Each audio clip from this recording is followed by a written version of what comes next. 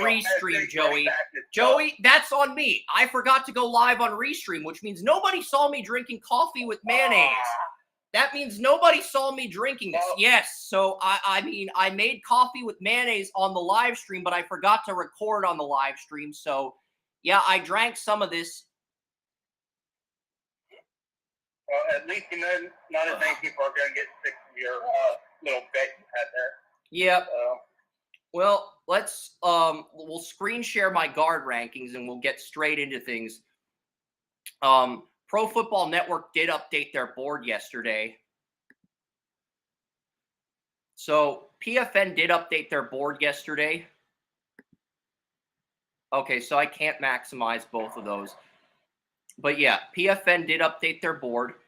I'm trying to get both my face and the I guess it's not letting me do that. I don't know if there's limitations or I'm just trying to get both my board and my face on the screen. It's not only showing the screen, but nobody I guess wants to see your milkshake, coffee, mayonnaise face. I think Restream's doing our audience. I think Restream's doing our audience a favor by censoring me drinking the coffee on the live stream. But regardless, I agree. But regardless, I'm going to get straight into these guard rankings. Pro Football Network has the same exact order as I do, Joey. I have 3 guards with second-round grades. You can argue they're third-round guards, but the top 3 guards for me are my number 1 guard is Kansas State's Cooper Beebe. This guy pass blocks like an all-pro, but he run blocks like a junior varsity player. And maybe I'm being too harsh when I say that, but he struggled to get his hands on defenders against TCU in 2022 as a run blocker in the road game to TCU. This year, he did much better. Pass blocking, he took on a double team. He pancaked a defender on a pull block and knocked the defender on his ass. So the pass blocking strength, and pass blocking footwork is there with Beebe. The pull blocking is there. The cut blocking is there. The pancake blocking is there. The zone blocking is there with his experience at both guard and tackle. Really, the only thing Cooper Beebe's got to fix is his run blocking. Pro Football Network updated their simulator yesterday, and they put him in at 38. I think that's a respectable spot. That's probably where I would put him as well. They put Duke left tackle Graham Barton in at 44 on their rankings. Wes Langley mocked. That's interesting. Wes Langley mocked Graham Barton to Jacksonville. I want to get this right now before it goes off my screen. You know that Miami-Detroit Super Bowl that was predicted? Those are actually Miami has a plus 950 and Detroit has a plus 1,400 odds of getting to the Super Bowl. That is Tony Mario's prediction, Joey. Tony Mario has the Lions beating the Dolphins in the Super Bowl, and he calls it the Revenge of the Nerds Super Bowl because Dan Campbell's like the jock in Revenge of the Nerds and Mike McDaniel's like the nerd in Revenge of the Nerds. But everybody knows Revenge of the Nerds is a ripoff of Animal House. But we're not here to talk about fraternity movies. We're here to talk about football. Yeah. And American Pie is a ripoff of Revenge of the Nerds and Animal House. And it's far raunchier.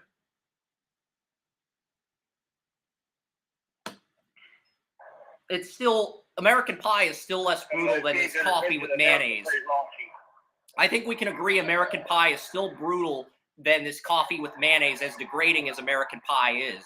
But let's get back to football here, because it's interesting because Wes mocked Graham Barton to Jacksonville. Graham Barton, the Duke left tackle. Wes mocked him to the Jaguars as a guard in the first round. So it would be Walker Little at left tackle. You'd have the right tackle would be late and Anton Harrison, and then replacing Cam Robinson to save cap space and replacing Tyler Shatley would be Graham Barton, the Duke left guard, because Graham Barton played experience at left tackle, but his arm length makes him a better fit at guard. PFN has him as a tackle. I actually agree with Wes. I think he's more of a guard. Dane Brugler also thinks he's more of a guard. So I decided to put Barton in our guard rankings after careful deliberation. And then rounding out the top 50 of PFN's big board is Donovan Jackson, left guard, Ohio State. he actually had a first-round grade in PFN's last update, but they moved him down to 50. They still have a second-round grade on him, but he's a good pass blocker, good run blocker, not great in either category. Barton's a great run blocker, but needs to improve as a pass blocker. He has an average anchor, according to first-round mocks Daniel Kelly, which I actually agree with after reviewing the tape.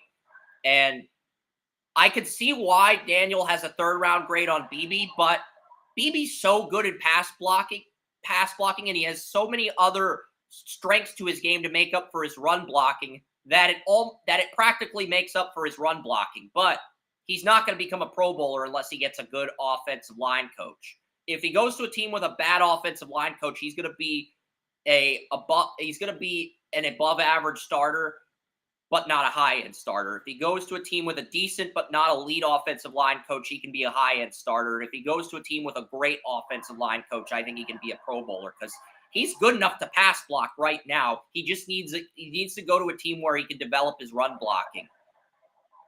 So, and he gets time to develop that. You don't have to rush him in right away, but he's capable of starting.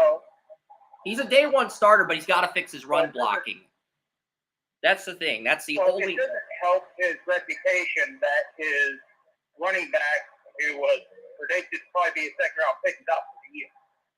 So that doesn't help him or anybody on that offense. Well, Deuce Vaughn's not out for the year, I don't think. I think Kansas State's running back. Not Vaughn, Williams. Yeah, Deuce Vaughn's replacement is out for the year at Kansas State. So, yeah. Yeah. But Kansas State's playing Texas at noon. There's a few college football games early on at noon today. Kansas State plays Texas on Fox at noon. Ohio State's playing Rutgers, my favorite college, versus Brian Bayless's alma mater. The Rutgers game, that's at noon. And then the ABC game is pretty good too. The ABC game features an interesting matchup. I believe it's Notre Dame and Clemson that are playing on ABC at noon in Death Valley.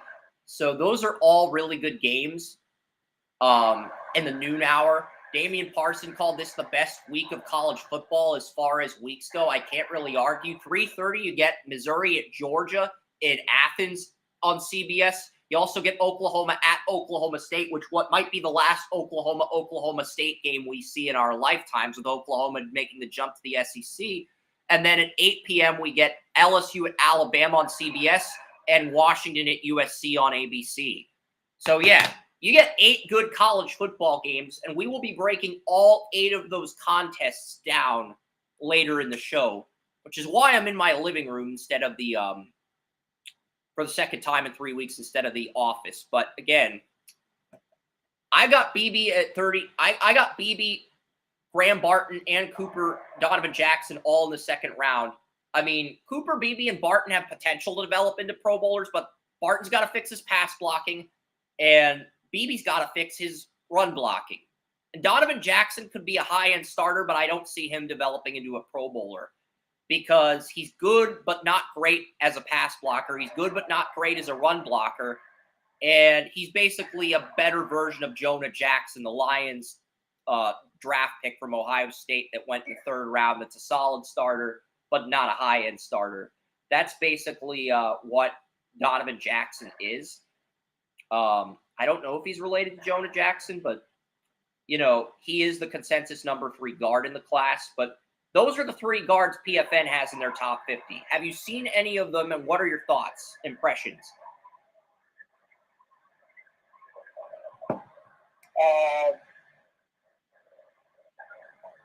Sorry, I was looking something up. What game are you talking about? The guards, Joey, the guards. The offensive guards in this year's NFL. I know you were talking about the different games that were on today. I was, but because the guards, it's not like there's a complete guard. Last year you had Osiris Torrance. There's not that complete guard that checks off every box in this draft. So I can see why this is less appealing to break down. I really can. Because you can make the argument that since Osiris Torrance went in the second round, was a unanimous first-round prospect, that these top 3 guards are third-round prospects at best. Barton's a third. You can argue Barton's a third-rounder because his pass blocking's average and his footwork needs to improve. You can argue that BB while he's an all-pro in pass protection, is a liability as a run blocker. And you can argue that Donovan Jackson's good but not great, which makes him a high-end starter but not a Pro Bowl prospect. So these are all second to third round prospects. You can make that argument. That argument has some validity to it. I'm not going to lie, but I think with the demand for the guard position, those three are all going to go in the second round. But it's not an exciting position to scout this year, if that makes you feel better. It's not. No, actually, it wasn't even that. It was that I could have sworn one of Kansas State's running back draft the season, and I can't find anything about an injury on him. It's Cooper Beebe. Cooper Beebe is the left guard. Ball at me until I'm getting my magazine. I don't like looking at the magazine when we're doing the rankings, but I know they had a running back. They have DJ Giddens and Treshaun Ward as their running backs, and I believe they got someone through the transfer portal. Yes, they got Treshaun Ward from the portal out of Florida State. And Cooper Beebe is one of the best guards in the country, number 50 on Kansas State. Take a look at 50 on Kansas State, Joey. Have you seen 50 on Kansas State? I'm sure you've seen him, but you haven't paid really close attention to him as far as the evaluation process. I'm actually looking at him now. I've got the Kansas State official website up. So, and he's a semifinalist for the Lombardi Award. I have him as my number one guard. I've had him in the first round since May, but I saw the clips Daniel Kelly posted of him run blocking against TCU in 2022 before the Big Ten title, and that scared me enough to not pick him in the first round. But outside the run blocking, he checks off every other box. The zone blocking's there, the pass blocking, pancake blocking, pull blocking, cut blocking, all there in spades. The pass blocking footwork, the pass blocking strength. It's just fixing the run blocking strength, and run blocking footwork to get it on par with the pass blocking. And that may only take a year. Beebe might only need to fix that during his rookie year. And then once he fixes that, then he's going to be a stud. Like, if he goes to a team with a really good offensive line coach, I think he could be an all-pro. But he's got to go to the right team. If he goes to the wrong team, he's going to be an above-average starter. And if he goes to a team with a good but not great offensive line coach, he's going to be a high-end starter, but not the Pro Bowl player people hyped him up to be heading into this draft. That's the big thing with Beebe, you know? That's why I say. Yeah.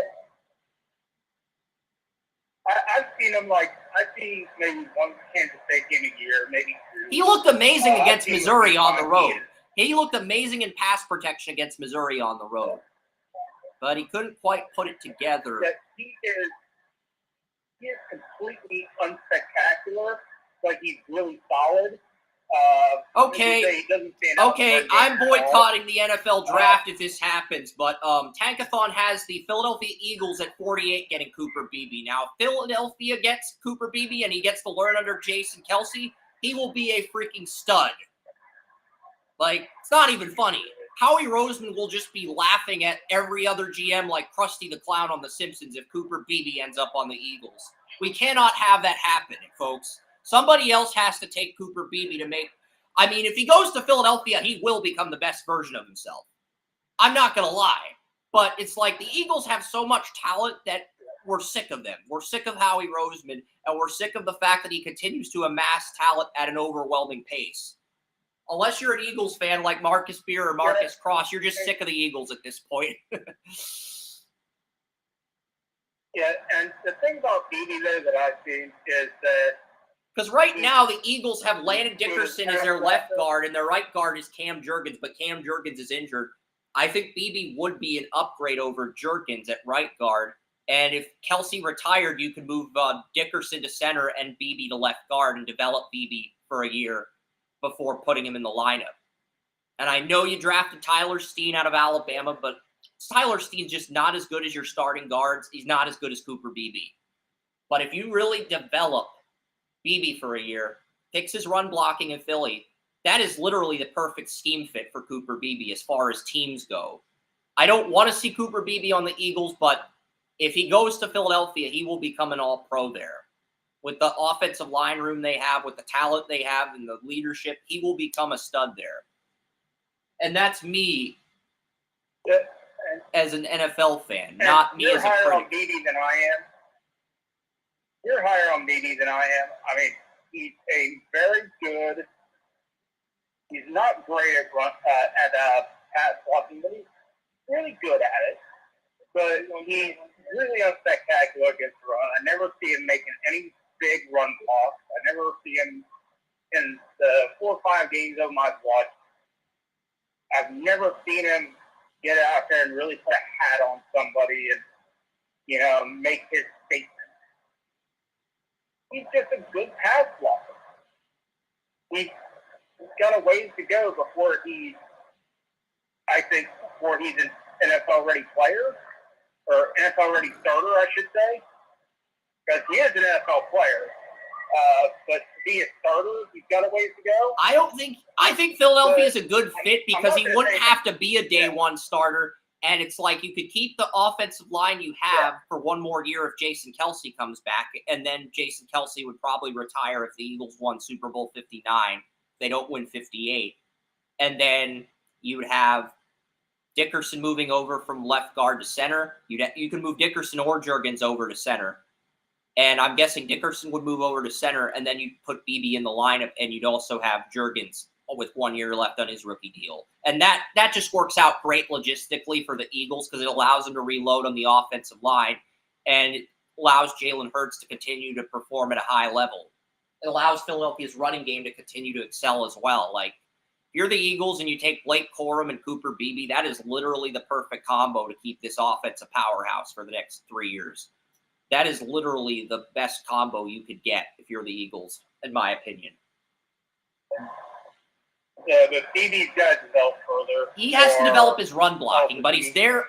I think he's there as far as his pass blocking goes because Devin Jackson posted a clip of Cooper Beebe in 2023, and he knocked a TCU player on their ass. Now, maybe TCU is just a lightweight compared to a year ago. That could be part of the equation as well. But, you know, I figured Cooper Beebe would be a – now, the team that Tankathon mocked Graham Barton, the Duke left tackle, to is the Buffalo Bills. He would go to Buffalo, and he would replace Connor McGovern at left guard. But here's the thing. Connor McGovern's under contract till 2026.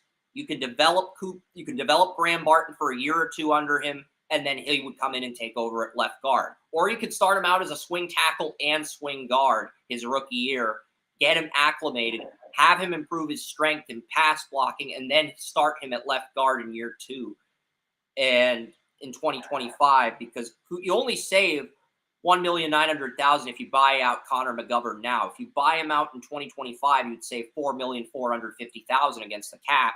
So ideally, you develop Barton for a year, and then you buy out McGovern, and then you put Barton next to your center in Mitch Morse and your right guard in Osiris Torrance.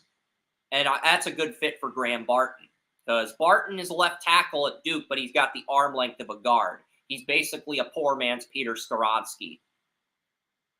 So I think Buffalo is a good fit for Barton. I'm actually a little higher. Wes has Barton in the first round. round. It's interesting because Wes came to the same conclusion. He's got Barton in the first round of Jacksonville. So, I mean, I can't really argue with the thought process, but go ahead. Yeah, I may be mistaken, but at least he plays like he has longer arms. He does a better job with his hands, in my opinion. And he's a better run blocker. So you put those things together, if you got the arms and the hand movement, as long as you got the footwork or can get the footwork straightened out, if you have footwork problems, you're going to be pretty natural pass blocker. I mean, Barton's got issues. So, Barton's an average pass blocker. He has got like an average anchor, but at the same time, he's not a liability in pass protection. He's bad in pass protection. He needs to improve in it, but he's not a liability in it either. I think he's better than he's getting credit for. And but he has the natural ability to be a really good pass blocker.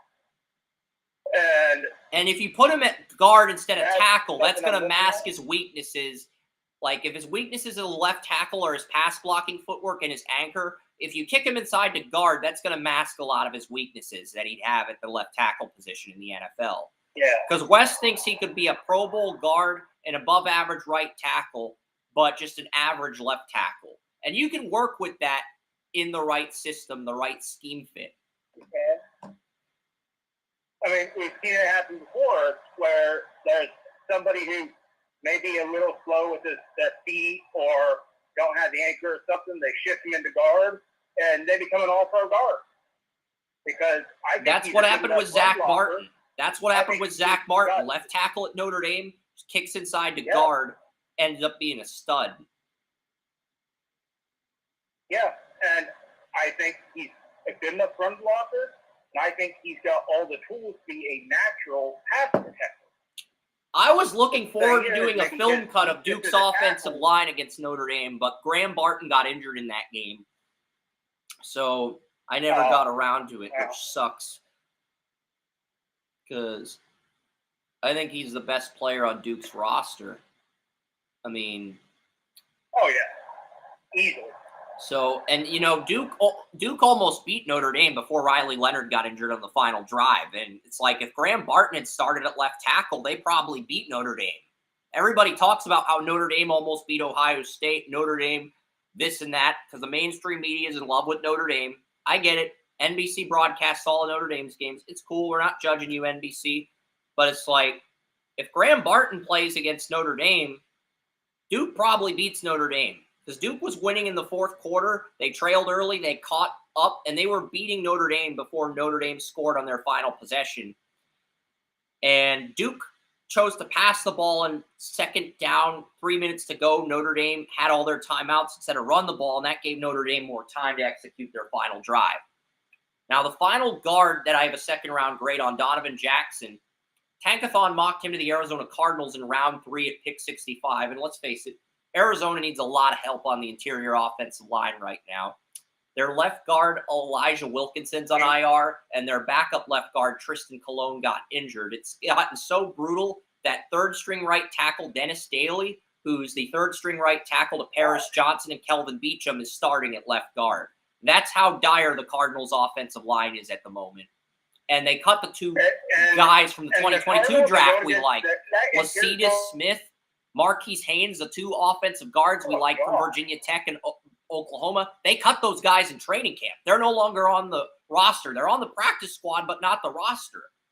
So it's like, yeah, the Cardinals are a mess on the interior offensive line. Even though they've got their two tackles in Humphreys and Johnson, their interior is a mess right now. They've got a third-string center in Froholt, Pat Elflein and John Gaines II, the center they took in the fourth round out of UCLA, both suffered season-ending injuries in camp. So it's forced them to start Froholt again, who had to start some games last year when Rodney Hudson was injured.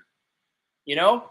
So that's probably why the Cardinals' interior is an eyesore right now.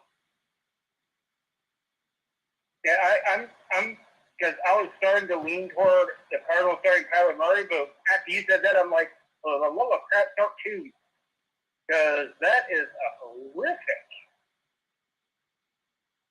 guard combination. They draft like 6 guys. They drafted 2 guys that we thought were sleepers in Lecitus Smith and Marquise Haynes in the 6th and 7th round in 2022. Both of those guys got cut. Elijah Wilkinson had a good year with the Falcons in 2022, but Falcons didn't want to renew his contract. Cardinals signed him. He's on IR, and their backup guards, Tristan Colon, got injured in his first start, and the third-string guard is Dennis Daly, Dennis Daly was a decent run-blocking right tackle at South Carolina, but always had issues in pass pro, and now he's your starting left guard. And, you know, I think that is a big weakness that teams can exploit, and and you have a third-string center in Froholt as well. I think if Pat Elflein and John Gaines II were both healthy, one of them would have beat out Froholt for the center job, but Donovan Jackson's a good fit for Arizona at 65. I don't know if he'll be there at 65, Joey. I'll look at some of the other teams in the late second round that could be in the market for a left guard. Right now, the Giants' starting left guard is Justin Pugh.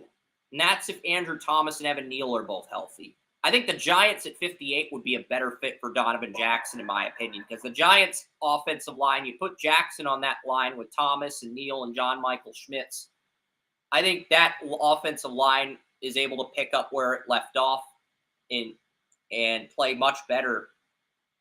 So I think the Giants have pick 58 from Seattle thanks to the Leonard Williams trade. So I think the Giants at 58. Tankathon gave the Giants one of my third-round guards.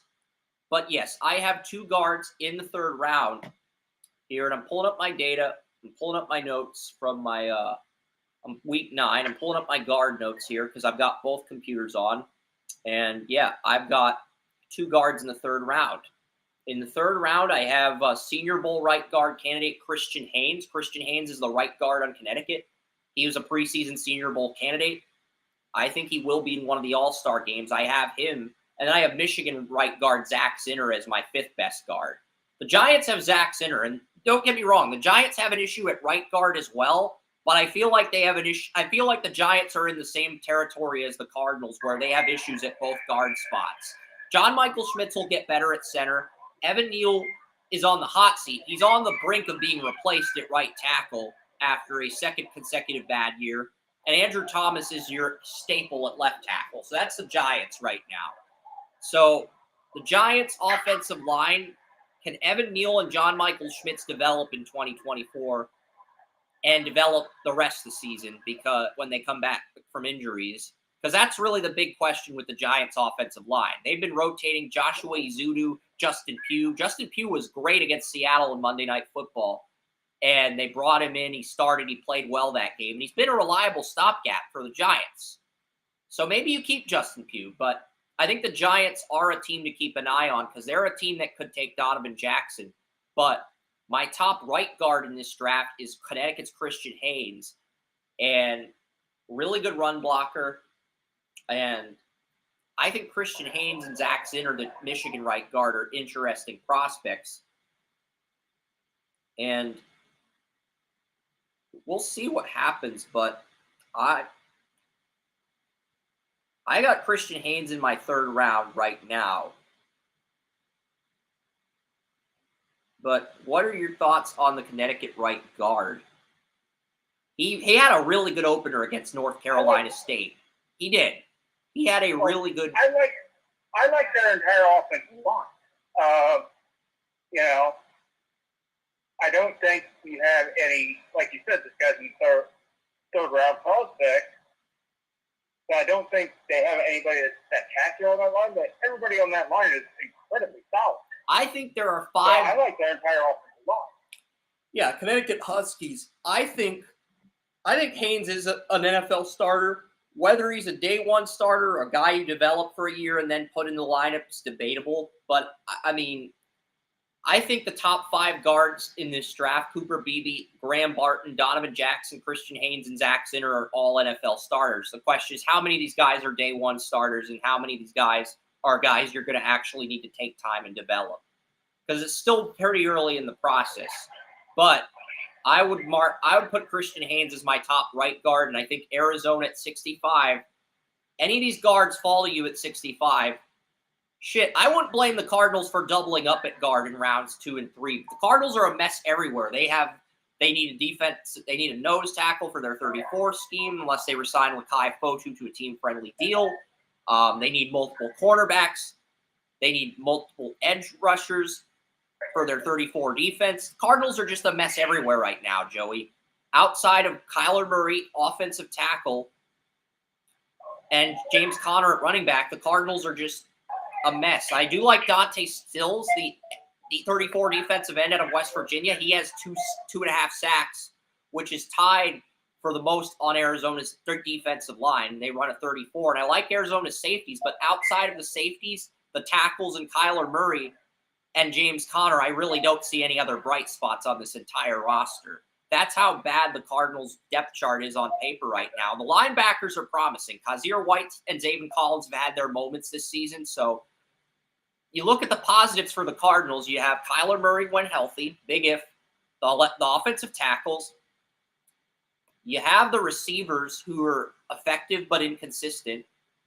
You have James Conner. You have the linebacker tandem of Kazir White and Zaven Collins, and you have the safety tandem of Jalen Thompson and Budda Baker. So there are a few bright spots, but the cons outweigh the pros in spades when it comes to Arizona. So I think Arizona, if any of these guards, whether it's Christian Haynes or Michigan Zaxton, or if either one of those guys drops to round 3, I think you have to pick them just out of sheer desperation to fix that offensive line for Kyler Murray. I think you just do. It's like Zach Sinner's been playing right tackle as well as right guard. But yeah, I think he's more of a right guard in the NFL. And I think if Haynes or Zinner fall to round 3, you have to pick them. You just have to. Yeah, I agree, because something that a few of us were looking up the other day on over the cast was when you can cut Kyler Murray, it's going to be a few years. Here's the thing. Dane Brugler praised Christian Haynes for his run blocking, but said his pass blocking needs work. Pass protection wasn't as glorious, but he fared well against the Wolfpack. I had him getting beat twice in pass protection, one of which resulted in a sack. Dane Brugler compared Christian Haynes to former Kentucky right guard Larry Warford, who was effective with the Lions before injuries derailed his career. Which isn't a bad comp for him. I think that's a fair comp for him. I mean, that's a respectable comparison. And I give Dane some credit because it takes to Larry Warford, I could see the comp, and this guy could be Connecticut's highest drafted offensive lineman since William Beatty, who went 60th in 2009. So the ceiling really is that high for Haynes. And then Zach Zinner, Michigan right guard. I've seen him in the second round of some mock drafts, but you can make an argument that Zinter should be above Haynes. I was debating between Haynes and Zinter myself, but after looking at Tankathon, reading at Dane Brugler's rankings, I'm going to move Zinter ahead of Haynes because I've seen Zinter dominate at Michigan, so I am going to move him ahead after careful deliberation. It's not an easy decision, Joey, but I'm trying to get as much information on these prospects as possible, and I think that's the right call, moving Zinter ahead of Haynes. What do you think? Because we've seen what Michigan's done these last 2 years with Zach Zinter on the offensive line. So, yeah, I can agree with that. Zinner's just a really strong, balanced guard. He's like the right guard. He's good at pass blocking, good at run blocking like Donovan Jackson, but not elite in either category. But he's more versatile than Jackson. So teams might be appealed by that. And honestly, and I think you can make the argument that he should be the number 1 or number 2 guard. I mean, it may not be, but I think the argument is there that can be made. The argument is there because I had Zinter and Haynes in the 3rd round. PFN had Haynes as their number 4 guard, and they had Zinter in the 4th round as their number 5 guard. But they had BB at 38, Barton at 44, and Donovan Jackson at 50 on their new board. I'm guessing your board is Haynes, Barton, Zinter, and then you have BB or Jackson at 3 and Haynes at 5, like Brugler. Your board is similar to mine. Same top 5, just a different order. Yeah, and I don't think any of these guys are first-round prospects. They aren't. So, because I mean, Osiris Torrance checked off every box you want in a guard, and he fell to the Buffalo Bills at 58. What does that say? That tells me all these guards are 2nd to 3rd round prospects. Rather than surefire 1st round prospects, which most mock drafts had Osiris Torrance going in round 1, in the back end, of course.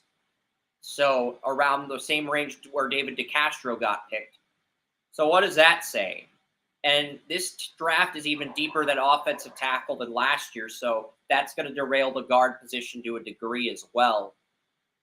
But Beebe's still my top guard if you look past the run blocking and you just look at the pass protection. Because Devin Jackson posted a clip of Beebe, and I was like, wow, this guy can play. All right. The fourth round guards are my coin flip guards. These are guards that are on the bubble of being above average starters, but they're also on the bubble of being backups. They're on the brink of being an above average starter, but they're also on the brink of being a backup with the wrong offensive line coach. So my 2 fourth-round guards are Javian Cohen, Alabama. I loved Javian Cohen at Alabama last year. He transferred to the U. He's now the left guard in the Miami Hurricanes. Oh, shoot. Hold on. Gotta charge my computer. I almost forgot to charge the computer after plugging it. Okay, I think I've got it. I've got the computer charged now, so the live stream would have ended if I hadn't caught on to that. But yeah, that's good. We got that taken care of, and I think it's going to be very interesting to see what happens with these guard rankings moving forward, because you look at this year's NFL draft, and I'm looking at some of the guards. I'm looking at some of the guards here. Zach Zinner's a good run blocker for Blake Corum. Solid pass blocker, a little bit more versatile than Jackson. So I'm just curious where if you have Jackson or if you have BB at 3. And we are talking about Javian Cohen. Javian Cohen, before my battery was low, before I fixed that, we were talking about Miami left guard Javian Cohen. I liked Cohen at Alabama. When I watched his 2021 tape, he wasn't as consistent in 2022, and then he transferred to Miami after losing the starting left guard job, and he's done well at Miami, to his credit. I also have TCU right guard Brandon Coleman getting picked in the 4th round as well. I've seen Coleman in the 3rd round in some mock drafts, but I don't think Coleman's as complete as BB is in terms of upside. And at this point, you're looking at either a high-end backup or a low-end starter if you can develop either Cohen or Coleman into a starter, Joey. I think we're in agreement on that. Because those two are effective, but they don't stand out like the top 5 guards in this class do. Cohen and Coleman are effective, but they don't stand out. I would even say top 3 or 4 guards. If you have a real good chance to get a starter really early with the top 3 or 4 guards, but after those 3 or 4, everything's a developmental role, and you can even say BB's a developmental player. BB's a developmental player in a run blocking scheme. In a pass blocking scheme, he is a day 1 starter. Depends on what team drafts him. Like the Eagles, I don't. He looked good in pass protection against TCU. Talking Kansas State TCU 2023 tape this year. He looked good against TCU. Yeah. But he's playing Texas at noon today. Starter as a pass blocker, but I don't think he's anything special as a pass blocker, I guess is what I'm trying to say. Adequate, but not special. I mean, he showed the pass blocking strength when pancaking that TCU edge rusher on a pull block. He pancake blocked the defender, knocked him on his ass, and he showed good footwork and pass protection. I don't know what else you need to see. Maybe I haven't seen enough of BB. But that's why we watch the tape, and Kansas State plays Texas at noon, so maybe I'll see more of what you're seeing from your perspective when we watch the games today. But, yeah. Do you have Jackson or BB at 3, just out of curiosity? I know you have Barton and Zinner at 1 and 2, but I'm curious, do you have BB or Jackson as your 3rd guard? Or do you have Haynes as number 3? I'll put BB in at 3rd. Because I think BB has the upside to be an impact starter at some point. If not immediately, then a year or 2 down the line. Because he was showcasing his pass blocking strength against Missouri, too. He impressed me against Missouri and TCU. So he impressed me in 2 games this year. But he's playing Texas at noon. So I'm probably going to watch that game, and I'll flip between the 3 games when they air. But, you know, at JV and Cohen are low-end. That'd be his biggest test. JV and Cohen are high-end That'd be his biggest test, and we will. Yeah. So I'll give you updates of that during noon. But yeah, Javian Cohen and Brandon Coleman, they're high-end backups, but could develop into low-end starters. They're both 4th-round guards for me. And then once we get to guard 8, rounds 5 through 7, this is the backup territory. Tate Ratledge, the Georgia guard. There's 2 Georgia guards in my mock. Tate Ratledge and Xavier Truss. But I have Ratledge at number 8 in my guard rankings.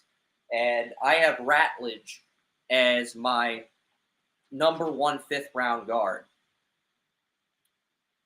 So, Tate Ratledge, we are going to talk about. I can't argue that. Tate Ratledge is a right guard. I can't argue that. So, he's my number 1 guard in round 5. But I also have Christian Mahogany in round 5 as well. What's interesting about Mahogany, Joey, is he actually began the year as the number 2 guard on PFN Simulator behind Donovan Jackson. But he went from being a top 100 pick in the draft simulators to being a 7th round of UDFA in some of the simulators. I don't think he goes undrafted. I think Mahogany is too talented to go undrafted, but round 5 to 7 is where he's going to get picked if he does get picked. So I put Mahogany at 5, and then I put Layden Robinson, the Texas A&M guard, at right guard in the 5th round as well. So those are my 3 5th-round guards. Nothing special, nothing spectacular, but that's where I stand with the guards.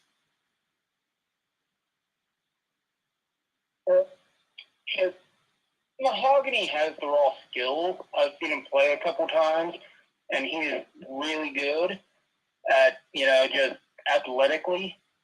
But he's kind of all over the place. And I think he just needs a good offensive line coach to sit him down and say, hey, young fella, we're going to get you settled down, and we're going to. Yeah, because he took over for Chris Lindstrom in Atlanta, and he's been a 4-year starter, just like Lindstrom, I think he. Yeah.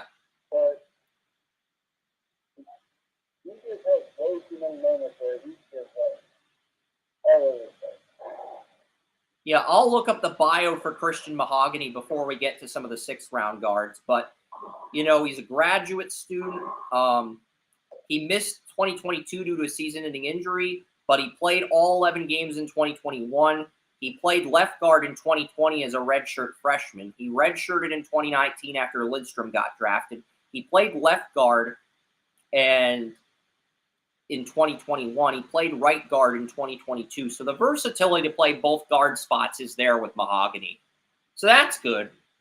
That's a positive from Mahogany. So even if you're not impressed with his tape right now, it's like he's got experience at both guard spots, left guard and right guard. So that experience, that versatility is going to help him get picked by a team. But yeah, number 11, my top 6th-round guard, and only 6th-round guard, is Xavier Truss, the left guard from Georgia. He's my only 6th-round guard. And then in round 7, I've got 4 7th-round guards. I've got Walker Parks, the Clemson left guard, Kyle Hergel, the Boston College left guard, McCade Medatour, the Oklahoma guard. McCade, because I watched Oklahoma against Texas, and McCade Medatour is a guy I'm familiar with. He transferred from Cal to Oklahoma.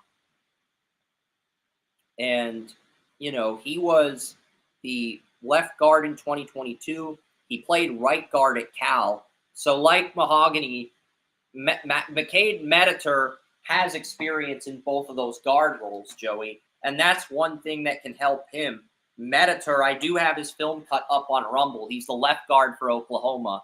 But McCade Medatour, I did a film cut of Oklahoma's offensive line on the YouTube channel. I also did an Oklahoma film cut against Texas full game on Rumble. So, Medatour is an interesting prospect at the left guard spot. And then Penn State right guard Sal Wormley, who's a senior, who might be a Senior Bowl or Shrine Game invite ended up rounding out my guard rankings at number 15. He's not even in the PFN simulator that we will be using later today. So that's the guard rankings in a nutshell.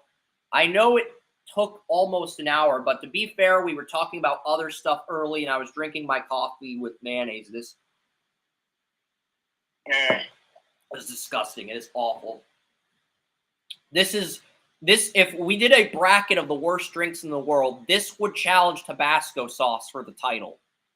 If we did a bracketology of the worst things to consume, worst things to drink or swallow, coffee with mayonnaise and Tabasco sauce would be in the final round of that bracket. And Tabasco sauce would win because it's spicier.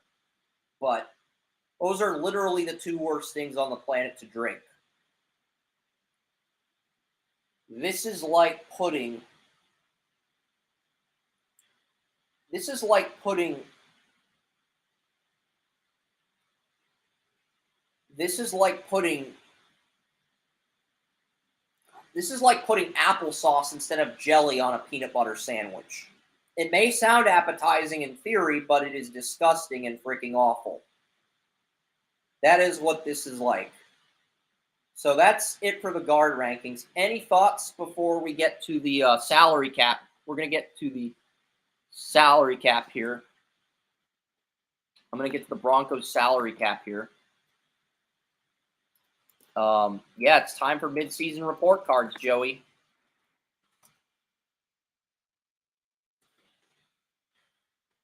The Broncos are, yeah, the Broncos are, I think they're 20 million over the cap. I'm double checking right now. I'm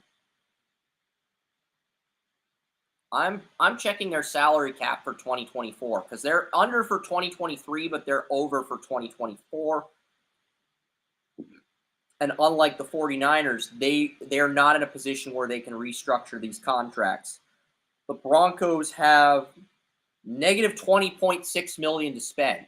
So the only way the Broncos can get under the cap is by cutting Garrett Bowles, Justin Simmons, or Cortland Sutton. They have to cut two of those three players to get under the cap. That's the only way the Broncos can get under the cap, Joey.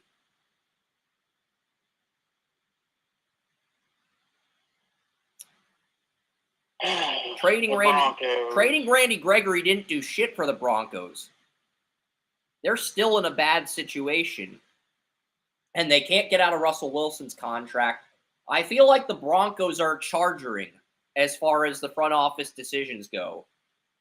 Or they might be broncoing, which you could argue is worse than chargering or just as bad as chargering. Garrett Bowles, he's set to make $20 million next year, and he has a dead cap of $4 million.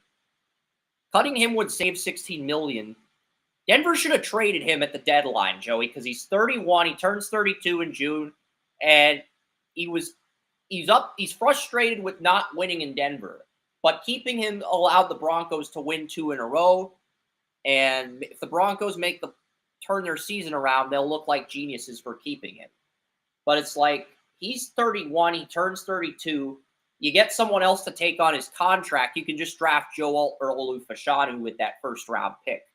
So not trading him really didn't make any sense when you can cut him to save $16 million in cap space. The other two players on this roster that save cap space, you have Justin Simmons. Justin Simmons would actually save $14,500,000. Wouldn't save as much as Garrett Bowles, but he would save a good chunk. There is a demand for Justin Simmons. Like, if you had traded Justin Simmons 2 years ago when he was at his peak, you might have got a first for him. Now, you want multiple seconds. You're probably only going to get multiple thirds for Simmons now because safeties just aren't in demand. Safety is not a position that has a high demand. You know, and then you have Cortland Sutton. Cortland Sutton, you cut him, he would save $9,675,000. So those are the three star players and impact players the Broncos that can cut to save the most cap space when looking at the analytics, Joey. But we'll go over position by position. Russell Wilson, Jarrett Stidham are going to remain at quarterback, I think, for 2023 and 2024. Maybe the Broncos can cut Stidham to get out of that contract. I'll check right now because I know the Broncos can get out of Wilson's can't get out of Wilson's deal until 2025. Can the Broncos get out of Stidham's deal? That's something I'll double check right now. And Jarrett Stidham, they would save $5 million against the cap if they cut Jarrett Stidham and drafted a new quarterback in 2024. I think at this point you have to go that route. Stidham, as much as I like Stidham, as much as Sean Payton likes Stidham, you're $20.6 million over the cap. If cutting Stidham and drafting a quarterback on a cheaper rookie deal is going to save your team salary cap space in the long run, you have to make that move. You can't get out of Wilson's contract, so you may as well get out of Stidham's contract and bring in a rookie to develop under Sean Payton in a really good quarterback class. Anything you want to add to that before we get to the running backs? I was looking at Russell Wilson's contract, I think, 2 weeks ago, and depending on who comes out at quarterback here in 2 years, I might just say roll the dice with him until 2026 because you'll save more money, and if he sucks, you'll still get a high. 2025 does not look like a good quarterback draft. Drew Aller is currently the top quarterback in 2025. West compared to Josh Allen, but he struggled on the road against Illinois, and he did worse on the road against Ohio State. I think Aller is more of a Jake Locker than a Josh Allen. I would rather wait until 2026, Joey, because 2026, you have UCLA true freshman Dante Moore. You have Nico Iamuvava, the Tennessee freshman quarterback. His name's impossible to pronounce. He's a backup to Joe Milton. You have Malachi Nelson, a true freshman at USC, who's going to take over for Caleb Williams next year. And you have Arch Manning at Texas, who's going to take over for Quinn Ewers or go enter the transfer portal if Ewers comes back. So 2026 right now looks a lot more appealing to me than 2025. It's not even close. So if you're the Broncos, you can either draft a quarterback in 2024 and groom him behind Russell Wilson, or you can draft a quarterback in 2026. And at this point, since the Broncos are $20 million over the cap, I'm thinking they'll draft a backup behind Wilson. And if he struggles to beat out Wilson for playing time, then they'll draft their future starter in 2026. That's the approach I think the Broncos have to take at this point, being $20 million over the cap. I really can't see any other because cutting Stidham saves $5 million against the cap. That's huge because if you can get rid of your backup quarterback for $5 million and then draft a rookie and pay him a fraction of what you're paying Stidham, you have to go that route. You have to, especially in a quarterback class this deep like 2024. You can get a backup to Russell Wilson for a fraction of what you're paying Jarrett Stidham. I mean, like, look at Brock Purdy's contract. I don't think he makes $1 million until the fourth year of his rookie deal, but he was Mr. Irrelevant. The point is, Stidham's a nice backup, but you can get a quarterback in this draft on a rookie deal for cheaper than what you're paying Stidham. I don't know if Sean Payton goes that route. I'm not sure the front office goes that route. But you could get Shedeur Sanders in the third or fourth round if he falls that far for a fraction of what you're paying Stidham. You could get Sam Hartman, Michael Pratt. There's a number of quarterbacks you could get as a backup to Wilson if you went that route. And those underclassmen might come back because 2025 looks like a weaker and wide open draft right now at quarterback. I like Houston's quarterback.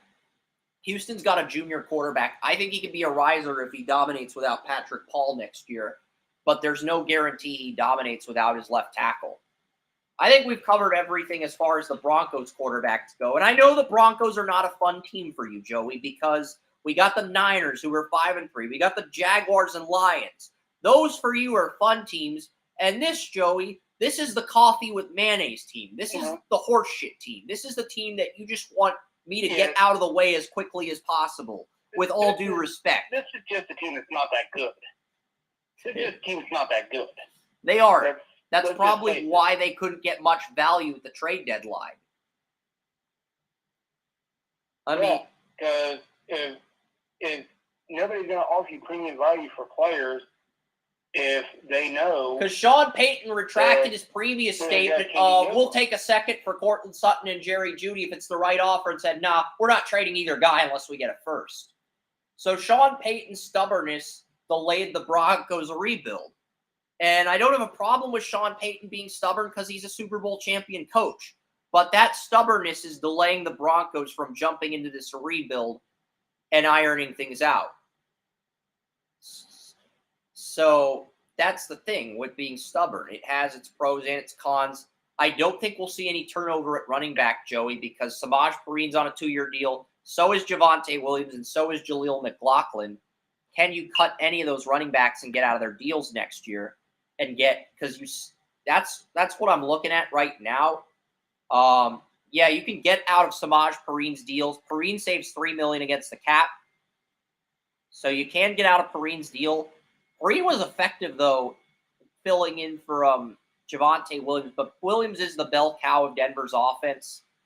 But yeah, you can save $3 million if you get out of that deal. You can also save money if you get rid of Williams. So $1,800,000. So if you cut either Perrine or Williams and you want to draft Blake Corum, you can in the second round, you can get out of that contract. So you could draft Corum in the second round and then get out of either of those contracts if Corum beats out Perrine Williams in training camp. You know, because you have Jaleel McLaughlin under contract for 3 more years, and McLaughlin's impressed in limited action. So it's like the Broncos, they're not in as bad of a predicament as I originally anticipated, because McLaughlin was able to steal some number 2 running back reps from Perrine before Javonte Williams returned. And I think McLaughlin's going to be the number 2 running back next year. My big question is, are the Broncos going to keep Javonte Williams and Perrine, or are they going to try to cut one of those guys to get out of the cap hell they're in, because they're $20.6 million over the cap? If you can get out of Perrine or Williams' contract, I think you're going to cut one of them at least, and my guess is Perrine will be on the market next offseason, and they'll draft another running back in 2024 if there's a guy they like. And they can always cut one of those players in next year's training camp. They don't have to make that move right now. They don't have to make that move at the start of the offseason. They can always wait till post-June 1st or a training camp to make that move with the running backs. So that's why I say keep an eye on Denver. They may make a move at running back in the offseason. They're not going to make that move right now, but it's like you got to consider it, Joey, because you can get out of Perrine or Javonte Williams' contract next offseason. And both are effective running backs, don't get me wrong, but neither's a star running back that you coveted. I think I had an 89 on Javonte Williams for a potential grade, even though he's good in pass protection. And I get why other draft sites compare him to Nick Chubb. I don't see that personally. I don't see that gridiron workhorse that I see in Nick Chubb with Javonte Williams. I don't see that as far as the traits go. But I can understand the thought process. So, yeah. We'll move on to Michael Burton's a free agent at fullback. The Broncos signed him to a 1-year deal. Let's move on to the Broncos receivers here. What the heck is going on? Okay, there we go. Tim Patrick. Can the Broncos get out of Tim Patrick's contract? He missed all of this season. Oh, the Broncos saved $10 million if they cut Tim Patrick. Yeah, Tim Patrick suffered a season-ending injury. You have Sutton, you have Jerry Jeudy, and Marvin Mims has been reliable in relief of Tim Patrick. Marvin Mims looked like a star against the Commanders, but he's faded a little bit since then. But, you know, you got to get out of Patrick's contract. That saves you $10 million. You'd actually save more money by cutting Tim Patrick than you would Cortland Sutton. So you got to get out of Patrick's contract. I'm sorry, but it's a business, and if you want to keep Sutton and Jeudy, you have to buy out Patrick, who actually saved you $10 million if you bought him out. I think we are in agreement that Tim Patrick's the first buyout for Denver right now, because you're $20.6 million over the cap. Cutting Patrick gets you down to $10.6 million over the cap, and it gives you that luxury of if you cut Patrick and either Bowles or Simmons, you're out of cap hell. But you have to draft like crazy to get back into. And I don't want to cut either of those players. If they agree to restructures, I will keep them on the roster in a heartbeat. But it's like Denver's just in a really bad spot right now as far as the salary cap goes. I would argue they're in the worst salary cap spot outside of the Chargers for 2024. Cowboys are in a rough spot, but it's a bearable spot if they can figure out how to create long-term stability with Dak Prescott, CeeDee Lamb, and Micah Parsons after paying Diggs all that money. It's not a great spot to be in. It's a bottom 10, maybe a bottom 5 spot as far as 2024 goes. But it's a better spot than where Denver's at, where they're $20.6 million over the cap, and they got to cut some guys. There's no restructures they can do, and they're just in this very bad spot. You know, that's the thing.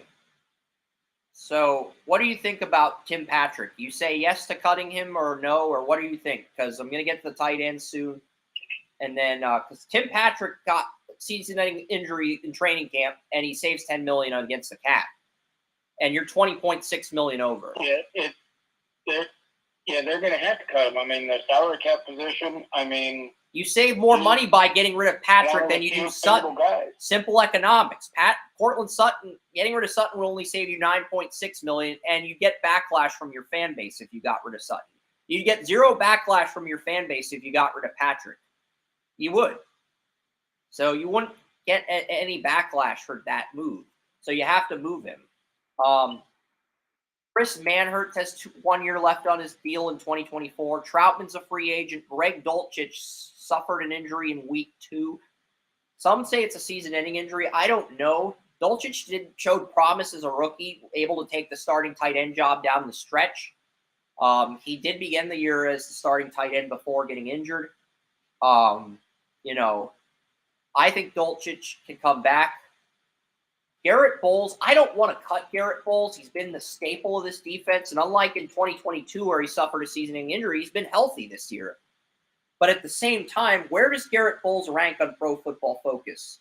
Let's look that up right now.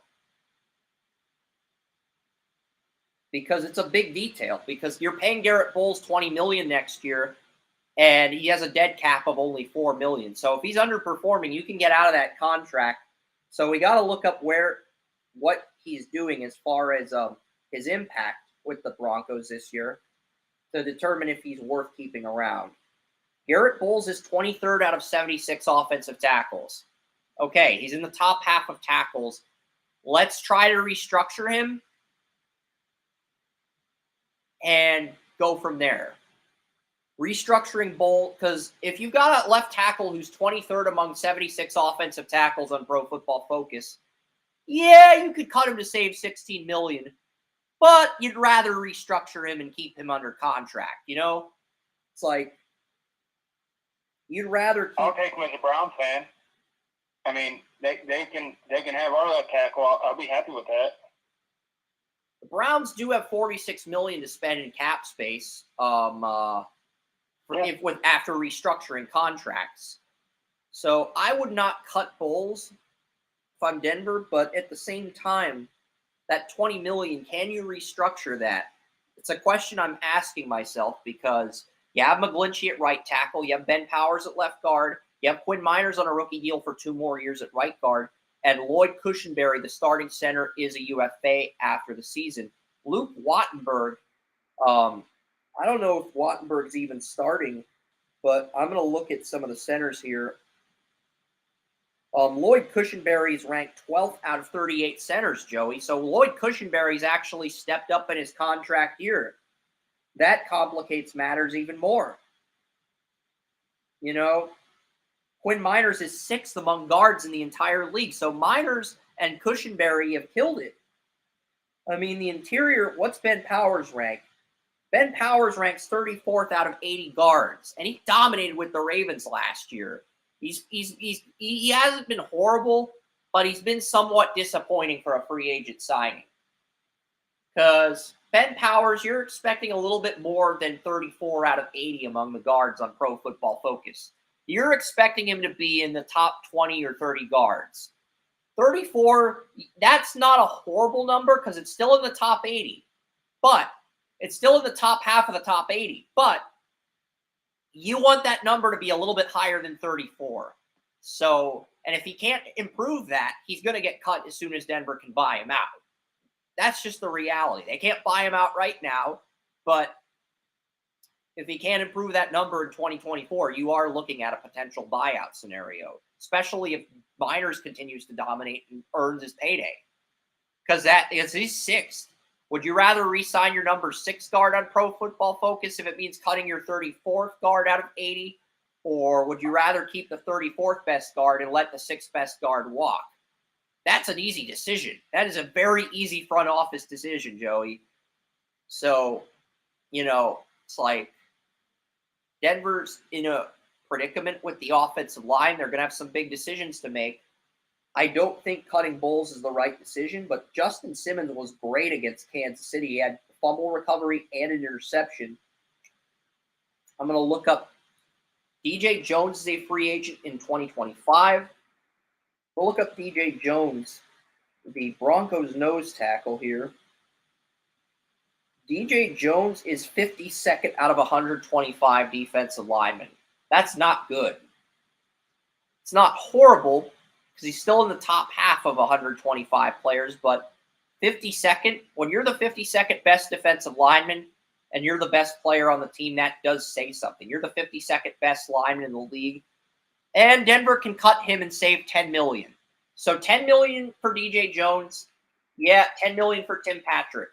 Those are the 2 roster cuts I'm making. I like DJ Jones. He's a really good nose tackle, but at the same time, it's like, okay, we got to get out of – if we want to keep Garrett Bowles and Justin Simmons, we got to get rid of DJ Jones. It sucks. It sucks to make that decision because Jones is a good player. He's really stepped up for Denver's defensive line this year. It's like, I don't want to get rid of him, but if we want to keep Garrett Bowles and Justin Simmons, our blind side to Russell Wilson, and our safety, our best safety, if we want to keep those 2 players and Sutton, we got to move on from DJ Jones. That's what sucks. I don't think DJ Jones deserves to be cut, but you have to get rid of one of those 4 to get under the cap after cutting Tim Patrick, and I would argue DJ Jones is the worst of those 4. DJ Jones, Cortland Sutton, Justin Simmons, or Garrett Bowles. Of those 4, who do you think is the worst? Of those 4, who do you think is the worst of those 4? In your honest opinion, Joey.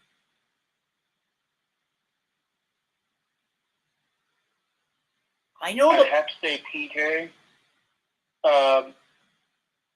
You mean DJ Jones? The others have, I think the others have underperformed, but at least they have a lot more talent. I haven't seen the same type of talent out of PJ Jones. So DJ Jones has had his moments. He would be the odd man out. DJ Jones has had his moments, but he's the worst of those 4. And cutting him gets you down to $600,000 against the cap. And at that point, you can just cut your backup quarterback, Jarrett Stidham, save. Well, actually, it'd still be $100,000 over the. You'd be actually no. You cut Stidham, you'd be $4,400,000 under the cap. But $4,400,000 isn't a lot. You might have to cut some other players, but you can cut Browning. That gets you up to $7 million. You don't have a 2nd-round pick. You have a 3rd-round pick from New Orleans, and you have your 1st-round pick. I think you can make Denver's 2024 salary cap work with $8 to $10 million. So, it's going to be interesting. Josie Jewell is in a contract year for Denver. Josie Jewell, interesting player. He's a good player. Ooh, he's 36th out of 80 middle linebackers. That's borderline starter. And you already paid Alex Singleton, who was in the top 10. Ooh, Alex Singleton went from 8th in linebackers last year on Pro Football Focus to 68th. He went from 8th to 68th after getting his 2-year extension, which only pays him $7.3 million starting in 2024. So Singleton's regressed a lot. It's like he was 8th on Pro Football Focus last year. Now he's 68th out of 80 linebackers. That's a huge decline. Like, I like Alex Singleton, but that's a pretty significant decline. When you go from being the 8th best linebacker on Pro Football Focus to the 68th best linebacker out of 80 NFL linebackers, that's a pretty big decline. I'm not saying he's gotten worse, but that's just something to take into consideration when assessing these contracts. Because even DJ Jones is better than Singleton this year. It's like I don't want to move on from Singleton. Okay, and you can get out of Singleton's contract in 2024, but you'd only save 1.6 million. Whereas you'd save 6 million in 2025 if you kept him another year. So I would keep him until 2025 and then get out of that contract if I'm the Broncos, Joey, because I'm looking at how much I can save. And you do have Drew Sanders, but we haven't really seen Drew Sanders. I think Drew Sanders was in for like one play, but he was a very raw prospect. So keep Sanders, develop him for another year, and then you can start Sanders next to Singleton in 2024 if you move on from Jewell. And then Sanders can be your feature linebacker by year 3. But Denver's in an interesting spot with their linebackers. I don't think they need to cut anybody, but at the same time, you can't. You hardly make enough to get out of Singleton's contract, and I just don't know if the Broncos have enough cap space to sign Jewell. They might have to draft a linebacker in the simulator later today. Let's get to the secondary. We talked about Justin Simmons. He's a 2025 free agent. You're going to have to put an RFA. You're going to have to put a 5th-year option on Surtain II. He's been spectacular.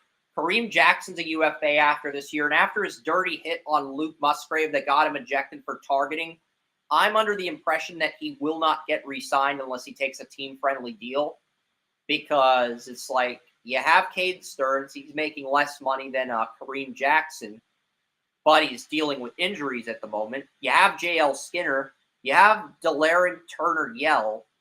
You have all these safeties who have experience as a starter. You have Riley Moss. You have Damari Mathis. You got all these defensive backs on rookie deals. You have Jaquan McMillan at nickel corner who got his first career interception against the Chiefs last week. You got all these defensive backs on rookie deals. And P.J. Locke is the other safety that Denver has, but he's a UFA. You could get a safety in the draft. I mean, with Kareem Jackson and P.J. Locke set to be UFAs, if you think Caden Stearns' medicals are serious, you could bring in another safety to compete with Turner-Yell and J.L. Skinner. But I don't think it's the primary need for the Broncos right now. I think, Chris, here's my question to you. Outside of Russell Wilson, whose contract you obviously can't get out of, when do you think the Broncos just say screw it and just do it? I feel like they should just draft another edge rusher, because they replaced Von Miller with Randy Gregory. That was their first big mistake, thinking that Von Miller had peaked. So they try to recoup some draft capital. And now they have Nick Bonito and Jonathan Cooper at edge rusher. They bought out Frank Clark. They bought out Randy Gregory. They traded both of them away. And, they bought out Frank Clark and they traded Randy Gregory to the Niners. So, I think edge rusher is the big need, but I'll look up the edge rushers they have, Joey, because Denver's edge rushers played well against Kansas City. Okay, so Bonito has 5.5 sacks, but he hasn't had a sack in 3 games. Jonathan Cooper. I'm looking at the Broncos edge rushers, Joey. I'm trying to assess Jonathan Cooper. Broncos edge rusher. I'm trying to give a fair and objective evaluation of the edge rushers on Denver. And when I say fair, I mean, what is he doing in 2023?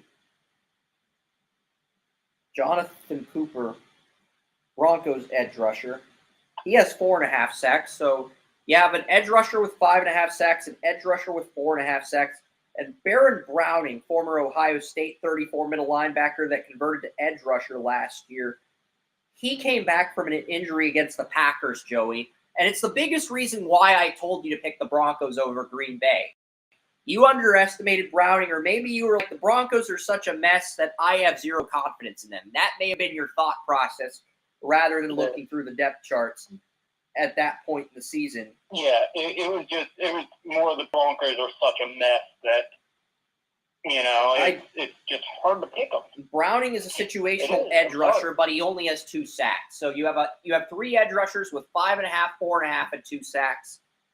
I'm not saying Bonito and Cooper can't be the guys, but I think you have to draft that stud star pass rusher at 4. I just think you have to. If if you think Jared Verse or Dallas Turner has Pro Bowl traits, you have to pick them at 4. You have to, because you just don't have that guy on your edge rusher. I like Bonito, but he's never a star edge rusher for me. He's an above average starter for me.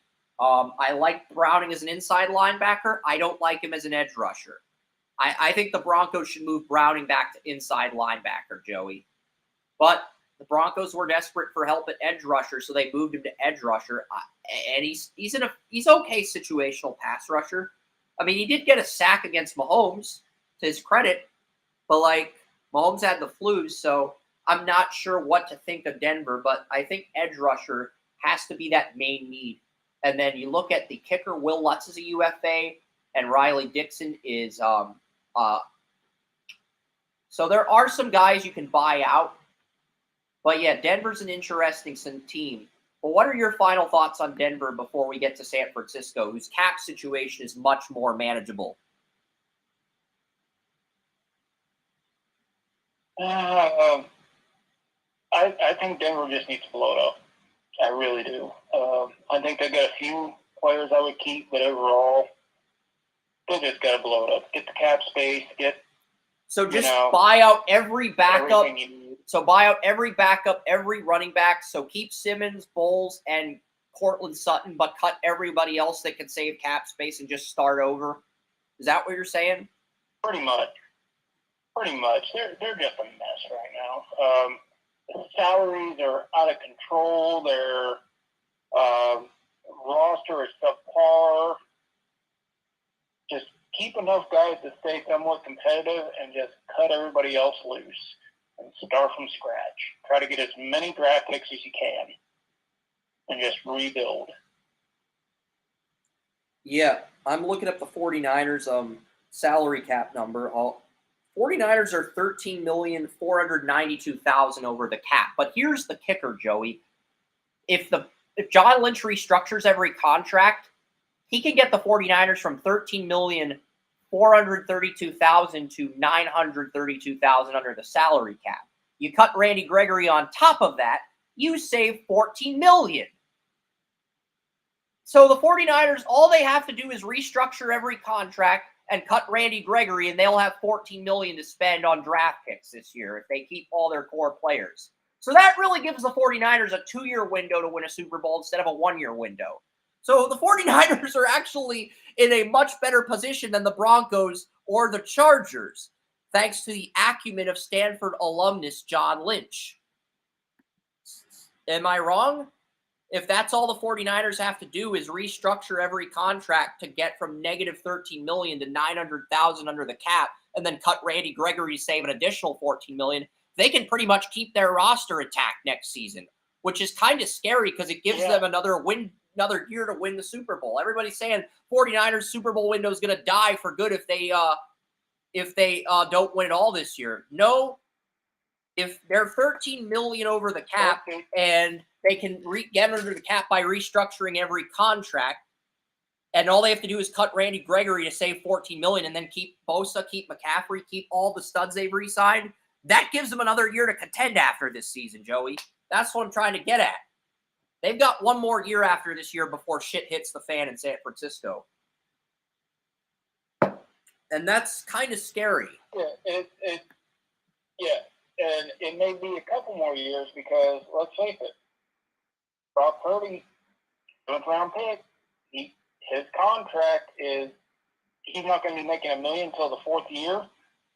He's going to be making $1,004,000 in his first year. Brock Purdy's going to be making $1,004,252 in his third year. But that's barely $1 million. It's under $1 billion after you take taxes into account. Yeah, it's not much. Arik Armstead, the 49ers defensive tackle, makes $392,000 a game, but he makes $300,000 a game, but after taking taxes into account, he only makes $199,000 a game after taking taxes from the IRS into account. And he actually posted a selfie of his tax returns, which is badass. I want to see more NFL players teaching our kids how to do taxes. Give back to the community. It's good stuff by Armstead. But as far as Brock Purdy goes, you have him on a rookie deal till 2026. You have McCaffrey under contract till 2026. You have Davis Price, your third string running back, under contract till 2026. You have Elijah Mitchell under contract till 2025, and you have Mason under contract. So you have all your running backs are under contract till 2025. And McCaffrey and Davis, Price, and Mason are all under contract till 2026. So 49ers have a 3-year window at quarterback and running back, Joey. And they have Kyle Juszczyk under contract till 2026. So they don't have to buy out anybody this year as far as quarterback, running back, and fullback goes. Now, wide receiver is where things get interesting. Ayuk's a 2025 free agent. Kittle's a 2026 free agent, as is Deebo Samuel. But by that point, I mean, I'll look up. You want me to look up the Niners 2025 and 2026 cap totals for when they have to re-sign some of these guys? Just for speculation purposes. Yeah. I haven't gone that far yet, but I will. So the 49ers have $6,758,000 in 2025. And in 2026, the 49ers have $84 million in 2026. That's how much the Niners have. So Kittle, Deebo Samuel, McCaffrey, and Purdy are all going to be UFAs in 2026. And you're only going to have $80 million to bring back some of those guys. Yeah, you're kind of in trouble. If your window's going to close in 2026 by the very latest. But you're looking very stable. You have Ayuk for 2 more years. You could draft a receiver in the 3rd round to replace RFA Jawan Jennings, and then groom that receiver behind Ayuk for a year, and then bring him up to replace Ayuk. And that's a suggestion I made. It's not a bad one. You also have Braden Willis and Cameron Lott to replace UFA's Ross Twelly and Charlie Warner. Offensive line, you have Trent Williams until 2027. You have Jake Brendel until 2027. Aaron Banks is a UFA after in 2025, as is and Spencer Burford, your 2022 draft pick, is a UFA in 2026. So you have your guards, Banks and Burford, on rookie deals until 2025 and 2026. Jalen Moore looked good in relief of Trent Williams as a rookie and sophomore, but he's looked worse this year in relief of Williams after Williams got injured. Colton McKivitz is under contract for 2 more years, but I think you can replace him in the draft. So it's a good right tackle draft. So I think McKivitz is a guy you can replace if you want to get out of his contract now, because you're paying him $1.5 million this year. You'd be paying McKivitz $2.5 million in 2025. So, and cutting McKivitz only has a dead cap of $584,000. So you'd be saving $1.9 million against the cap if you cut McKivitz. But you could draft a right tackle to compete with McKivitz. And if he doesn't win the job, he learns under McKivitz for a year, and then he takes over for McKivitz in 2025. So the thought process is sound. I think McKivitz is a player you can upgrade over, but the rest of the 49ers offensive line looks good as it is. At center, the guard spots, left tackle, right tackle. I think we're in agreement there. And you could get a wide receiver to challenge Ayuk, but it's not an immediate need. If you want to keep Jennings, you want to keep Danny Gray and Ronnie Bell, you can develop those guys and let them compete for slot receiver. But if you want another star receiver, you want a reloaded receiver, you can go that avenue. You can also explore a right tackle. I think wide receiver and right tackle if the 49ers draft an offensive player early, I think wide receiver and right tackle are the 2 areas they'd look into. Because it's like, you still have Bosa, you still have Armstead, you still have Hargrave. You're not going to have Chase Law next year, but you'll still have Drake Jackson on that rookie deal. And Drake Jackson was decent, but now he's going to be demoted to situational pass rusher because you bring in Chase Young and you're trying to win a championship. So you're still going to have Drake Jackson next year. You're going to need more depth on the defensive line, but you're still going to have quality starters as long as your core guys stay healthy. So as far as the 49ers go, their defensive line is still going to be one of the best in the league in 2024 since they don't have to cut any of those core guys. Fred Warner and Dre Greenlaw are contract years in 2024. That is a big deal because if the 49ers lose Warner or Greenlaw, they will fall apart. The good news is you can cut Randy Gregory, and after trading for Randy Gregory, because when John Lynch traded for Randy Gregory, he told Randy, we'll pick you up, but you're getting rid of all the dead cap in your contract, and Randy actually agreed to do that, which means that 49ers can buy out Randy Gregory and keep all their core players intact thanks to John Lynch, which is a very smart and shrewd move. You also have D. Winters and Jalen Graham as backup linebackers. I was high on Winters coming out of TCU in the 2023 draft. You're developing him, and I was high on Jalen Graham. Jalen Graham's actually the starting left out. Jalen Graham began the season as the starting left outside linebacker in 43 packages. Now he's just a backup, but he's developing, and he's a 7th-round pick, and I'm okay with him as a backup to Greenlaw. If you don't think he's a starter, just keep him on the bench and develop him as a backup outside linebacker. I'm fine with that. I've got no issue with that whatsoever. I think the 49ers are good at most positions. They're good at linebacker. You could use some more bodies and depth on the defensive line. But with $14 million, you should be able to reload in the draft. Now, you're going to have to cut some more guys for free agency, but looking at the Niners secondary chart, Varius Ward's in the final year of his contract next year. Hafanga's on his rookie deal for 2 more years at strong safety. Tashawn Gibson's going to be a UFA at free safety. And then it's finding that number 2 corner because Demondre Lenore has his moments, but he's too inconsistent to be a reliable number 2 corner. I liked Isaiah Oliver, but he sucked against the Bengals last week. No offense to Oliver. He just had he gave up the touchdown to Tyler Boyd, and then he had the pass interference penalty, and he had a defensive holding penalty. And Oliver was just a massive liability at corner. And I get it. I liked Oliver when he was on the Falcons, but injuries kept him from staying healthy in Atlanta, and he was just a massive liability against the Bengals. That's the only game where he's a liability, but he finally showed he was a liability, Joey. So it's maybe the Bengals receivers are just that good. Maybe Oliver just had a bad day at the office, and his Bengals receivers are just that freaking good when Joe Burrow's in the danger zone, like Kenny Loggins. Maybe that's the thing. Maybe the Bengals receivers are just that freaking good. But either way, Oliver, you have Jair Brown. I think Jair Brown's going to come in and take over for Gibson next year at free safety. He was a free safety coming out of Penn State. He's learning under Gibson. He's learning the playbook. I think Jair Brown's going to take over for Gibson. You're going to have no turnover there. But the $1 million question becomes, do you want a corner, do you want a right tackle, or do you want a receiver with that 1st-round pick? Because if you're the Niners and you have day 1 and day 2 picks, I think a combination of cornerback, receiver, and right tackle is the most effective combination you can execute, Joey. I think that is the best combination to use on your draft picks in the first 3 rounds. You have anything you want to add to that? Because we're almost... I think the 49ers took a little bit of a hit to their future on their offensive line here last week. I don't know if you knew this, but Trent Williams had a protege. The former UTSA tight end, 6'5", 311-pound, forget his name. But he was somebody that Trent Williams was gushing at. And he's he was by my side, had a great work ethic, was Are you talking about Spencer Burford? Burford was the right guard at UTSA.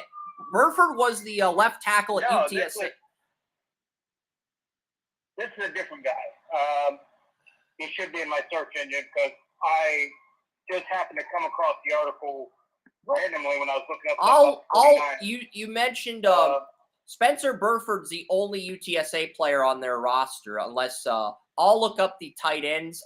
Ross Dwelly, he's the backup tight end to Kittle.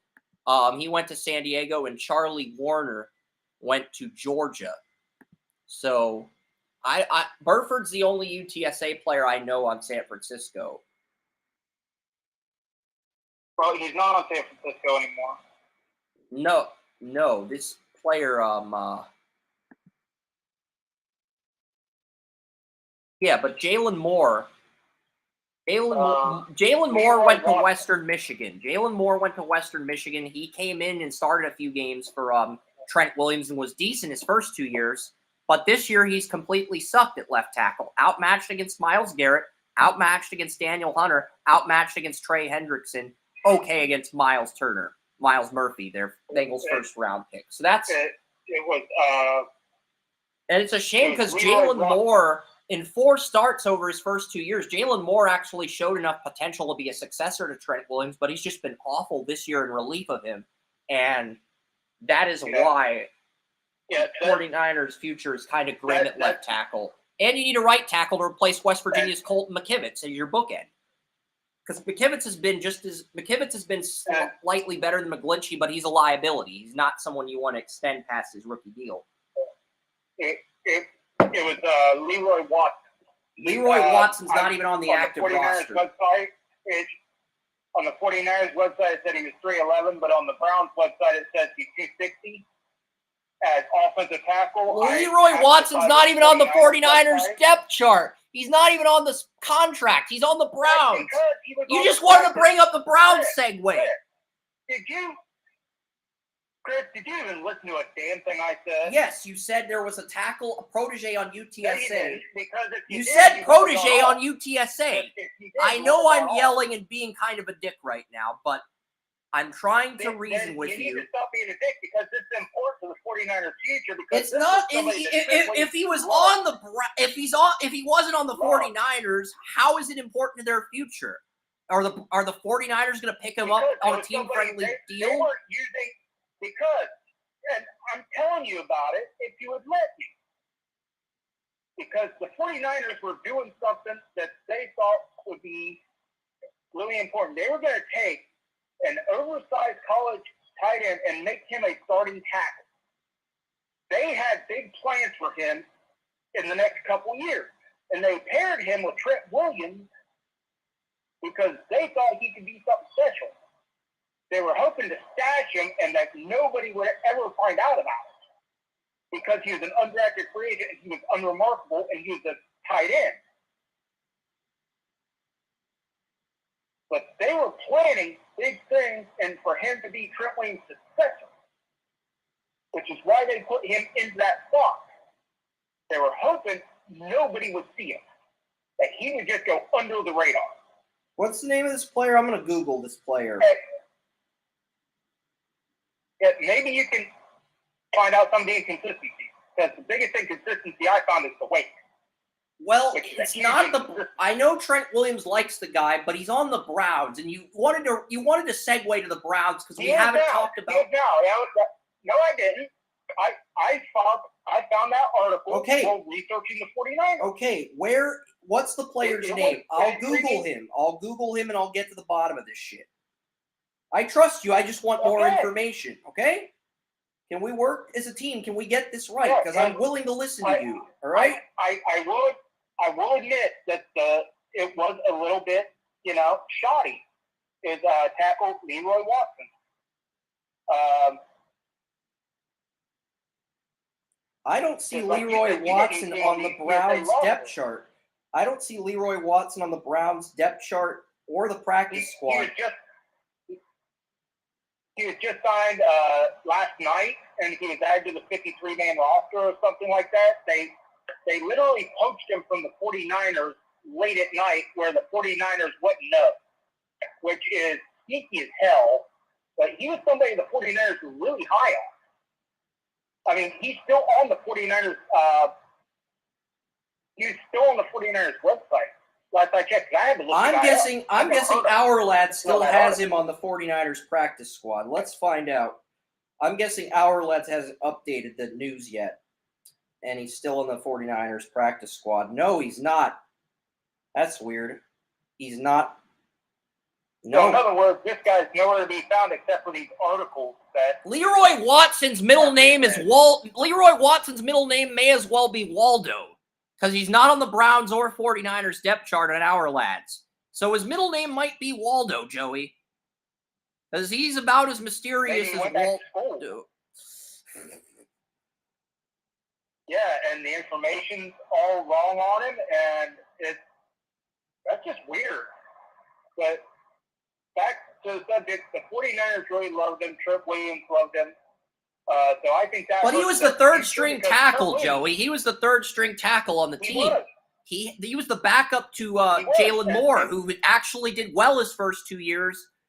but he's only like 260 pounds. He's not an ideal NFL tackle. Chris, the reason I brought it up to begin with is how old is Trent Williams? He's the best left tackle in football. But he's not the best left tackle in football. Laramie Tunsil is the highest paid tackle in football right now. So according to he's the highest paid, according to the analytics, you heard that, Ray, and I went on that one. We don't. It doesn't change the fact that Tunsil. It just doesn't change the fact that Tunsil's now the high, and Andrew Thomas is now making more money than Trent Williams because younger players are going to command more money in this era of the NFL. Younger players. Yeah. You don't have to agree with it. You don't have to agree with it, but from a longevity standpoint, that's the truth. That's the truth. I'm trying to be as calm and frank as possible. But yeah. You're right. You're right. And I think that's why it was relevant, because the 49ers are trying to find a... No, because look at the 49ers depth chart. Trent Williams and Colton McKivitz are the starters. Jalen Moore is the backup left tackle, and you have Nick Zakelj and Matt Pryor as the backup right tackles. So those guys... 38? Williams is not 38, but but you don't really care about the other tackles besides Trent Williams. That's the truth, Joey, because Williams is a star and the other guys are not stars. And you want to keep this as simple as possible, but it's like I want to go through all the details. So we sort of have a conflict of interest here, but I do think McKivitz can be upgraded at right tackle. Jalen Moore was good enough to beat out Leroy Watson for the backup left tackle job, and then you had Matt Pryor as the backup right tackle, and then Nick Zakelj is the third string left tackle, and I think Leroy Thomas was the number 6 tackle on the roster. So the Browns got the 49ers number 6 offensive tackle. Whoop-de-frickin-do. Maybe this guy pans out, but Trent Williams loves him. Trent Williams loves him, so maybe he'll surprise people. But it's why I love the Texans. It's because I love the young guys. I love the guys that are trying to prove themselves. I love the story. That's just kind of a thing of mine. I love the story that comes out of it. Like, God, this guy is so against the 8 ball. He's just... He wasn't a Senior Bowl, Shrine Bowl, or Hula Bowl guy. I had never heard of this guy. If I knew what college all-star game he played in, he played for UTSA. He was teammates. He was teammates with Spencer Burford at UTSA. Okay, that makes more sense. Yeah. But I'm going to look up UTSA. That was in the article. Yeah. UTSA, I'm going to look up UTSA's 2022 college football roster, Joey, and we'll find out where Leroy Watson played at UTSA. I'm going to look up UTSA's 2022 this is something for roster. Everybody that I love about college football. I know you're a Browns fan, Joey, but Jalen Moore has had a bigger impact with the 49ers than Leroy I didn't say anything about impact. I just said I mean, he was the number 6 tackle on the Niners. I know Trent Williams loved his work ethic, and he's an underdog, and you want to see him succeed now that he's on the Browns, but I'm just saying, he was the number 6 tackle. And honestly, you can make an argument that he's the 4th best tackle on the team. Behind Williams, McKivitz, and Jalen Moore, you could honestly make an argument that he might have been the 4th best tackle on that team, because right now, the 49ers have Nick Zakelj, Fordham tackle, who dealt with injuries as Nick Zakelj. He was a 7th-round pick out of Fordham in the 2022 draft, and they also have Matt Pryor, the Colts tackle, who was god-awful last year at left tackle. Yeah, Matt Pryor. Yeah. So the 49ers chose Matt Pryor over this guy you're raving about. And he can't be any worse than Matt Pryor. Leroy Watson, the 4th, cannot be any worse than Matt Pryor. And the 49ers chose Matt Pryor. The only reason this guy even hit my radar is that Trent Williams loved it. If Trent Williams loves you, there's got to be something there. Yeah, but Jalen Moore is the backup to Trent Williams, and he's still on the roster. Beat you to death, then love you. Trent Williams might love you, but if you're the number 6 tackle on the team, you're not going to see playing time in San Francisco. If you're the number 6 tackle, and I don't think he's the 6th best tackle. Not in San Francisco. I don't think he's the 6th best tackle on the team, but it's like Williams, McKivitz, and Jalen Moore are locked into those top 3 spots. And then you have Zakelj out of Fordham, a 2022. I think he was drafted ahead of Brock Purdy. He was a 6th-round pick in 2022, and he lost the backup right tackle job to Matt Pryor, which is actually kind of sad. You took him ahead of Brock Purdy, and he lost the right tackle job to Matt Pryor, who was horrendous with the Colts at left tackle last year.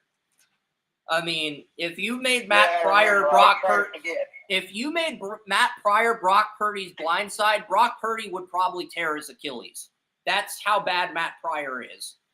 I'm just amazed John Lynch gave him a contract. It's like, I'm trying to process the fact that John Lynch gave the Colts left tackle from 2022, Matt Pryor, a contract. He gave up 20 quarterback hurries in his first 5 games.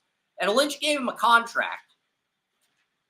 It's like, I'm trying to process. You don't have to tell me I was at the game. I saw this guy firsthand. He is. I'm trying to process that, Joey. I'm right with you. I don't know. I'm trying to process that. I'm not saying your guy is bad. I'm trying to figure out why Matt Pryor has a contract with the Niners. It's like the Waldo mystery. I cannot figure it out. I don't get it, man. I don't get it. I don't know. It's like one guy Trent Williams loves, the other guy Trent Williams could probably body slam and want to put his food on it. Well, what about Jalen Moore? He started at left tackle his first 2 years. He started okay. I know I've got mixed feelings about Moore. I have mixed feelings about him. It's like I like him as a player, but I'm not. I don't think he has the upside, and I don't think he was good in 4 games. He started 2 games as a rookie and 2 games as a sophomore, and he did good in those. I think Moore did a good job in his first 2 years, but he struggled this year. And to be fair, the quality of pass rushers he faced against the Bears in Week 1 last year and some of the other games, the quality of pass rushers he faced wasn't as good, but that's weird. He's not listed on the Here's the thing. I really want to express this to our audience. The arguing and bickering you see and everything we're talking about. That's weird. The guy, the UTSA was it comes down the to UTSA offensive line. It's that the 49ers are deep everywhere. The 49ers are one of the teams that they're going to lose guys, except for that guy for the Colts. I mean, they're going to lose him. The guy Joey mentioned wasn't even on UTSA's 2022 roster. So now we're going to look up the UTSA 2021 roster and figure out where the hell this guy.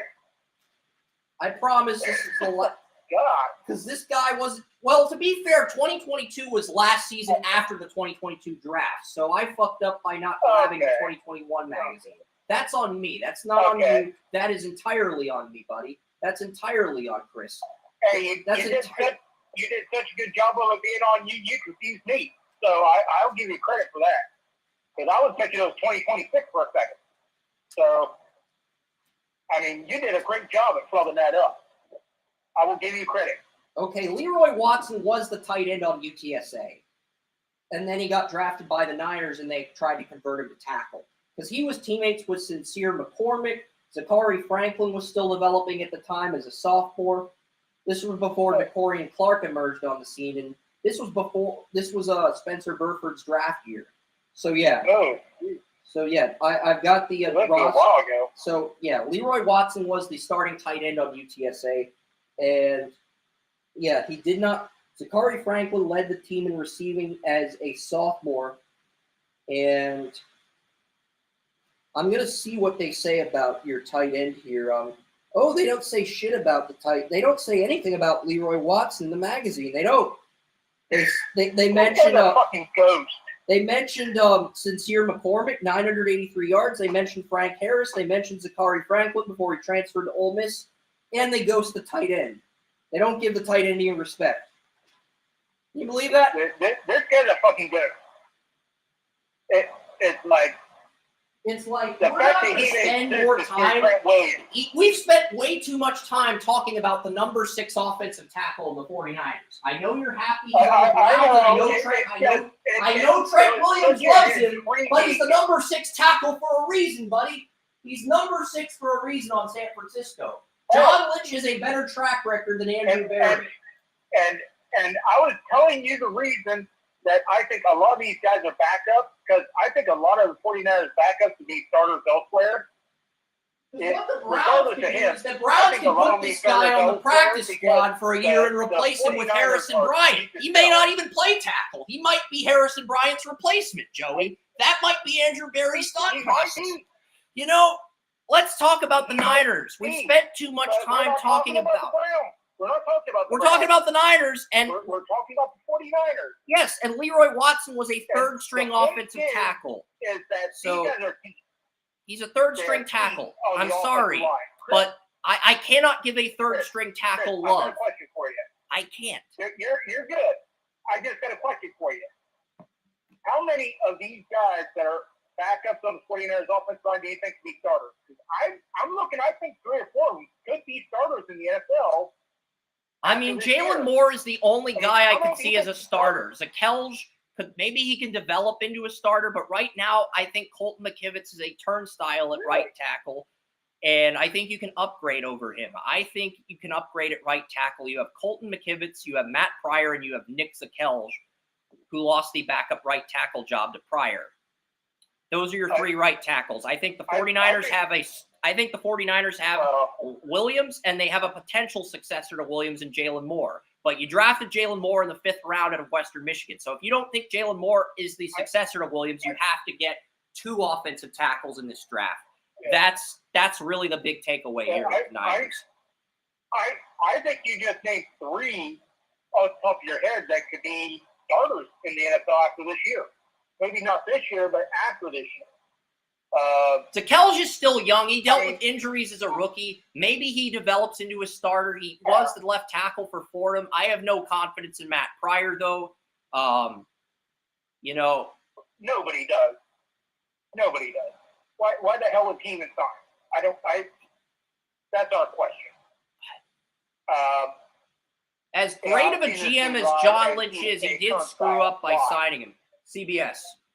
Yeah, I'm going to be flipping between, it's 12:06. The college football games are already on. I didn't anticipate this, but I am going to be flipping between some of these games until kickoff starts. All right, we've talked about the 49ers enough. Let's get to the Jaguars. Let's get to Joey's hometown team. We've already mentioned we'll look at the special teams for the 49ers. Jake Moody's under contract. I got to interview Jake Moody. He was the first kicker to win MVP of the East-West Shrine Bowl. And I swear to God, Joey, if you roast Jake Moody, I will replay his interview from the Shrine Bowl and force you to listen to it in its entirety. So you do not want to play that card, young man.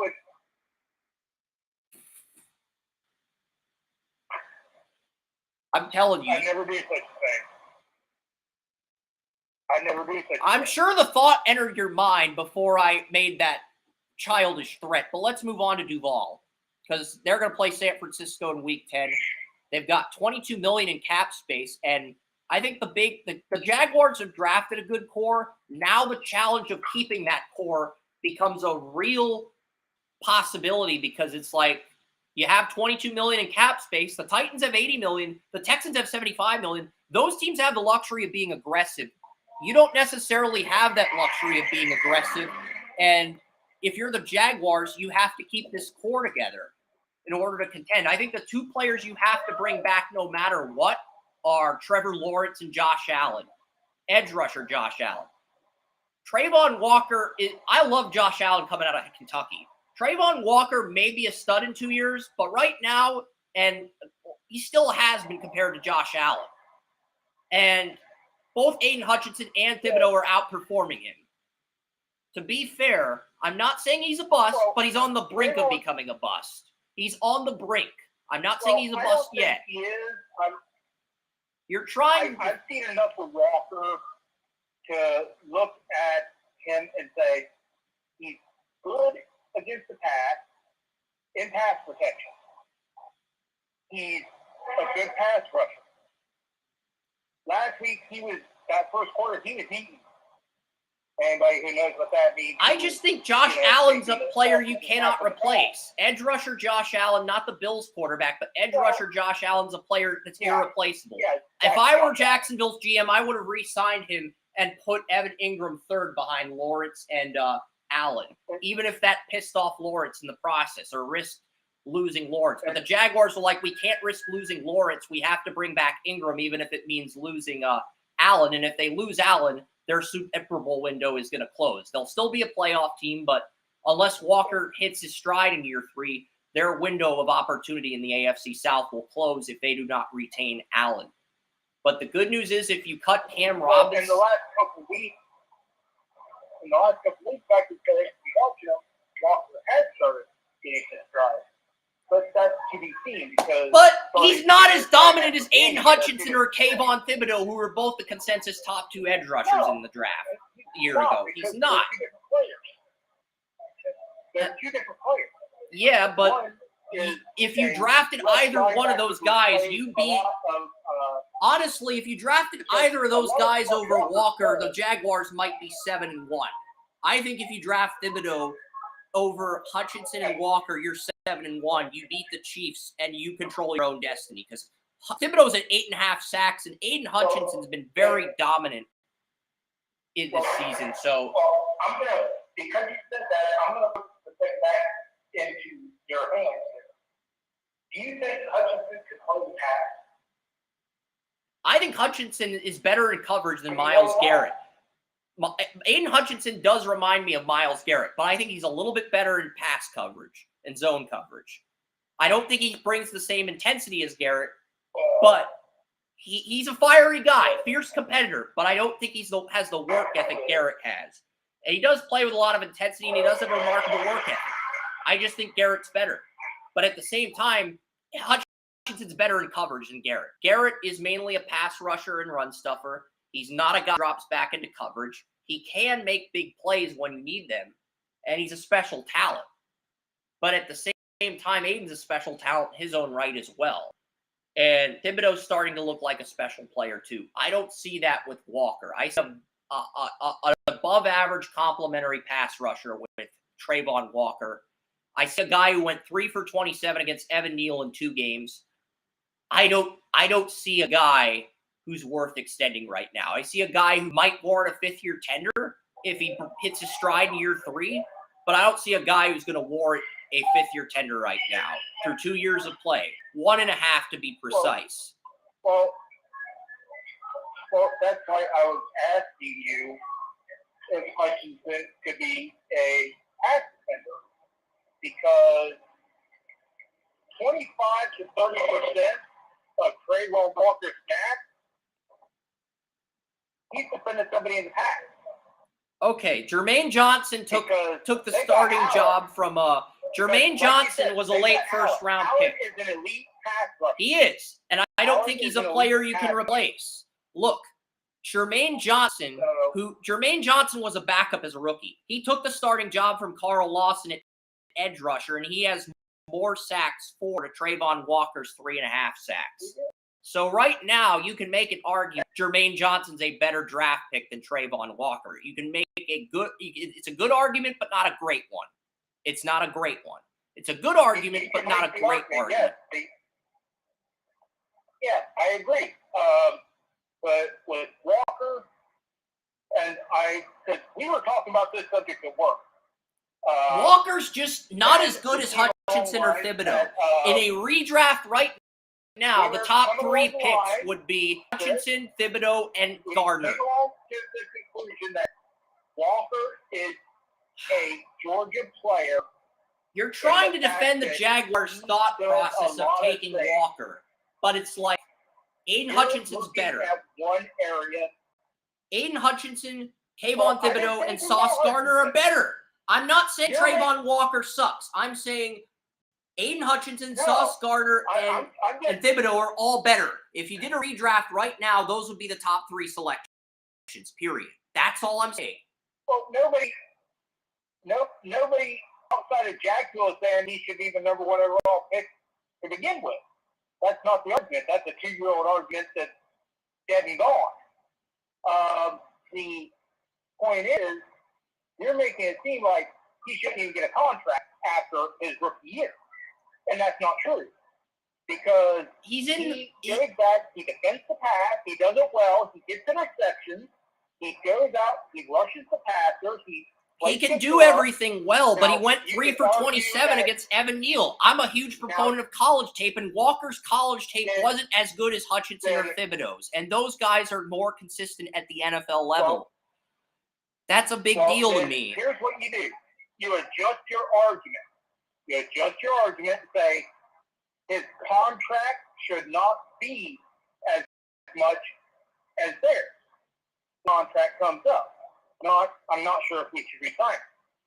Because now you're getting into a different subject. Look, that may be more appropriate. You're trying to defend Trayvon Walker because it's still early in his career, and like many people in the mainstream media, I am being a little too harsh on the guy. But at the same time, he was the number 1 pick in the draft. You're held to a higher standard when you go number 1 in the draft.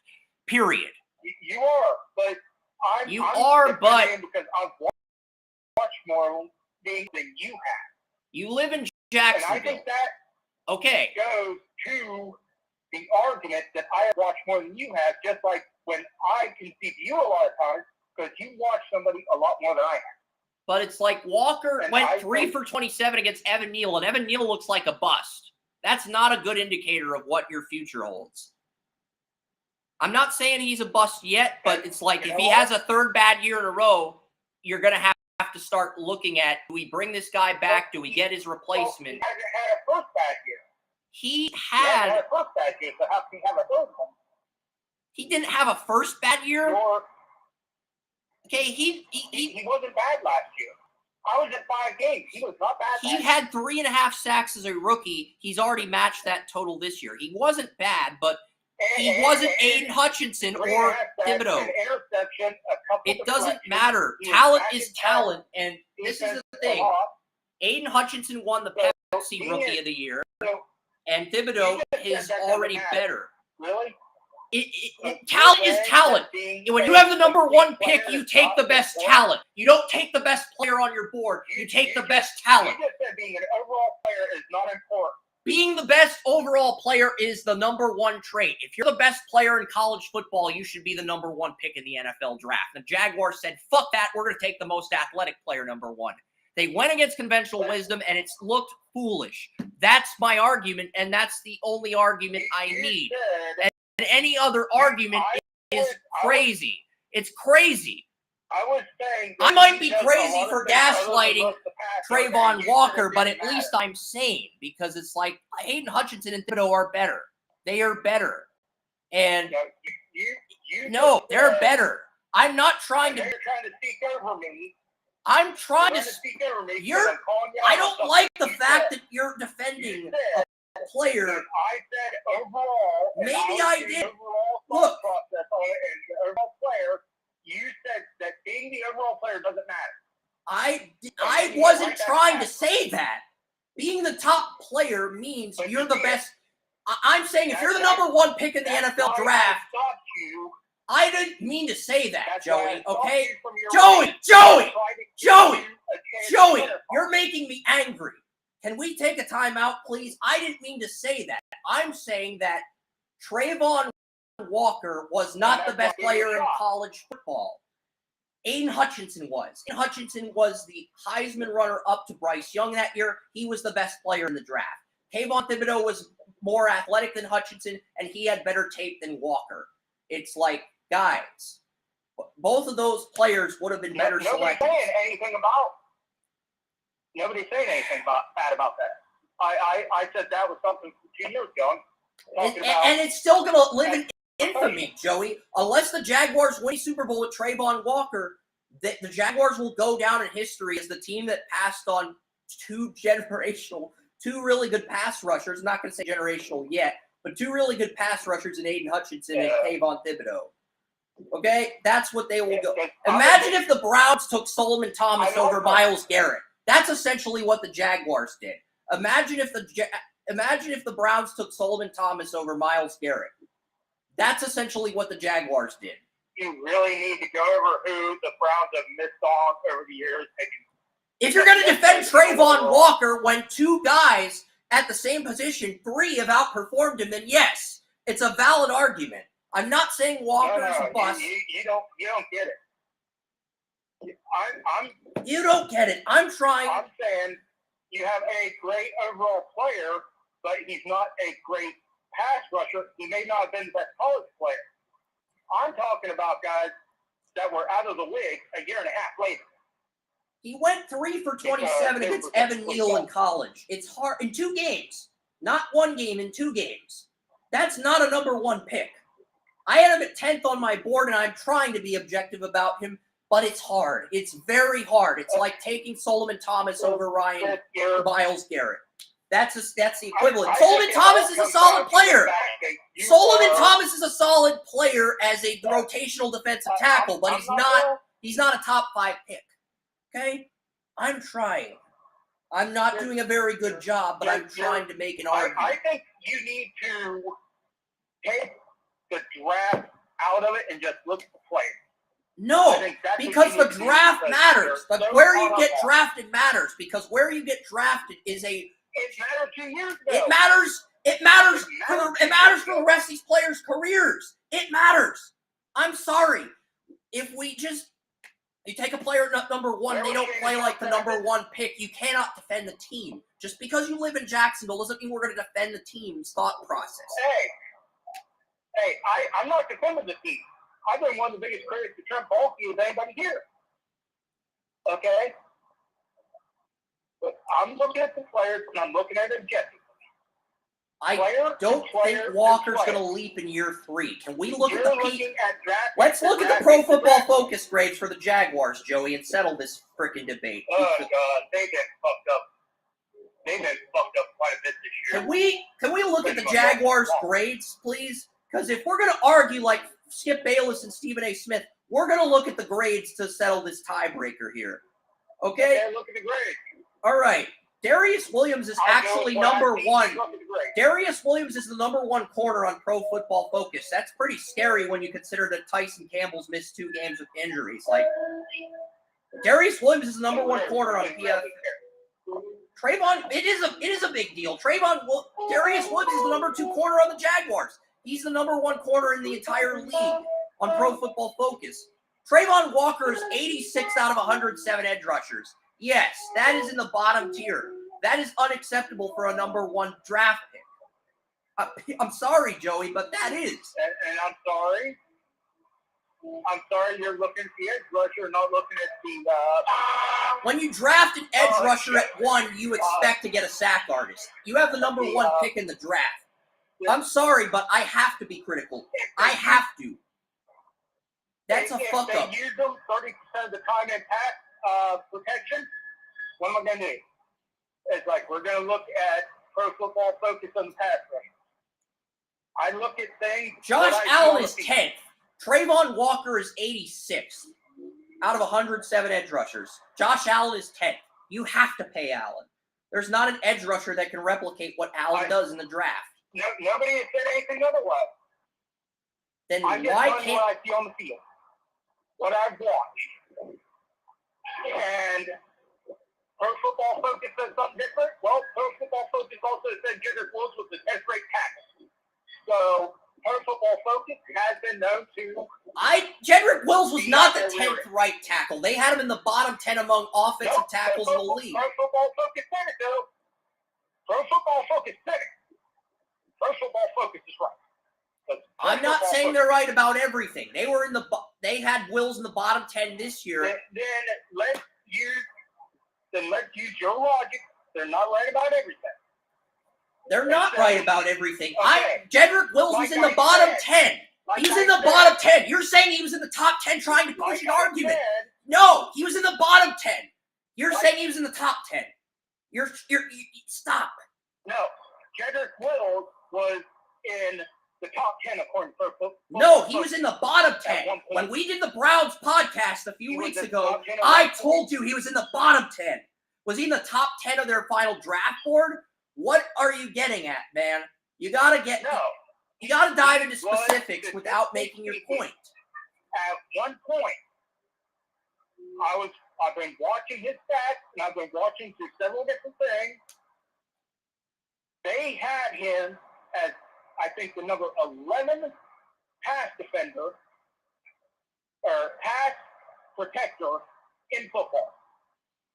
And I know that's horseshit.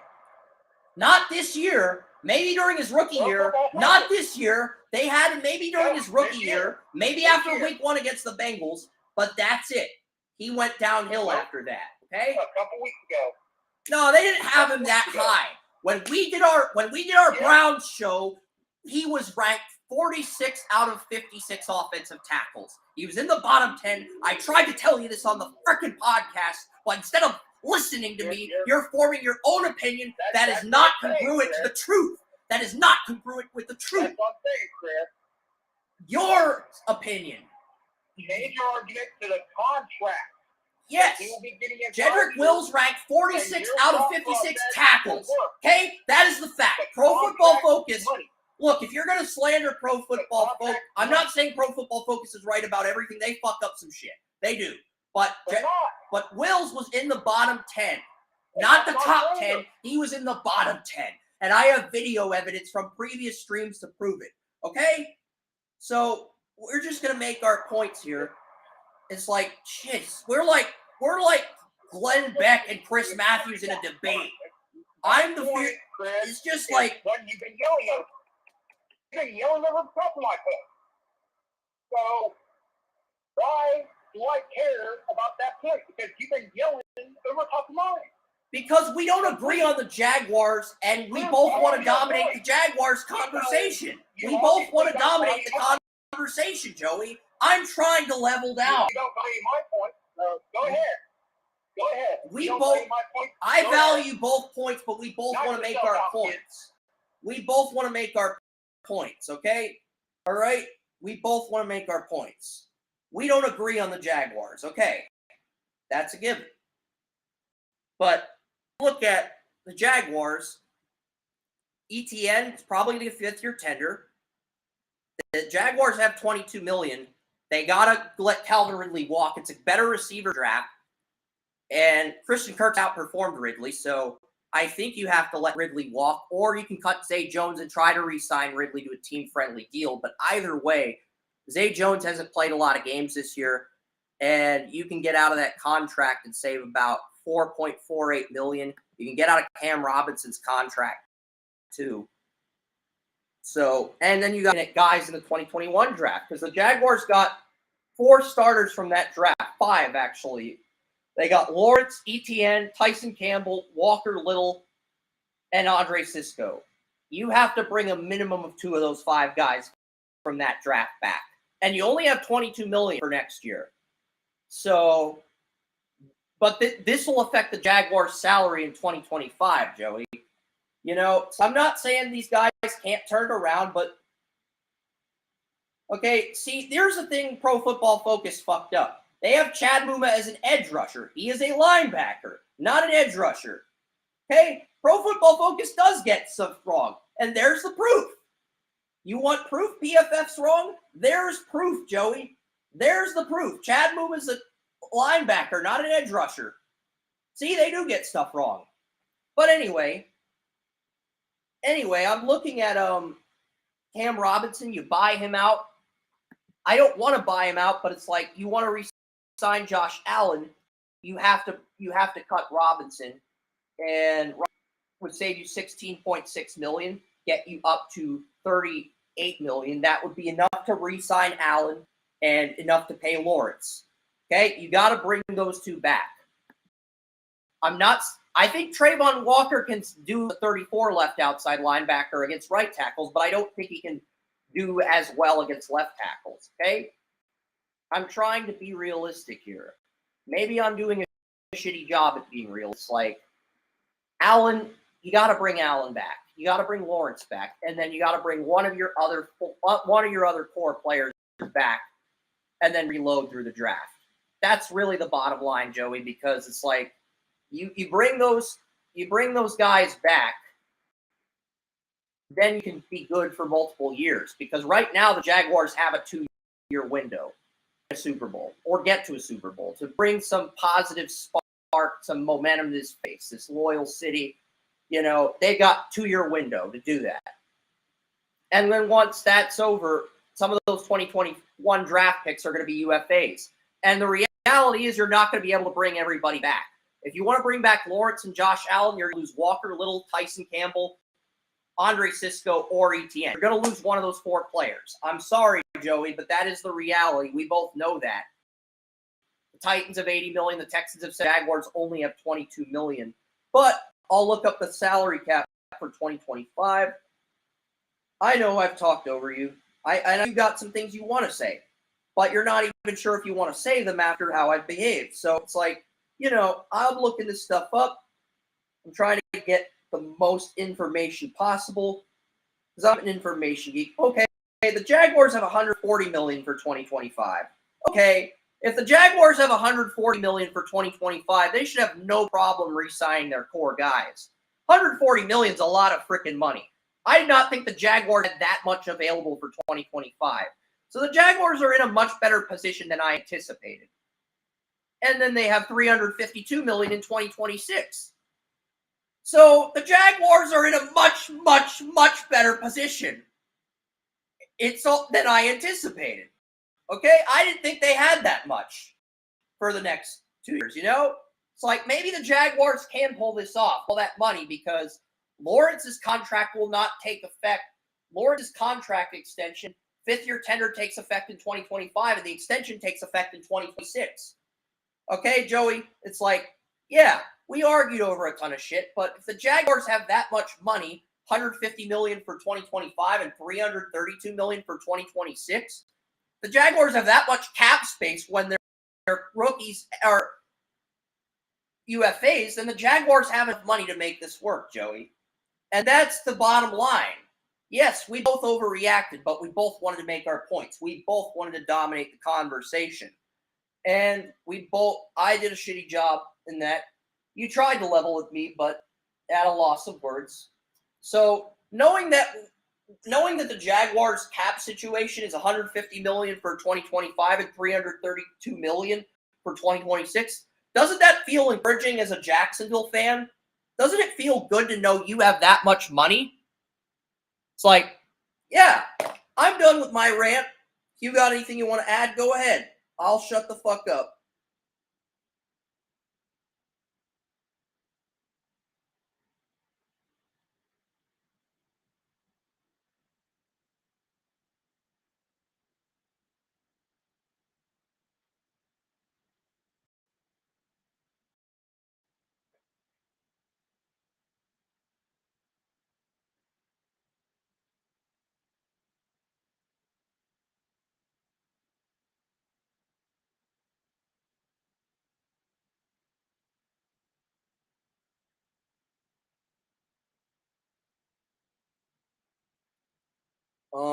Your opinion's valued, Joey.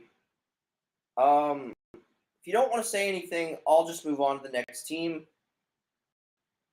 But it's really disappointing not to get your input. I know we disagree on the Jaguars, but their cap situation is a lot better than I anticipated.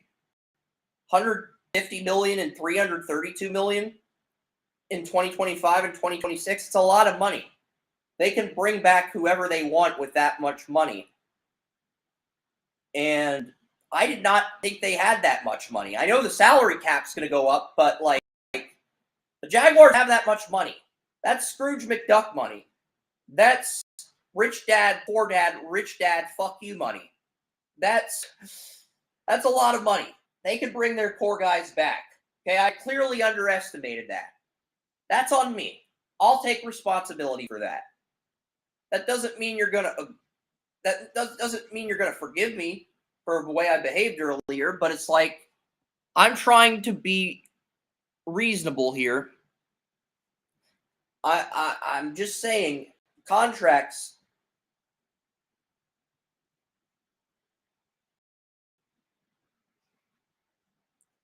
I'm going to get to the Lions if you don't want to say anything else.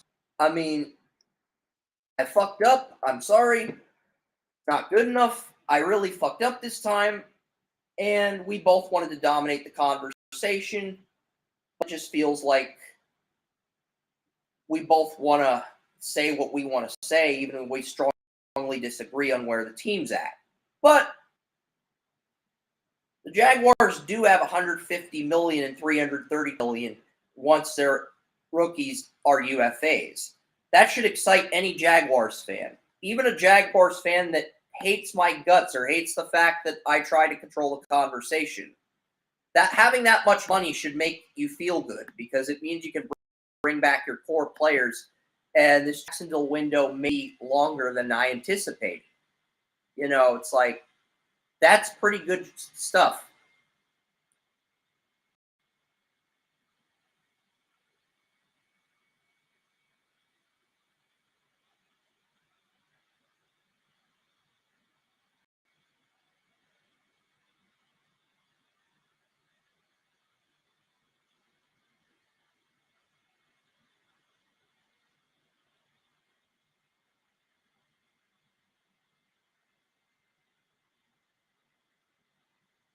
I'm gonna get to the Lions now, and then we can do. I'm not even sure I want to do the draft simulator right now.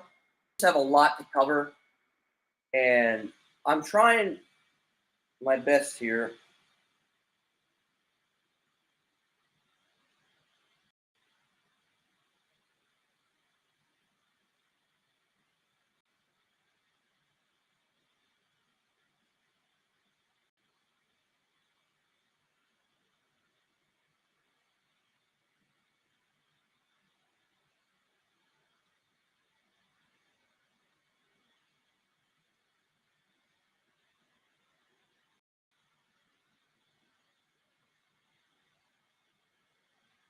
All right, so the Lions got Goff. Goff's in a contract year in 2024. The Lions might extend him after how he's played because Goff's just been so good this year. It's like Goff might actually get an extension in the offseason. But I was talking about the Jaguars, 152 and 332 million. If you want to add to that, you can, but I think Goff is going to get extended because it's like Goff's in a contract year next season, and if he's the number one QB on PFF, not because he's number one on PFF, but because he's just been so consistent as far as managing the game goes, I just feel like he's going to get it paid. Goff's probably going to get paid. But if Goff gets paid, then he ends up reverting to his previous form.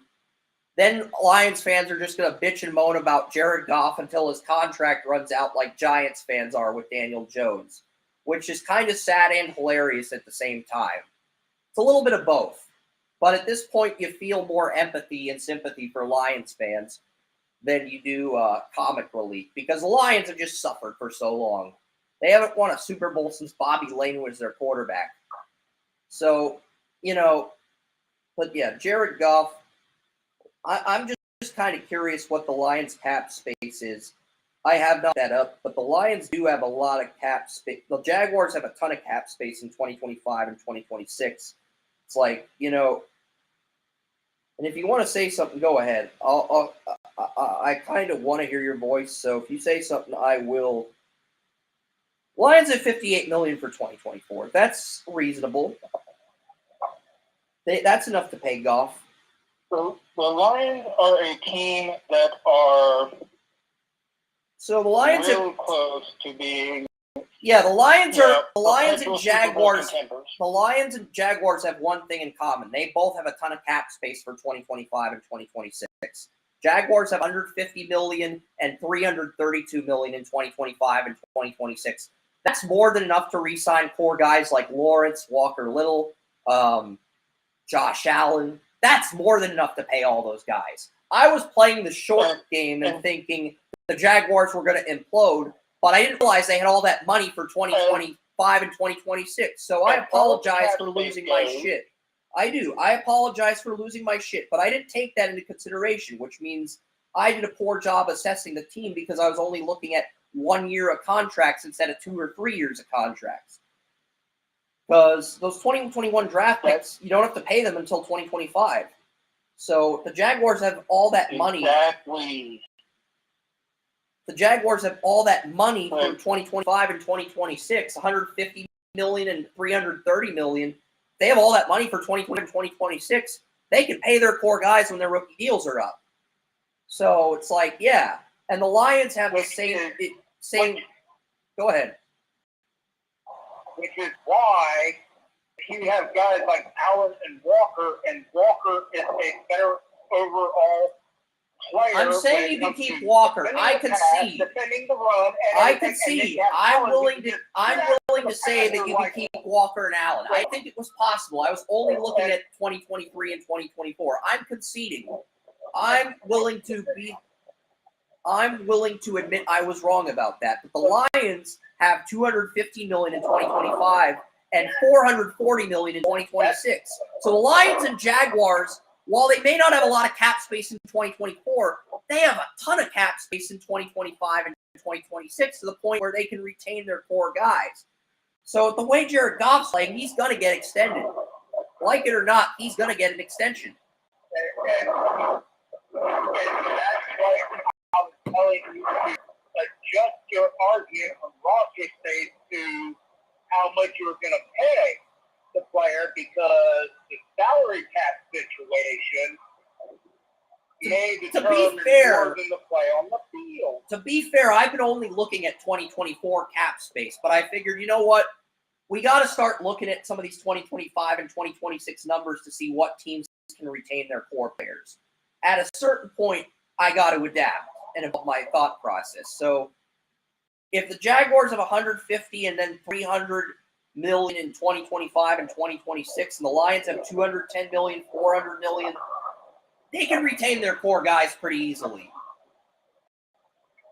especially at key positions. And that's the thing. The overall play is a huge part of any defense. But you also have the good that rush the passer like nobody's business. Jaguars have both. Yeah. And they have the money to cover it. And if you have the money to cover it, but here's, what the hell's the problem? Yeah, you have the money to cover it. You also have the money to bring backs. So the Jaguars and Lions both have a ton of money because they both drafted guys on rookie deals. A lot of the Jaguars' good players are on rookie deals. A lot of the Lions' good players are on rookie deals too. They're both in similar respects in that regard. I mean, the only player I'd consider cutting at this point is Zay Jones, but you don't need to cut him. Zay and Robinson, you can keep them and let them walk too if they're doing well. But at the same time, if you want to re-sign somebody now, you can move on from Robinson. I'm saying it's on the table, but you don't have to pull the trigger. You already paid Hamilton. You got Fadu Kasi and Roy Robertson Harris. So you could get a 34 defensive end for depth, but it's not an immediate need. I think Zay Jones at the time was a signing they had to make because of Jimmy throughout the offense. But now they got Calvin Ridley, and Ridley has, I think, 3 years left on his rookie deal. No, Calvin Ridley got a 1-year deal, Joey. Calvin Ridley's a UFA next year. They messed up. They finagled that rookie contract. Okay. No, the Falcons gave Ridley a 3-year. Falcons gave Ridley a 3-year deal after his rookie deal, and Ridley's first year of that extension was in 2021. His second year of that 3-year extension was during the suspension for gambling, and the third year of that 3-year extension was this year in Jacksonville. So essentially, the Jaguars got Ridley on a rental. No, that's Kirk you're thinking of. That's Kirk, but it's all right. Okay. Because the Jaguars are in a unique position where a lot of money on receiver. The Jaguars are in a unique position. The reason I say that, Joey, is because the Jaguars have been so good at corner, so good in the secondary, that they want to spend a first-round pick on a receiver, let Ridley and Agnew walk, and then re-sign their core players. That's actually something they may have the luxury of doing. I would rather keep Ridley and move on from Zay Jones, but at the same time, you are in a unique position. Monteric Brown's been a surprise. Andrew Wingard stepped up for Cisco last week. Darius Williams is the number 1 corner on Pro Football Focus, even though Tyson Campbell injured and has missed the last 2 games. Yeah, Darius Williams is the number 1 corner on PFF in the entire league. And I was listening to Clickbait Sports, and Tom Grossi said the Jaguars' offense drives you insane, but the defense is playing out of its mind. I wish he'd talk about some of the players playing out of their mind, but he's not wrong. I mean, Olakun's been amazing. Chad Muma was effective during Devin Lloyd's absence. Devin back. You have Abdullah as that third edge rusher. You have Shaq Quarterman as a fourth linebacker with Ventrell Miller out for the year. You still have Kalavon Jason, your 2020 first-round pick, as a backup. So you have a ton of depth at linebacker.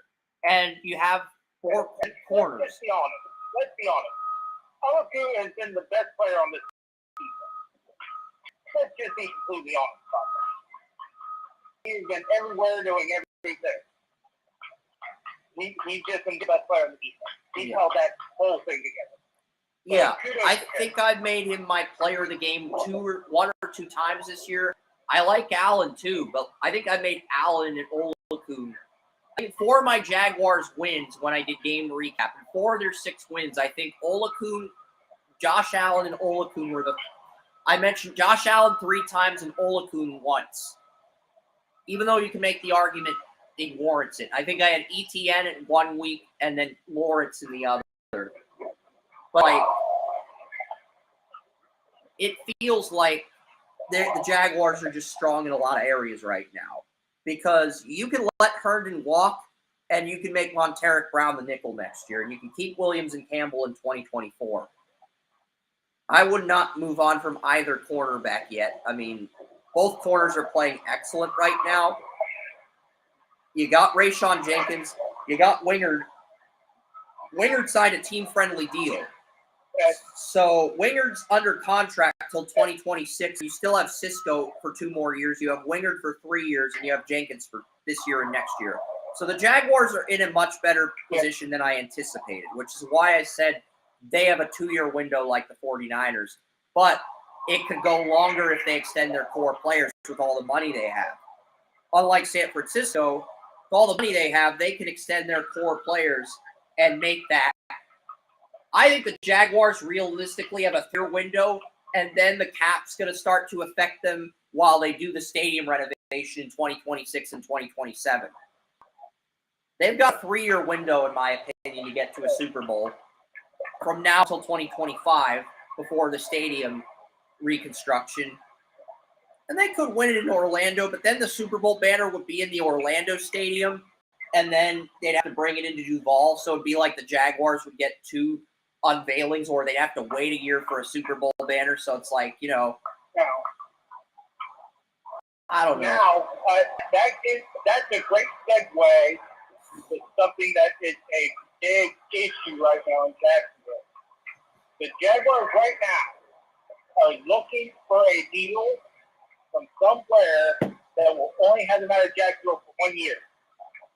And the new mayor, Deegan, Connor Deegan, is looking to accommodate that. But I don't think they will find a place. That was put out a couple days ago, but it is really worth watching. That even though it's only a couple-day-old report, it's something really worth watching. That they will be looking to go basically round the clock to make that happen in a year and put the money into it. So that's something that's worth. Look, David Beckham, I'll give David Beckham credit because David Beckham got Miami's new stadium for MLS privately financed without having the taxpayers pay any money. He actually got enough investors to privately finance his new stadium, and none of the taxpayers in Miami are having to pay any taxes. This is a soccer stadium that's going to have 8 soccer fields for recreational play outside the stadium. So, like, if kids want to play soccer outside of the stadium, they can just go to the Miami stadium. They'll have, like, 8 recreational soccer fields for fans and kids to play soccer on. You know, it's like – and Beckham got that financed without having to get the taxpayers' money. And Khan can work out something for 1 year and make it work. I don't think renovating. Not only going to get 2 terms as mayor, she's going to be in the center. Look, because she's going to be the greatest hero in the history of Jacksonville at that point. I think this Jaguars renovation's a multi-year project, Joey. It looks like a massive renovation. I think it's going to take a minimum of 2 years. I know the Jaguars just want to get done in one, but that's just wishful thinking on their end. This is a 2-year project. 4 years if you play in the stadium. I think it is too. I agree with you. I think it is too. But if she and Collins can figure out a way to finagle this thing and get the right workers in it, because right now there's a lot of companies working in Jacksonville on construction. If they can get the right ones in there, because there are huge buildings coming up in a year, they get the right one. I'm saying if you just focus on, maybe you get it done in a year, but I think you'd have to just focus on the roof. Focus on making the stadium a retractable indoor stadium, and that's it. And then add the other renovations like the new features, new concessions, new bathroom stalls. Add that shit when you're done with the roof. Just focus on getting the roof retractable. You can add the scoreboard. Those damn stalls should be the first thing they renovate. No, you renovate the stadium first. You have to renovate the stadium first to make it the exterior look good. Because it's like the Press Ginger on YouTube Stadium. The exterior is the most important part of the stadium renovation. Because a good exterior makes the stadium more attractive, more presentable, and you're more likely to get another Super Bowl in Jacksonville if you fix the exterior. And then you focus on the scoreboard and the visuals and then the bathroom. I'm not saying don't fix the bathroom, but it's like the third thing you fix on the list. I agree with you. I just got a little emotional because my personal experience is those restrooms are like 1960-esque. I mean, the bathrooms at a lot of sports arenas are bad. But it's just because there's so many people in the games. It's not a hygiene issue with the bathrooms. I mean, I was at the Pittsburgh Penguins arena when they played Dallas. The bathroom smelled bad, but the floor was neat. The toilets were new. And PPG Paints Arena used to be Console Energy Center, which is what replaced Mellon Arena. So it's not like it opened in 2007, 2008 or 2009. It's not like I think it opened in 2009 after 2010 after the Penguins won the cup. But like it's a 13-year-old stadium. Jacksonville's like a 30-year-old stadium or 29-year-old stadium approaching its 30s. So there's a massive gap in the stadiums in terms of age. I think it's the old Orange Bowl. It's the old Orange Bowl that was renovated for the Jags, then renovated again in 2007. And it's like, guys, at least get air conditioning in your freaking restroom. You don't need huge fans sitting in there with open cubicles and, barely working dispensers. I mean, come on, guys. And you have Antonio Johnson on a rookie deal, too. So if you move on from Jenkins or Cisco, you have Antonio Johnson. He got his first career pick. The Jaguars are a lot deeper defensively than I realized. And they're in a good position right now. We should probably shift gears to the Lions because I feel like we spent so much time arguing that ruined things. Then we resolved everything. But we'll get back to the Lions. And now we're on left wing, David. You gotta get things right. All right. Everything. You gotta get the left turns right. Yeah, but Jared Goff's making $31 million in 2024. A lot of Lions 2021 and 2022 said Goff's not the guy. A lot of guys. Look, Jared Goff, a lot of Lions fans, Wes, I know a lot of Lions fans were saying, let's replace Jared Goff. Now those fans look like idiots with the way Goff is playing this year. And with Goff approaching a contract year, you have to pay him. You have to. It's like you actually have. You have $38 million this year. And then you have 150 and you have 215 and 400 million the years after. So it's like you have more than enough to pay Goff. I'm going to make predictions. This is something that I've heard from several people, and I'm just going to jump on the bandwagon. I'm going to say with Jared Goff and the way the Lions offense plays, some of the people Jones gets 400 yards, and then their top two receivers, Josh Reynolds, gets 800 yards. Well, Josh Reynolds, Joey, you forgot about their best receiver, Amon-Ra St. Brown. No, Amon-Ra's a number one. Amon-Ra's number one. Great, number one. We're not going to include him because he's going to get 1,500 yards anyway. Amon-Ra St. Brown's always been the Lions' number one. Andrew Berry's biggest mistake was not taking him and taking that guy from Auburn, Anthony Schwartz. Okay? Do you want me to open that can of worms? That was Andrew Berry's biggest mistake. I know, because I agree with you. There is no can of worms to be opened because I agree with you. And then you have Jamison Williams as number two. But the thing is, Jamison Williams, injuries as a rookie, gambling as a sophomore. And then you have Donovan Peoples-Jones as your slot receiver. And the Lions play the Chargers. And you know what's hilarious? What's hilarious? Half the sports books have the Chargers as the favorite over the Lions. It's so bad. You're like, you want to say that the sports books are chargering. Oh, that's horrible. Bet Rivers has the Chargers as favorites. DraftKings has the Chargers as favorites over the Lions. They're 6-2, and the Chargers are 3-4. And the sports books have the Lions as the underdogs against the Chargers. It's like, guys. And here's the scary thing. I think the Chargers might win, but Donovan Peoples-Jones with Williams, St. Brown, and Reynolds, even though the Lions haven't really gone full wide, you now have the option where you can go full wide with Jared Goff. Okay? Jared Goff may not have the strongest arm, but Jared Goff can find open people. well, Navigate the field. Donovan Peoples-Jones and Josh Reynolds are Reynolds. If the Lions had kept if Marvin Jr. hadn't decided to leave the team for personal reasons before the Lions released him, the Lions would be 5 deep at receiver.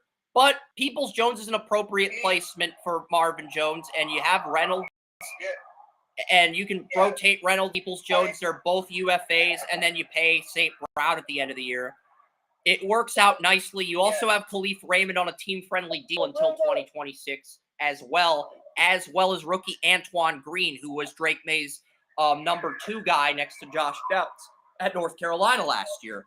So you do have some depth at receiver, Joey. The interesting thing for Lions at receiver, I think Peoples-Jones, Reynolds, and Jones here are all 3 unrestricted free agents this season. No. Am I wrong? Reynolds and Peoples-Jones are UFAs. Williams is still on his rookie deal for 2 more years, and Amon-Ra St. Brown's got 1 year left on his rookie deal. So Jones Jr. and Reynolds are UFAs. Jones Jr. Okay, so you have 3 undrafted free. You have 2 UFAs. 2 UFAs out of 6 at receiver. 2 UFAs out of 6. Peoples-Jones and Reynolds. But the thing is, Amon-Ra St. Brown is going to be on the end of his. Jones was, but the Lions cut Marvin Jones Jr. They cut him a few weeks ago. He wanted to leave. Yeah, he wanted to leave the team. He went on leave, but they cut him. They released him after they made the decision to take a leave of absence. They released him from roster, so he's available for anybody to play him. Available. So Reynolds. I thought he was on the roster. No, Reynolds. That's why they traded the 6th-round pick for Peoples-Jones. Thought process by Brad Holmes. Pretty good thought process. Pretty good thought process. I was thinking that the Lions were about ready to just open up a can of whoop-ass on everybody 5 wide and just rocket everything down there. No. Okay. I did not know. I just the Lions. But they're in a good position. Reynolds and Peoples-Jones can help them this year, but they'll move on from those guys to pay Amon-Ra St. Brown, and then you'll have Raymond and Green competing for wide receiver 3 next year, unless you like a receiver in the draft better. It's a very good position to be in. Yeah. Last time I saw Amon-Ra St. Brown when I was watching a live game, he got to a slow start, and I'm like, oh, they got him barreled down, and then he went off for like 105 yards for the next 3 quarters. And like, I loved him at USC. He was making Cody Kessler look good, which is not Cody Kessler. Damn it, JT Daniels. I said Cody Kessler. Okay, so you're really going back there, aren't you? no, I meant Keaton Slovis, not JT Daniels. I meant Keaton Slovis. He made Keaton Slovis look like a franchise quarterback. Amon-Ra St. Brown was that good. He made Slovis look like a franchise quarterback. That's when I knew he was going to be special in the NFL. Yeah. And look, Amon-Ra St.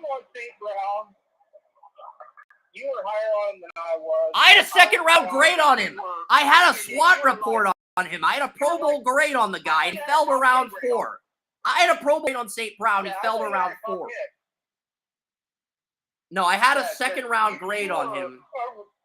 I had a second-round grade on him, but I had a Pro Bowl grade on him. I had 7 receivers with Pro Bowl grades, and I ended up being on 4 of those 7.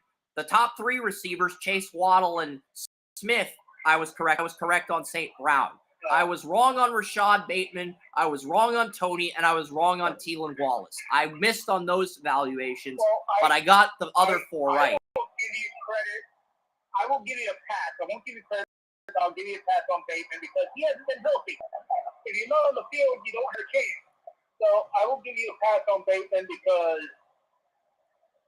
And there were red flags with Tony. I mentioned in my SWAT report that there were red flags with Tony because he flipped off some LSU fans at a Florida LSU game in college.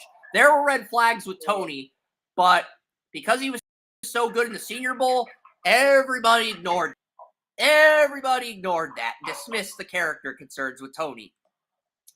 I tried to warn people there were character concerns. He's been with in the last 2 years? He's been with the Giants and the Chiefs, but he's no longer the Chiefs' #1 receiver. He's backup now. Rashee Rice is now the Chiefs' #1 receiver. So, Valdez Scantling and Sky Moore are the #2 and #3 targets. Justin Watson's been from Tony. Tony went from being the #2 guy on the Super Bowl champion behind Juju to being the #5 receiver on this depth chart in 1 year. He crashed that hard, which is not easy to do. No, he crashed out of New York. He's crashed out of everywhere. He's only been on 2 teams, but he's crashed. He's crashed both teams he's on. Okay? We're not arguing. We're in agreement there. Yeah, he's a flash in the pan. I thought Sam Laporta did everything well at Iowa, but he wasn't a Pro Bowl tight end. But in Laporta's defense, he didn't have a good quarterback at Iowa. He had Nate Stanley as his quarterback. He didn't have a Pro Bowl quarterback that could put him in position to succeed consistently, which is why he's surprised. I had Mayer ahead of him. I had Kincaid ahead of him. I had Musgrave ahead of him. I had all these other tight ends ahead of him. I had Laporta as a high-end starter, not a Pro Bowler, just a consistent tight end that done everything well, and he had shitty quarterback play at Iowa. He has Jared Goff now, which is why he's had a lot of success as a rookie. I mean, he went to the right situation, right team. Yes, that clearly was the problem. The shitty quarterback play at Iowa was clearly why he fell in the draft, and because he was good and he's a good run blocker, good pass blocker, could catch everything, could run every route on the route tree. He did everything well, but he wasn't dominant in terms of his statistical production. And that's probably due to Iowa's shitty quarterback play. Look, we're both man enough to admit that. And Brock Wright's an RFA, and James Mitchell's got 2 years left. It makes me wonder something. It makes me wonder if the Ohio State wide receivers are both going to be 2 of the best wide receivers in the NFL in year 1 because Ohio State had historically bad quarterback play this year. I think Cade Stover's better than Sam Laporta. I had Cade Stover graded above Sam Laporta last year. I did. I had like an 89 on over and an 87 on Laporta out of 99. I had Stover graded higher than Laporta, and he made that catch in quadruple coverage against Notre Dame. Amazing play. I know it's one play, but I'm just that. That's not a knock on Laporta. I think Stover's better. I think Stover's got a higher ceiling. Maybe he's a little raw. Maybe he's a little raw, but I think Cade Stover has a higher ceiling than Laporta. But we already discussed the tight ends. I don't want to dip that can of worms. Brock Wright, RFA, James Mitchell, 3 years left on his deal. So, I mean, the Lions have stability at tight end. Tackle, Taylor Decker's a UFA in 2025. Sten Goff, Decker, and Amon-Ra St. Brown. And you have $215 million. That explains why $215 million for 2025. With Goff, Amon-Ra, and Decker all being UFAs in 2025, you're going to have to pay all of this Lions core intact. And I think you are.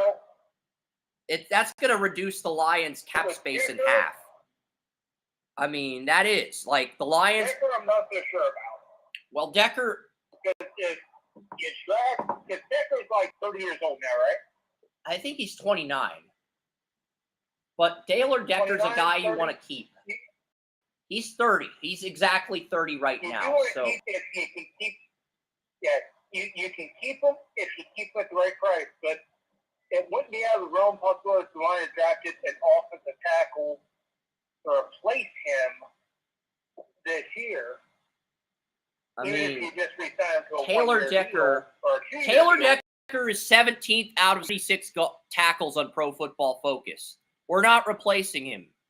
He's too valuable to the team to replace. I mean, we both thought he was the fourth best tackle in 20 when he was in the same draft with Ronnie Stanley, Laramie Tunsil, and Jack Conklin. But the only other tackle of those four that's still on the team that drafted him is Stanley. And you can make the argument that Decker's been more durable than Stanley, even though the Ravens whipped the Lions' ass a few weeks ago. So it's like, I would argue for that reason he warrants an extension. If he's willing to sign for under $20 million, we're keeping him.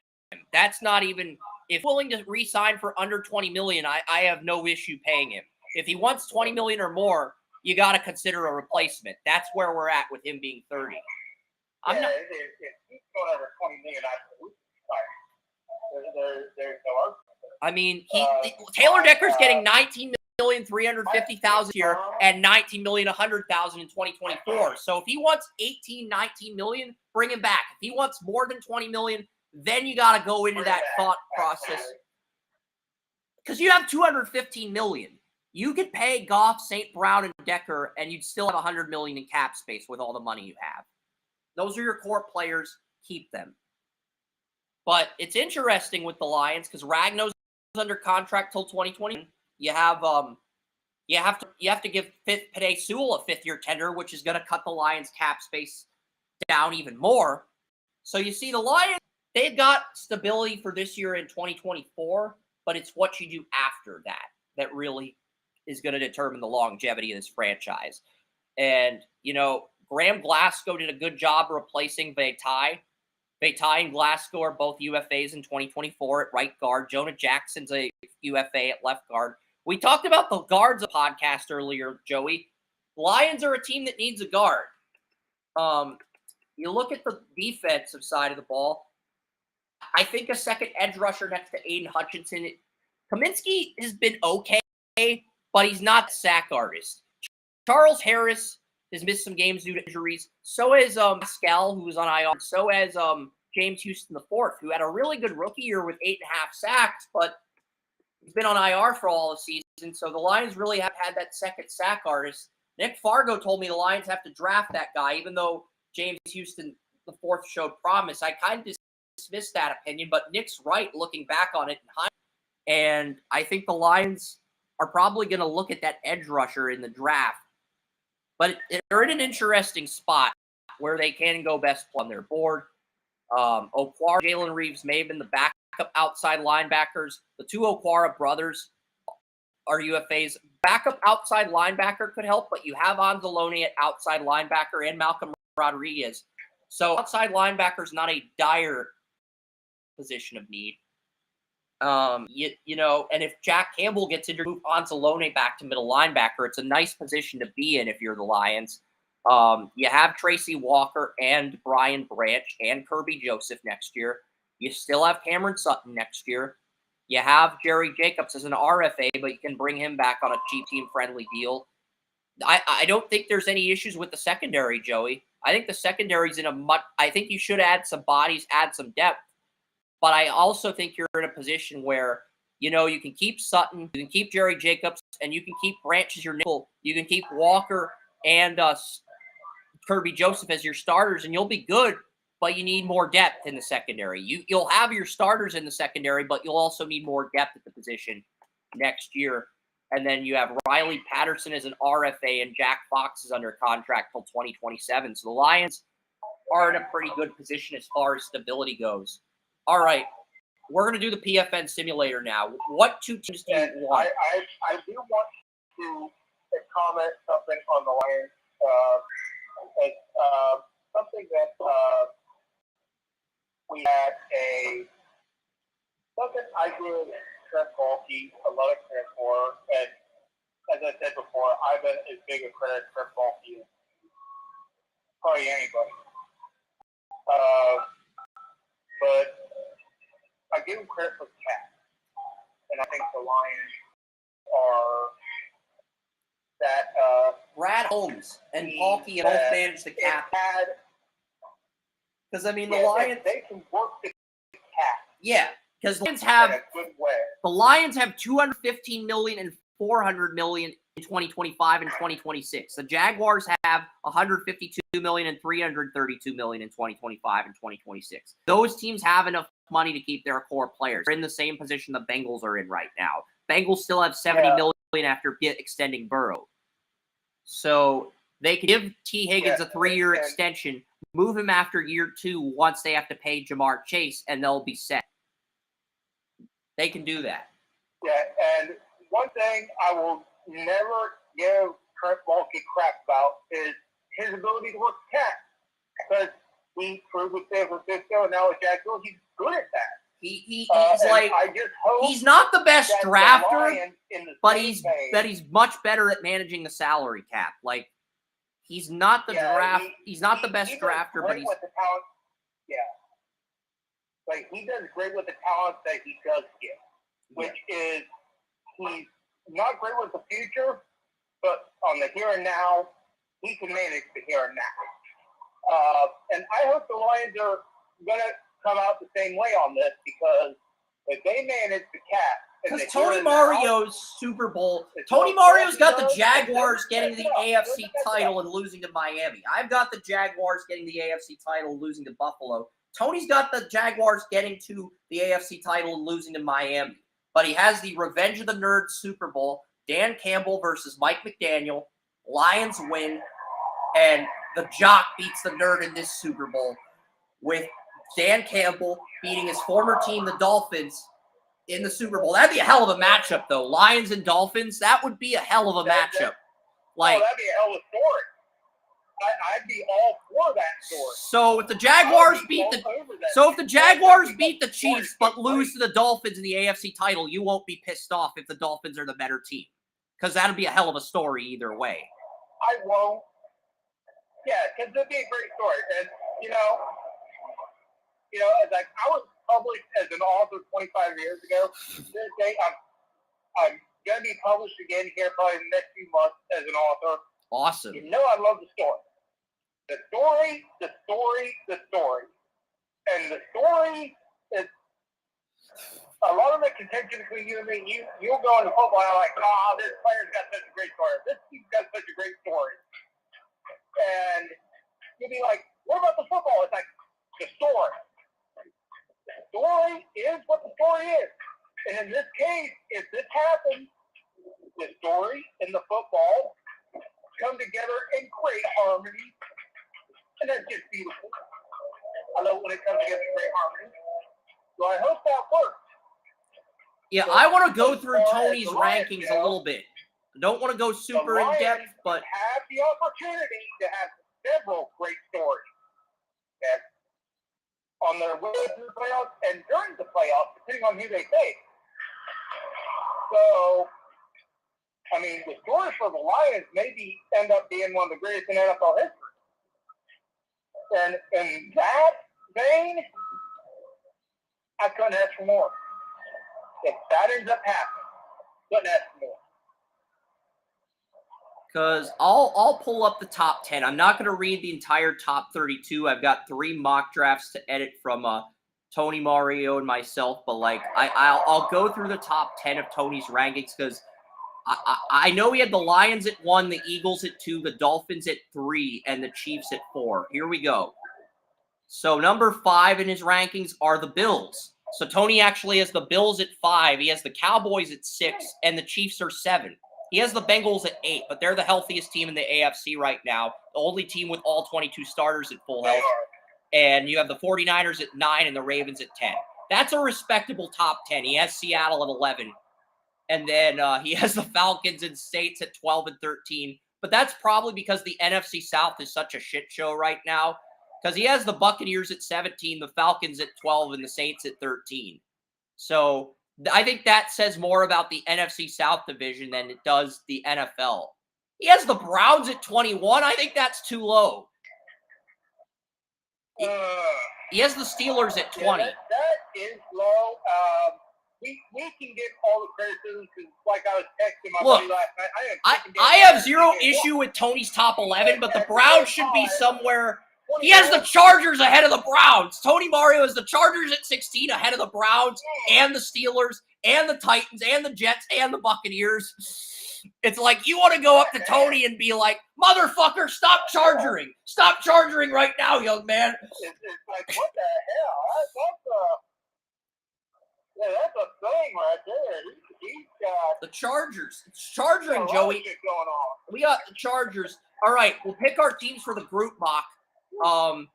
We got 4 teams. We've got the Lions, the Jaguars, the 49ers, and the Broncos. And since I was a bitch earlier, when we talked about this, I'm going to give you the honor of picking the first team. So, in fact, I'll give you the first 2 teams. I'll take whatever teams you don't pick. It's my way of apologizing to you with actions, not just words. I will pick the first 2 teams. So, and I will take whatever teams you don't give me. Whatever teams you don't pick. I'm guessing you want the Jaguars and either the Lions or Niners. Correct? I want the Lions. You want the Lions first, and I'll take the Niners and Broncos. I do want the Lions. All right, so you get the Jags and Lions, I get the Niners and Broncos. All right. How many rounds we going? 7. The PFN updated their simulator yesterday, so, and then we got other topics we want to discuss. Okay. Well, with these teams, we can make it quick because the Bengals offered me $18.49 and a 7th, and the Steelers offered me a 1st, 3rd, 2nd, and a 2025 2nd, but I have to move down from 9 to 21, and I have to give up 80. Yeah, fuck both offers. So Caleb Williams is off the board. Drake May is off the board. Harrison Jr. Joe off the board. Olu Fashanu's on the Raiders now. So, I mean, Dallas Turner is off the board. Jared Verse is there. What team are you looking at here? Broncos at 9. What team are you looking at? Broncos. Broncos? Oh, yeah, God. Yeah, I'm at Jared Verse. I have Jared Verse as my number 1 edge rusher. Dallas Turner struggled on tape against Texas. I'm working on Dallas Turner's film cut. He only got past the line of scrimmage once on his first 7 plays. I think Jared Verse might be a bust. I think Dallas Turner might be a bust, Joey. As crazy as that sounds, he struggled against the Christian Jones, and he struggled against the left tackle Kelvin Banks Jr. I mean, he only got past the line of scrimmage once in the first 7 plays against Texas. I know he has 20 quarterback hurries, but he only got past the line of scrimmage once in the first 7 plays. That's a red flag for me right now with Dallas Turner. Verse is better. I want Jared Verse at 9. But I've got a suggestion for you real quick. I know your point is kind of outside the box. It's a little bit of a reach. But what about Barrett Carter out of Clemson? He kind of fits the mold. I think I could get him in round 2. I think I could get a linebacker in round 2. Really? You have Drew Sanders. You lose Josie Jewell. You have Alex Singleton under contract, but he's dropped from 8th to 68. And you have Drew Sanders, the Arkansas linebacker. I think you can get a linebacker I think you can get a linebacker in day 2. I think in the first round, you got to go best player on your board. And for me, it's a toss-up between Jared Verse, the edge rusher from Florida State, who I can see being a sack artist in the NFL, and Jerzon Newton. If we replace DJ Jones, I think Jerzon Newton's the one guy who could come in, replace him. Jerzon Newton's only 6'2", 290. So I'm not exactly sure if he's a good fit for the Broncos. Newton is best alongside a nose tackle who can encumber blockers, but he himself is unnaturally proficient at prying. Okay, so if the Broncos cut DJ Jones, Newton's not going to be a leader. You do have Zach Allen. Jared Verse has good length, good bend. He isn't an elite size threat, but that's one of the few knocks in his profile. Good length, good bend, ruthless technician, hands with his hands. He can exert power construct anchors with swipes, rips, chops. I've seen him do rip moves, swim moves. I think he's the complete package in terms of a pass rusher. A sack against LSU. If Dallas Turner cannot get one sack against LSU's Will Campbell, that tells me that Jared Verse is the better of the two pass rushers. Because Jared Verse had to play Clemson's left tackle and LSU's left tackle. He looked good in both games. Dallas Turner only got past the line of scrimmage once in his first 7 plays. And I think Verse is the better of the two edge rushers, as crazy sounds. So I'm taking Jared Verse at 9. I'm locked in on Verse, Joey. I mean, I had him in my top 5. So Wes disagrees, but it's like, whatever. I mean, the Commanders are offering me a 2nd and 3rd for 23-7th. No. Vikings are offering me 51, a 2nd and 3rd next year. That's a tempting offer, but I'm going to pass. And the Eagles are offering me 32 and a 2nd next year. Nice try, Howie Roseman, thinking you could poach my draft picks like Wario. Yeah, I'm not that stupid. I mean, Mims would be a good fit for San Francisco, but he's kind of raw. I'm looking at the right tackles and the receivers. Troy Franklin's my number 1. I have Troy Franklin as my wide receiver 4. He could start out as a slot and then take over number 2. I like that fit. Top corner on the board. Yeah, right now PFN's number 1 corner is Denzel Burke out of Ohio State.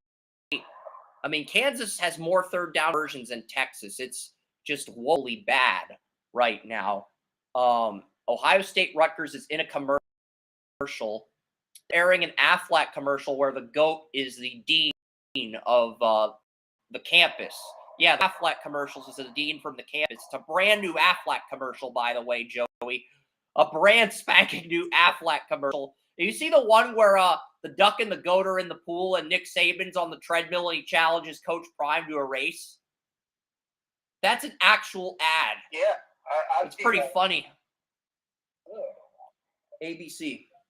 Yeah, I've got one that I've got thinking about taking. Clemson is beating the crap out of Notre Dame. It's 24-6 in the second quarter. Clemson is just beating the crap out of Notre Dame. That either says more about Notre Dame's offense.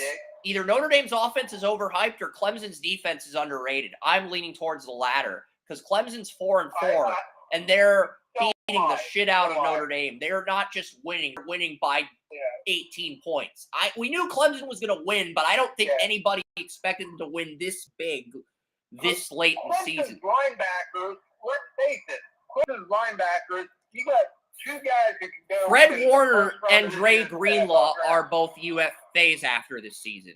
I could get a linebacker here. In fact, the best player on the board is Jeremiah Trotter Jr. Barrett Carter's also available. But I'm looking at my cornerback options.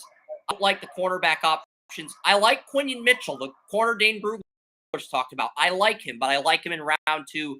I don't see that A-plus corner in press coverage. Like Stingley, Sauce Gardner, Witherspoon. I don't see that corner who's dominant in every category this year. And 2025 corner class with could be better. When I told you the player that I was thinking about taking late in round 1, that was Quinion Mitchell. You named a guy that's on my radar. I like Mitchell. Brugler praised him. I think he could in round 1 because there's not that. I watched the 2 Alabama and Penn State corners that are currently first-round prospects. Neither of those corners is an A-plus corner in man zone or press coverage like Stingley was, despite the medicals. This Sauce Gardner, like Witherspoon even. Both Kool-Aid McKinstry and Kalen King are worse than Witherspoon or Sauce Gardner or even Stingley when healthy. Okay? I'm enough of a man to admit that. They're first-round corners, but they're not as good as those guys. Is that a fair argument? Because I feel like... It is. So this is a good corner class. So I could say, you could take somebody a little early, but a lot of people aren't going to have a problem with it. Because it's a good corner class. So we'll give these guys their due. Yeah, it's like I'm looking at the tackles. Even if you haven't heard of them. I'm looking at the tackles. I think I can get a good right tackle in round 2. I think I can get a good corner in round 2. I've narrowed it down to Franklin and Quinion Mitchell. I've narrowed it down to those two, but I'm leaning towards value over need. And with Romo Dunes, with all the receivers in this draft, and Marvin Harrison Jr. went 4th. Keon Coleman went to the Commanders at 10 to replace Curtis Samuel. Romo Dunes went to the Cardinals. Emeka Egbuka replaces T. Higgins on the Bengals. And Xavier Worthy got picked by the Texans. So Troy Franklin, I have him ahead of Worthy. I'm going to keep it simple, stupid, draft my wide receiver, and he can start out as a slot and then come in and take over for Ayuk in 2025. I'm just going to take my guy. Yeah, because I know you're a lot higher on Franklin than I am. So, yeah, good pick. If you're your guy, go for it. I'll never be upset at the jerk for taking their guy. So, that's your guy. Go for it. You are on the clock at 27 with the Jaguars, Joey. The best player on PFN's board is Kitchens, but Mims is also there, but you just drafted a tackle. So the Jaguars are in an interesting spot. What positions you want me to pull up? I mean, I could go Mitchell. It is kind of a reach, but I think he's capable of playing his way into day 1. I think Mitchell could be the Greg Newsome of this draft, the riser who creeps into round 1. I do. But I don't know if he's an early first round pick. But I think he could be creep into day 1. Because the best player on the board right now on screen, the top 5, Barrett Carter just got picked by the Cowboys. Jerry Jones actually did something smart. Leighton Vander Esch is a UFA. He drafts Barrett Carter as his replacement, and the Bills get Jeremiah Trotter Jr. So Brandon Jerry Jones stockpile their teams. Top linebacker available is Jalen Ford, but he's 61 on PFN's board. But if you don't take him, you're not going to get another opportunity to take him. But I don't think you want to take him now from a value standpoint. So it's like I think the Jags are in a situation. They've got a good front. They've got a good pass rush. They have the defensive middle when it comes to the pass. They're really good at that. They're not great at that. They're really good at it. I think they really need to upgrade their. I mean, you can upgrade your second. That's not a knock on the secondary guys that are there. I mean, they have a lot of depth at safety. They have Rayshon Jenkins for 2 years, Cisco for 2 years, Andrew Wingard for 3 years, and they have Antonio Johnson on a rookie. That's my only objective about taking Cameron Kitchens in round 1. I think he's a round 1 safety, but does he make sense from a Jaguars perspective? You're going to have Montana replacing Trey Herndon next year, and you're going to have Campbell and Williams back. I mean, if you want a corner or add depth at corner, now is probably the best time to do that. I haven't seen Kalen Carson on Wake Forest. Seattle took Denzel Burke. So Kalen Carson is the number 1 corner. Quinion Mitchell's in Dane Brugler's top 50. I saw what he could do on tape, but there's no scouting report of him up yet. So it's like I have to. You know what? I'll look at CFB stats. I do like him, but I gotta go with what my eyes are telling me. I've got to go with what my eyes are telling me about the prospect. I'm going Quinion Mitchell, Toledo, cornerback. I just want to see what his stats are. My eyes. I want to see what his stats are. I'll make him the pick. Okay, where is that? I mean, look this up. I want to look up here and. I have not looked at. Yeah, I want to look at CFBstats.com, and we'll go to teams, or we'll go to conferences, and then we'll go to teams, and we'll go to the Mid-American. We'll go to Toledo. We'll click on Toledo. We'll click on. Damn it! We'll click on Toledo, and we'll click on players. I just clicked on Toledo. Okay, roster. Mitchell. All right, Mitchell. Quinion Mitchell, cornerback. 13 deflections already. We're still at the midway part of the season. Remember, Toledo won the MAC last year. They're the defending MAC champions, so it's not like They did. And he's a junior redshirt. He had 20 deflections last year. I think Mitchell might be the number one corner. I'm going to watch his tape right now. I haven't had the chance to yet, but it's like the numbers are so impressive, I actually have to look at his tape. He had 4 interceptions in a game. Yeah. That's insane. 4 interceptions in a game. That's insane. This might be cornerback 1. This might be the number 1 corner in the entire draft because Kool-Aid McKinstry sucked against Texas receivers, and Marvin Harrison Jr. just emasculated Kalen King. Kalen King's still a first-round corner, but he is a poser compared to Marvin Harrison Jr. But that says more about Harrison Jr. than it does about Kalen King.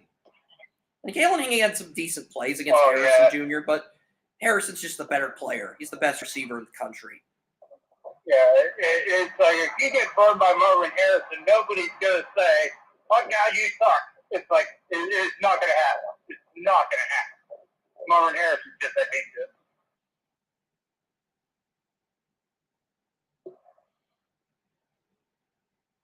I'm seeing what. But yeah, it's like I hadn't looked up at that. I just had to go with what, over the last 2 years, I had to go with what my eyes told me. I've watched him every time I got a chance on TV. My eyes told me he is a steal at that point. Because honestly, this is not a deep cornerback class, and if Mitchell continues to play like this, he might creep into the first round like Greg Newsome and Eric Stokes did late in the draft process. He just might. Mm-hmm. I'm not saying he will, but he might. Yeah. He has too much traction and consistency to ignore at this point. And I don't think a lot of people have scouted him.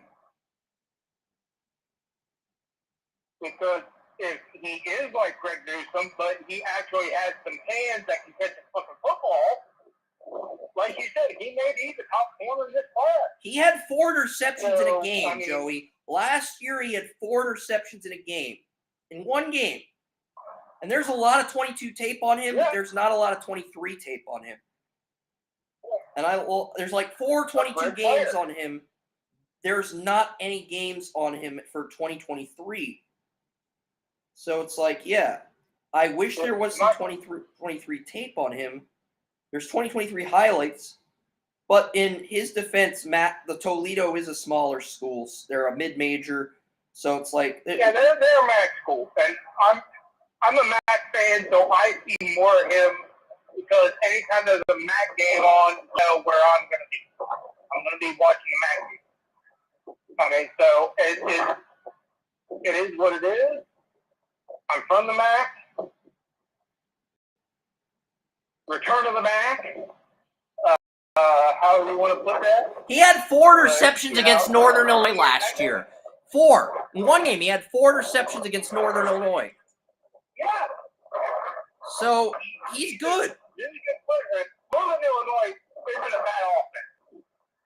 For a small school, Northern Illinois. And this is a guy who did that on the road. He didn't do that at a home game. He went into Northern Illinois and picked off their quarterback 4 times. It's like, I'm actually considering putting him in my first round because right now, I have Kool-Aid McKinstry and Kalen King as the top 2. Nate Wiggins is my number 3. But I think Mitchell might end up being cornerback 1 at the end of this thing because Kool-Aid McKinstry was inconsistent against Worthy, and Kalen King just got burned by Harrison Jr. So it's like, honestly, I think there's a window of opportunity for Mitchell to be cornerback 1. It's more wide open this year because there's not that A-plus corner in man zone and press coverage. It is. So I think there is an opportunity for Mitchell. 20 and 13 deflections. I would not hold it against King that he got burned by Marvin Harrison Jr. I won't either. He delivered a 31-0 shutout to Iowa. He played well against Illinois. He did, and the holding penalty he had cost Penn State a fumble recovery for a touchdown, which is a 14-point swing play. That he doesn't have that penalty, Penn State wins. That's how that penalty essentially decided the game.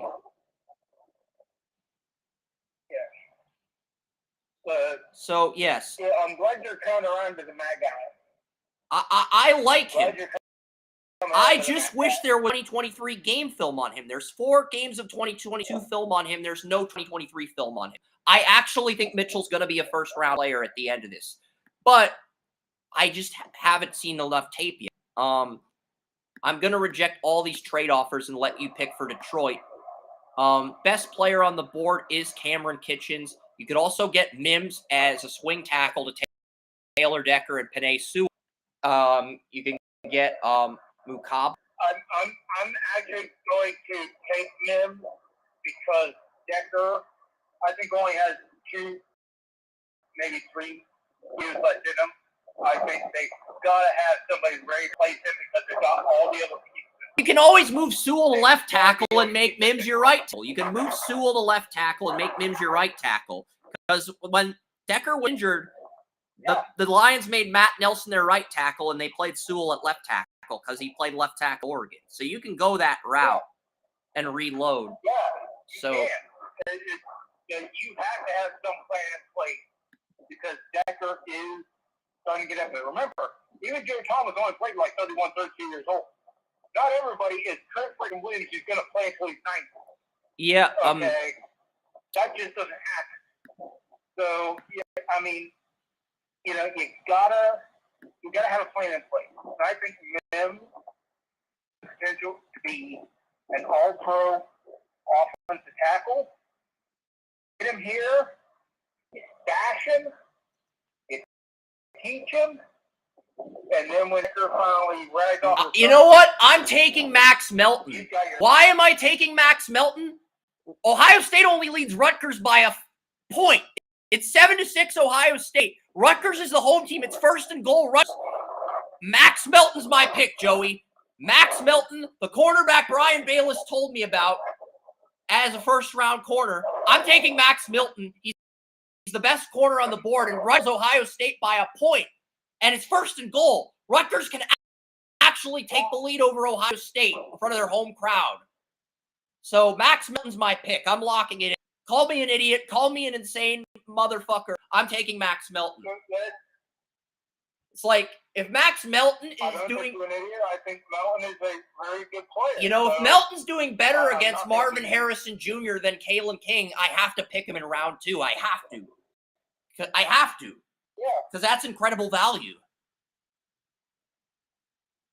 It is. It's really good value. So I took I conventional route and took value over need, but I still got a good player in Melton. Now I'm gonna have to get a tackle, but there's a lot of good right tackles in this draft. It's a deep tackle class. You are finally up with the Jaguars. Best player on the board is Jalen Ford, the Texas linebacker that we talked about last round. He fell. You were considering Barrett Carter. You would have considered Ford, but not in the first round. Now he's the best player on the board, 61 on the PFN simulator, and you can replace Shaq Quarterman with him. And you still have Ventrell Miller, you still have Okoronkwo, and you still have Devin Lloyd. So you're still incredibly deep at inside linebacker, but you get the best player on the board. And let's be honest, the Jaguars were changed. I mean, they got Ezra Cleveland, so that all interior offensive player thinking of, and with the 2 offenses over the last few years that have been drafted playing so well, they're changed. I mean, it's from our last mock draft to now. Gotta give them credit. Gotta give these young guys credit. Yeah. Changed my way of thinking. But here's the thing. Ezra Cleveland's a UFA after this season. Ezra Cleveland's a UFA after this year. Walker Little is the current left guard, has 1 year left on his deal, but he might going to move to left tackle, and the Jags are going to cut Robinson to save cap space. Yeah. I think the writing's on the wall there. So another guard is going to be needed. Look at the guards before we lock in Ford as your selection. I'll look at the guards here. Okay. Ooh. The only guards available are the right guards. Christian Haynes and Zach Sinner, everybody else is gone. The Browns took Graham Barton. Okay. The Bills took Fatanu. He's listed as a guard in these rankings, even though I have him as a tackle. And the Commanders took Cooper Beebe. The Giants took Donovan Jackson. So all of my top 3 guards are gone. Your number 2 guard center is there, but he's more of a project that you can replace with rather than a day one starter at left guard. He's more of a replacement to Scherf than a immediate impact guy at left guard. So it's like, yeah, that's the tricky thing with the Jaguars. The Jags are a tough situation because they do have some free agents, but they are also deep as hell. So it's almost like you can just take the best player on your board. Yeah, because that's what I did. I went with Franklin, and I hoped somebody good would fall me. And when I saw Max Melton was the top corner on the board, I was like, oh, all right, I'm going to flip to Ohio State Rutgers and check in on my Buckeyes. And Rutgers is actually beating Ohio State at the half with Greg Schiano back. Yeah. It's a hell of a story, and it's like if they win this game, I mean, they win this game, I'm going to have to give them Max Melton. They win this game. If they lose, he might be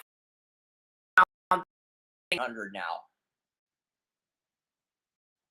I'm going to go with another pick. It might be a little bit of a reach.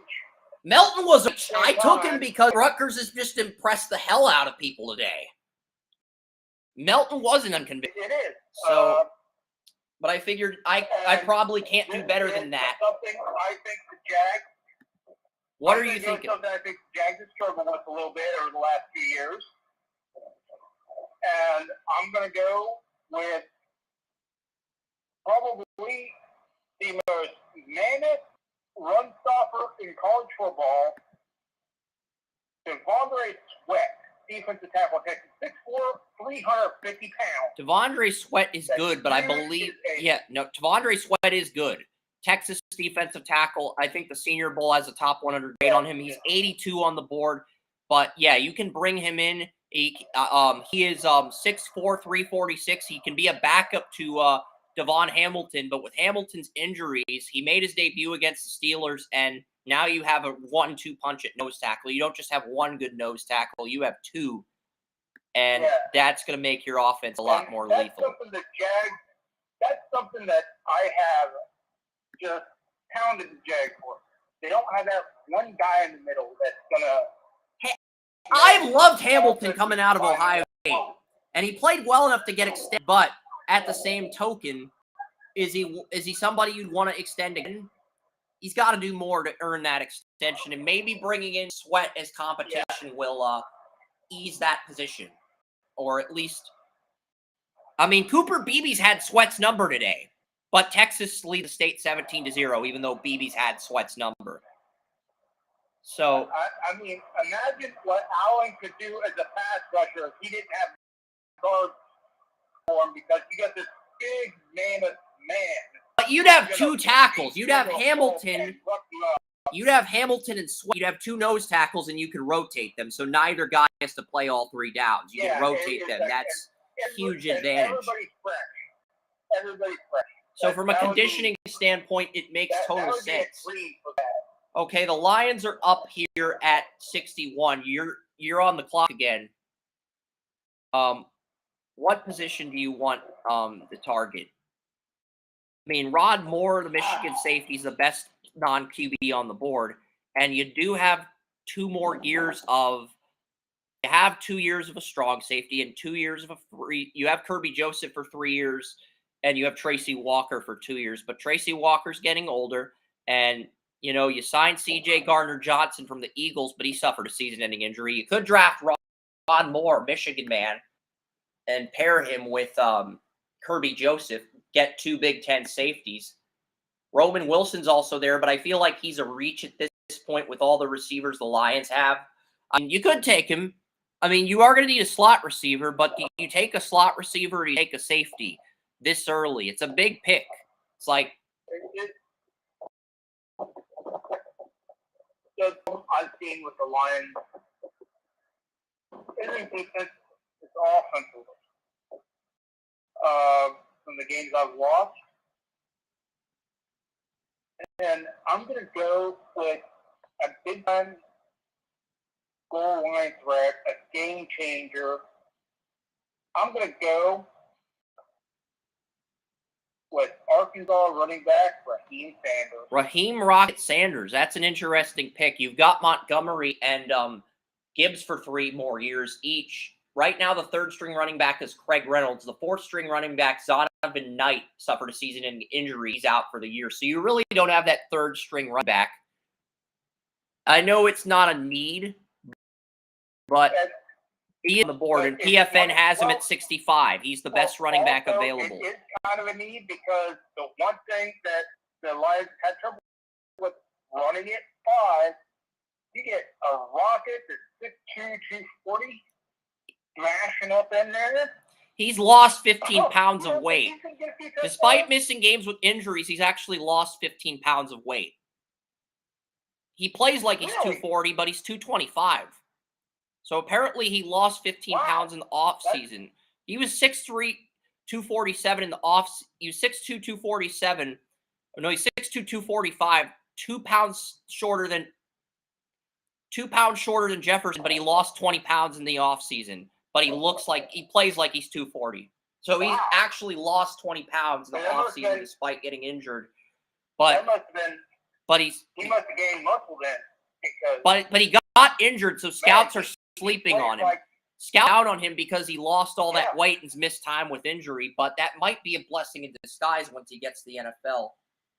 Yeah, absolutely. Because, and who's say that Montgomery's going to be there for 3 years? Because if you get these 2 young studs in there, Lions off and running. Well, you can buy Montgomery out after 2025, too. That's the other aspect of the negotiations. It's like you can buy out Montgomery to save cap space in 2025. And you don't need to buy out Montgomery, but if you're paying Goff, you're paying St. Brown, you're paying Decker, and then you got to pay Aiden Hutchinson on top of that. And then you got a fifth-year 10 Sewell. It's like at that point, that's going to really cripple your cap at some point. That's going to get you from $200 million to I don't know how much. But yeah, Raheem Sanders isn't a bad pick. Best running back on the board at this point. I like Braylon Allen Estime better in pass protection, but as far as physicality and running it down your throat, Sanders is probably the best player on the board, just from running it down your throat perspective. It's just punch it in. And the Lions have trouble punching it, and you now have to punch it in. And that was my thought process on the whole thing. I like pass pro running backs better, but, I'm not going to complain. You do you, I'll do me. I don't want to make a trade here. I want to make a pick with the Broncos. And it's like, okay, Jaden Daniels is available. He's the best player on PFN's board, but I don't really think he's a good value pick here. I mean, I only drafted the Broncos. I drafted an edge rusher. I think Xavier Legette is really good value here at pick 80. But you have to cut Cortland Sutton to draft him. But that's a good problem to have. You have Legette, you have Jerry Jeudy, you have Marvin Mims Jr. on a rookie deal. You can move on. You have Corley there too. Western Kentucky receiver is really good. There's a lot of good receivers. Braylon Allen, my favorite running back, is there. But from a value standpoint, I'm looking at centers too. Yeah, I'm not going to get a center. I think the Broncos are going to re-sign Cushenberry, and I think they're going to try to re-sign Miners with whatever cap space they can create, because it's like both those interior linemen have been fantastic this year. So, like, I don't think the offense is the issue. It's got so many holes that they can go on the board. Xavier Legette, you have Sutton, Jeudy, Legette, and Marvin Mims Jr., who had a 100-yard game against the Commanders. So it's like, you add Legette to that receiver room, you have the luxury of trade Cortland Sutton, even if you get a minimal return. You have the luxury of moving Sutton at that point to save cap space. And there are 2 running backs that I like. I like Braylon Allen, but, he struggled against Iowa and Ohio State despite being good in pass pro. So, like, do I really want to pick him here? I liked Estime in pass pro, but Notre Dame's getting their shit kicked out of them 24-6 to Clemson. Do I want to take that running back here? I keep it simple, stupid, and take the best player on the board because the Broncos, they're just a mess everywhere right now. Rook or Horo. What is Rook or Horo? 6'4", 295 from Nigeria. Good 34 defensive end. But the Broncos already have Zach Allen. And I think they have another defensive end as well. They have Abrams Drain out of Missouri. Abrams Drain is the number one corner on me. He had 14 deflections in 2022. I mean, Abrams Drain wouldn't be a bad nickel option. I mean, the Broncos have had issues at nickel this year, but they do have a good number 2 in Damari Mathis and a good number 1 in Surtain. I want Leggett, but it's a deeper receiver draft than it is corner draft. So I am going to take Abrams Drain and go against unconventional wisdom here. I'm going to take Abrams Drain to be my nickel corner because, I mean, the Broncos had Kawan. He's injured, and they just haven't had stability at nickel. They drafted Riley Moss in the 3rd round, but he's not playing yet. And honestly, I like Abrams Drain out of Missouri more than I like Riley Moss. I was not high on Moss whatsoever. But it's a toss-up for me between Abrams Drain and Leggett. But I'm going to take Abrams Drain just to make things more interesting. What do you think of that pick before? Because you're up with the Lions at 84. But what do you think of that decision to take Abrams Drain here and mix it up a little bit? Because he had 14 deflections. Missouri 7-1. I mean, sometimes mixing things up makes things more fun. And we've each taken a corner. I think the only person who hasn't picked, only team that hasn't yet is the Lions. But the Lions still have a lot of their corners coming back. So what do you think of that decision, Joey? Abrams Drain, Missouri corner.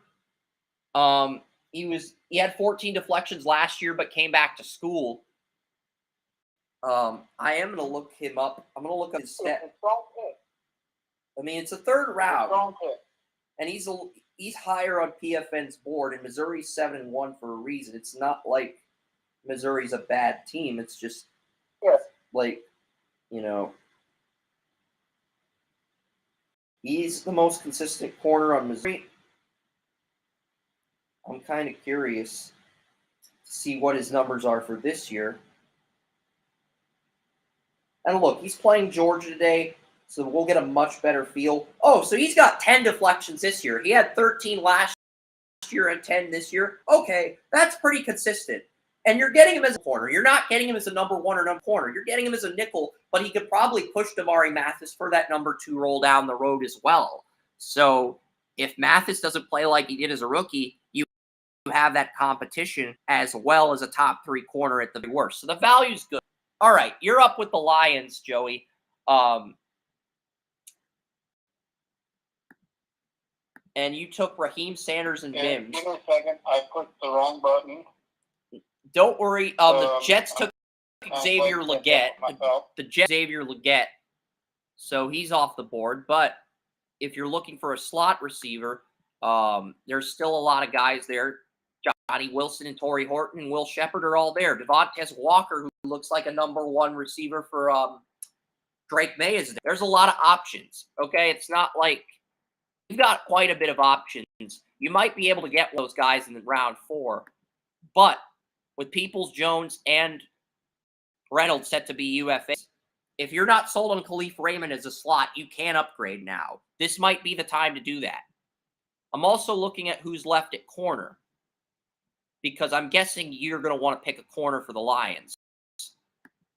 You're picking it. You haven't committed to it, but you're considering it at this point because the Lions don't have a lot of cornerback depth. They have Branch at nickel, Jerry Jacobs, and Sutton, and that's it. The rest of their corners are UFAs. Chase Lucas, UFA. Will Harris, UFA. Emmanuel Mosley, UFA. So it's like, at some point, the Lions do have to pick a corner in case one of their top 3 gets injured. You do Tyree Jackson of Oregon, a Senior Bowl guy that Jim Nagy likes. You also have Cam Hart. Notre Dame. They're ranked 130 and 135, although I think you could argue they should be ranked higher. Javon Bullard of Georgia is the best corner on the board. Josh Newton, TCU, and TJ Tampa, Iowa State are also there. Jason Marshall is there, but he's listed at like 169. You could probably get, if you wanted to wait for a corner, and if that's the corner you want to gamble on, you could probably get Marshall in round 5 or 6. So it's like, if you don't want to draft a corner and you want Marshall, you can wait around and still get Marshall. You can just take the best player on. I'm going to go with a guy at corner, and I'm only going to go with head coach of the line in that defensive structure and how it teaches guys and works with guys. And he needs to work on his ability to create turnovers, which is something I think the Lions can help with. That's TJ Tampa out of Iowa State. Yeah, TJ Tampa's listed at 108. He's projected to run a 4.44. He only has one interception, but he's very, very good in coverage. Capable in both man and zone. It doesn't say what he does in press, but they rave about his physical traits. And he's got good coordination, good hip movement. I don't think he has any fumbles either. I don't think he's created fumbles. Has he? He had one career interception. But the athletic trait. How many fumbles? One interception, no fumbles. But he has the coverage and the athletic traits, the hip movement. He has the coverage, the athletics, and he knows how to move his hips. He's just got to do a better job creating turnovers. That's really the only. He's almost like a Greg Newsom clone. All right, TJ Tampa as your dime corner, but you can play him if one of your starters gets injured and just develop him until then. Yeah. All right, the Saints are offering me a deal. I'm not going to take it. What have I done with the Niners? Well, for starters, I took a wide receiver and a corner. I'm going to go back to my right tackle strategy. Who's the best guy on the board? Blake Fisher out of Notre Dame. I'm not sure if I should pick him now after how badly Notre Dame has played. Who else can I pick at right tackle?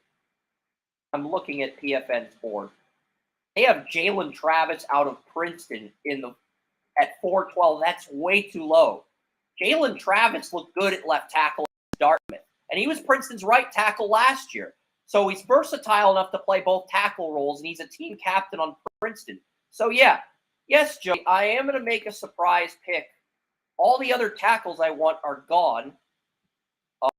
Blake Fisher is available. I do have a second on Blake Fisher, but if Notre Dame doesn't get out of this funk they're in, I think you can make an argument that Blake Fisher is a day 3 pick or that he goes back to Notre Dame now.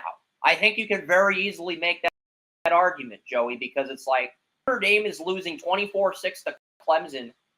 This is a game that you're going to look back on and say, okay, that maybe Blake Fisher needs to go to school. It's like he gave up some quarterback hurries to both of Ohio State's edge rushers, but it's like that game was actually close, and it was his only bad game of the year. Clemson is beating Notre Dame by 18 points. Not sure I want Fisher now. And it's either Blake Fisher, Reuben Fathertree, or I could surprise people and take the Ivy League player that impressed me. Travis. The thing is, Jalen Travis is going to be this round. He might be there in the 7th round. This guy is better than I thought he would be. It's like, who's the best player on the board? Jaden Daniels, no. Ruke or Horo out of Clemson. He's from Nigeria. He's got the length, the explosiveness. So Audric Estime just scored a touchdown for Notre Dame. It's 15-24 now. Early in the 3rd quarter. I could get Chris Jenkins. Honestly, I'm looking at a Kinlaw replacer. Hopefully they show the touchdown on replay. I'm just trying to think, who could I pick that would help this team now? Chris, I already have my next pick picked out. I just noticed somebody still on the board that I was gushing last year. Still on the board. So I've got my next pick. We're waiting on you to. Yeah, I'm looking to see where this Clemson player. Okay, so Clemson's defensive line was nowhere near Estime on that last rush touchdown. So it's interesting because it's like, let's see.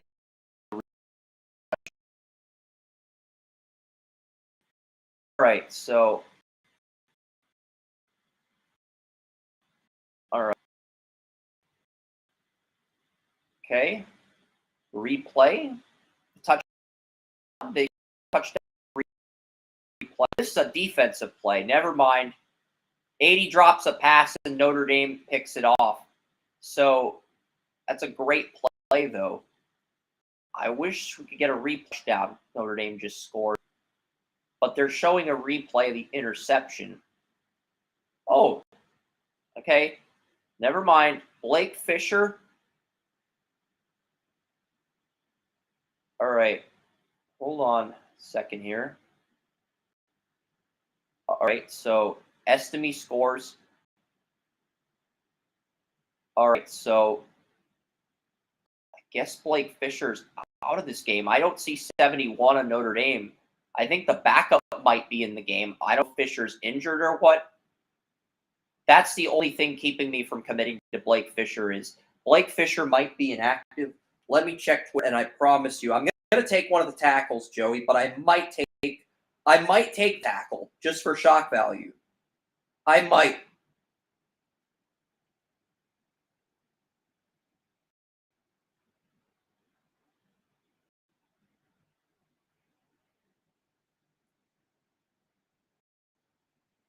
$87 pass blocking grade on DFF for Cooper Beebe, but Beebe's not there. I'm typing in Blake Fisher because if he's inactive and Notre Dame scored with him, I'm leaning towards the Princeton tackle. I really like the Princeton tackle. Dark, but it might be too early.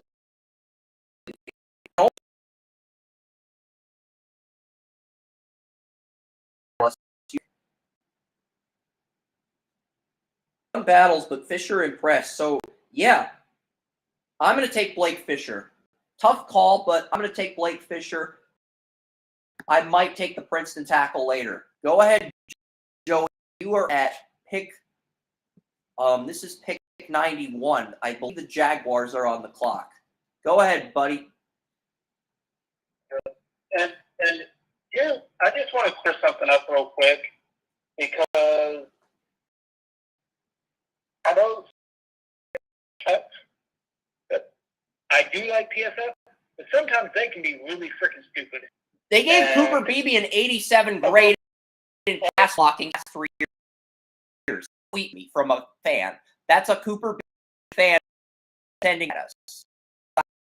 The clip of Devin Jackson praising Cooper Beebe. A lot of traction on Cooper Beebe right now from our audience. Awesome. I love that. In PFF, we have a relationship because I will look at what I see on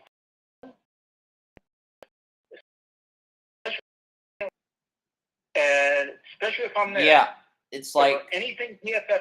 Well, the CEO, the owner of PFF is Chris Collinsworth. He broke a record earlier this season. The previous record for the number of times he said "guy" during a Sunday night game was 18. He said the word "guy" 22 times in the blowout. He didn't say "guy" in the Bears Chargers game last week. He's saving his guy He's saving his guy quotes for Josh Allen, Joe Burrow. But what are your thoughts on that quickly? That's concerning. That is a lot of times where you use the term "guy" in just a few hours. Yeah, he used the term 22 times in the Dallas-San Francisco blowout. One telecast. There were some people with people, some of their, I love it. Their takes make me cringe, and some of their stats make me cringe. I think more like pajama pants or something during a Sunday night game. That's a cool trend if you like pajama pants. And if you don't, whatever. It's like he said guy 20 times. He once during the Bears-Lions game because I think he realized it was a bad Sunday night matchup, a game that probably should have been flexed, a game with little appeal, whereas Bengals has a lot more appeal, and you're going to hear a lot more guy quotes from Collinsworth in that game. Oh, jeez. But I just want to make it clear, I don't hate PFF. I like Stephon Diggs. This is a guy who changed Josh Allen's career because back in 2010, 2012, Collinsworth would say just for the hell of it. Then he realized he's more subtle when he said the word guy. Had to mix it up. And it got to the point where we appreciated him. Now he just throws it, sprinkles the guy quotes back in there just to fuck with people. Yeah. And that being said, I'm going to give you my pick now. I think I've given you guys enough time to stir on this. This is a guy I loved last year. I gushed over him. I'm still gushing over him. Georgia safety Tyke Smith. I think he's going to be a second-round pick. Let's see if he's available. I think he's going to. He's available. Already Mitchell and Sweat. I'm seeing if Mitchell is there. Tyke Smith. I'm going. Oh, he's 180, but he is available. So I will report on him. I'm surprised. How good is Hell no. This dude is he has great instinct. The only knock I have on him, maybe his ring speed. Well, the Ravens just took Johnny Wilson. He can get the ball before he has to chase somebody. If he can pick it off before he has to chase somebody, then that long range speed ain't gonna mean too much, is it? Yeah. So the Lions just the Ravens just took Johnny Wilson, your favorite receiver on the board. The Ravens just took Johnny Wilson. Yeah. So Howie Roseman's not pissing you off in the simulator, but your division rival. Yeah, pretty much. Yeah. It's still 7-9. Rutgers has the ball, and they are in their own 30-yard line. But Rutgers does lead Ohio State early in the third quarter. Yeah, I am putting this game on to see. Defense is playing. There's just a penalty flag. It looks like that's going to be on number 6 of Ohio State. So that's going to be Styles with the penalty. Ohio State, just a boneheaded play. But yeah, it's like the Lions. What do you want at this point? You already could have you took back. You took a corner and you took a tackle. Top player on the board is Clemson's Ruke or to develop. At this point, I just want to develop a guy. And Ruke I know the guy to develop. Yeah, but I was looking at Ruke or Horo. That's the reason I was tuning in the Clemson Notre Dame game, because Ruke Horo from Nigeria, 6'4", 295, has elite explosiveness, length, awe-inspiring power, menace of pursuit, prying strength, and closing burst, but needs to have a little bit more muscle. Still relatively green as a football player, but not as big as you'd like it to be, but the athletic trainer. So I was looking at Horo, but I'm not sure if this is a player. A little bit bigger, a bit more coordinated, but still young and still malleable. Still somebody that has a tough finished my Brian Bayless. I hope you're happy because I made a wager. It took me. Let's see if Corleone is there.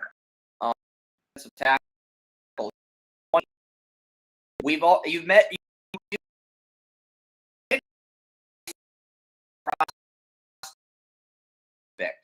It's like, I think he's a great prospect. I pick players twice, but that just tells you how who the heck is up at 111? I can't even see. The Bengals are up at. The Chargers just took Oregon corner Tyree Jackson, one of Nagy's Senior Bowl standouts. Utah 35-6. The Chargers, their best available right now. The best player on the board is Wisconsin protection. Now you could also get center in the draft. He's a prospect, but he's still available around. And if you get the number 2 center in the draft, Zach Frady, he's not just a pure center. He can play position. Okay? It's like, this is a guy who had a second-round grade on back in 2021.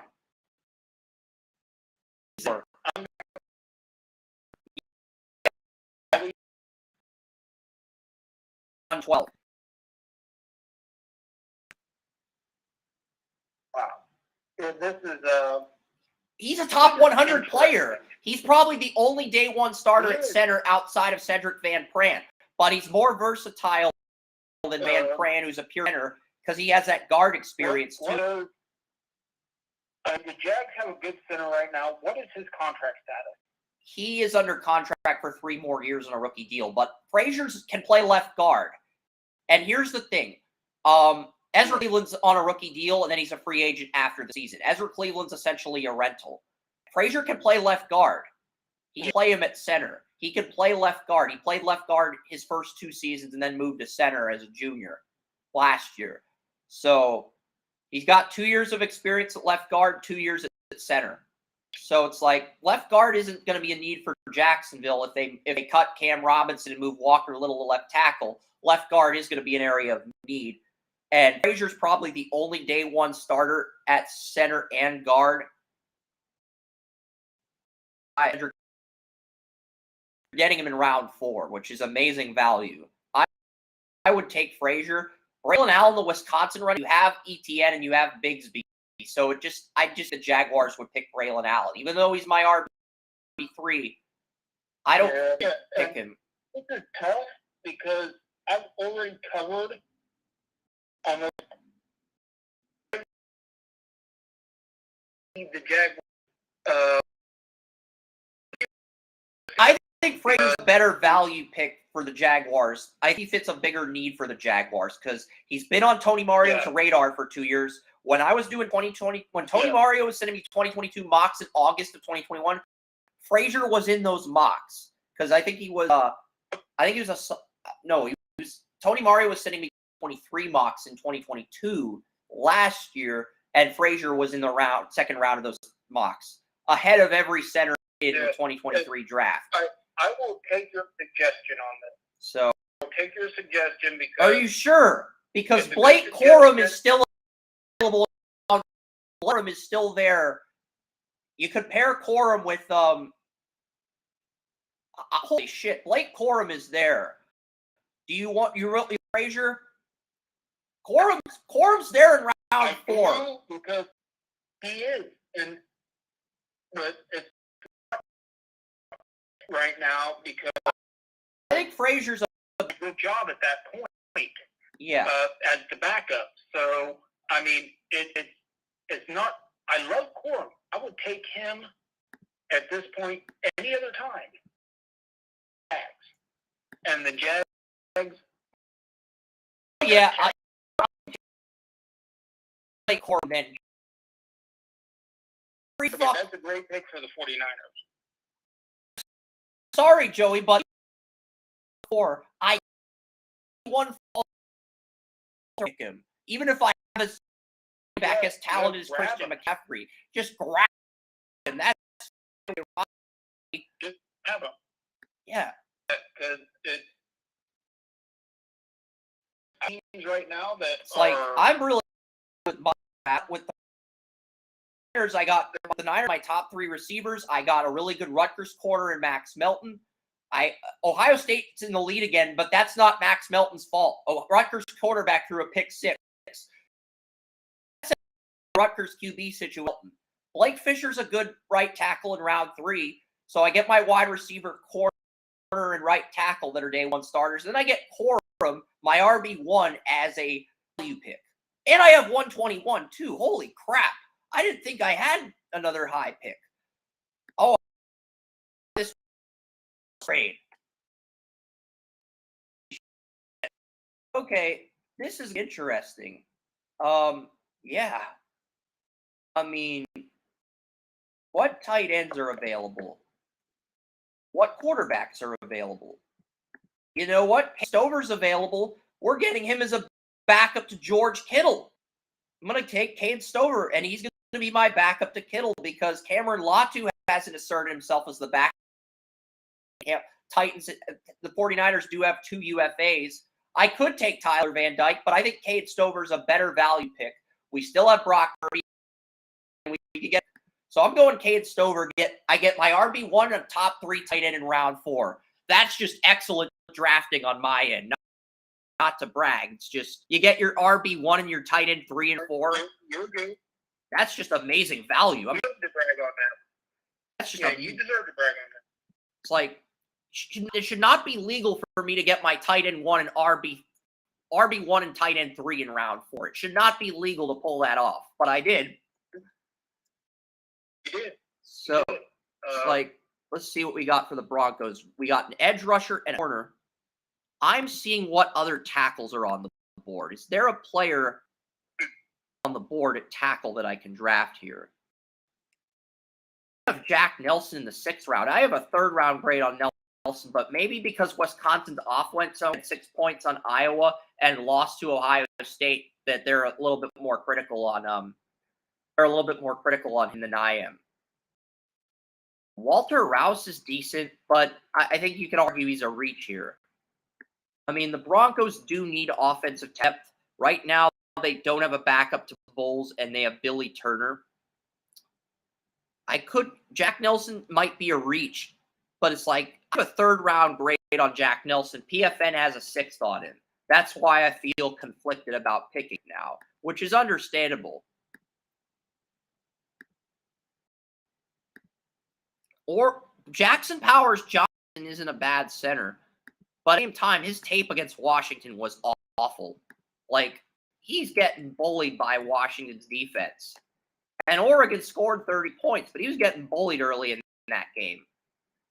You know what? Screw it. I had a 1st round grade on Tyler Van Dyke. I'm going to take Tyler Van Dyke as my backup to Russell Wilson. I'm checking the other backs to see. That's actually a really good pick. I mean, if you have a guy who was a 1st round grade on your board in the 4th round, you pick him, and he's a good. I think he can beat out Stiff's backup job to Wilson. He's not a day 1 starter, but he's a guy we can develop. And if Russell Wilson's in 2024, we give him a shot to compete for the starting job in 2025. And if not, he's a very serviceable backup. So I just think that's a really good value pick this late in the draft. So, yeah. I'm up again at 139 with the Broncos. Hey, I'm kind of like, why? But like, okay. Okay, Broncos. All right, my number 3 center is Bryce Foster. He's a sophomore redshirt like Luke Whippler, but he's a 2-sport athlete that plays football and runs track in the spring. And, Texas has had some good centers. Eric McCoy. They had Jake Matthews' youngest kid, Luke Matthews. Texas A&M's had some good centers over the last few years. So I'm going to lock in on Bryce Foster because there's a possibility Lloyd Berry wants too much money.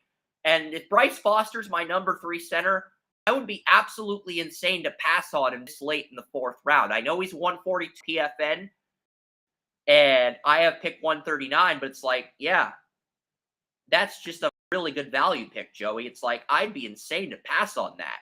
I'm going to take Bryce Foster. LSU's got a good center, too. Mitch Pabst, my friend Louisiana, told me about, he raved about LSU center. But LSU center is listed at like 307. Charles Turner. Yeah, Mitch Pabst would not up about Charles Turner the third. But he's listed at 307 on PFN. That's way too low for him. I'm not saying he's a fourth round pick, but it's like 307 is way too low for Turner. He should be higher, in my opinion. Yeah, that's a little low. I'm going to take Bryce Foster here. I'm not a fan of the Oregon center, Jackson Powers Johnson. He just got bullied on tape against Washington. I'm going to take Foster. He's a sophomore redshirt. He gives us good center depth, and it's like if Berry doesn't sign, Foster might be the one guy left in this class who can come in and start day one. Drake Nugent, the Michigan center, is also there, but I'm going to take Foster. And the Broncos have another pick at 149. I know the Broncos have 3 fourth-round picks. Shit. I'm a little bit surprised as well. The Broncos have 145. So it's like, yeah, I'm going to see what else I can do. Jaheim Bell, my number 5 tight end, and my number 4 tight end, Mitchell Davis there, but I'm not sure if either one's a fit for the Broncos now. Joshua Gray. Joshua Gray is the left tackle in Oregon State. Joshua Gray is the better player than Fuaga, but he has a lower floor. But he's only 6'4", 306. He is projected to kick inside to guard, but I'm going to get him for depth. I have a third-round grade on Oregon State's Joshua Gray, so take him for offensive tackle and guard depth at 145, since I have a third on him.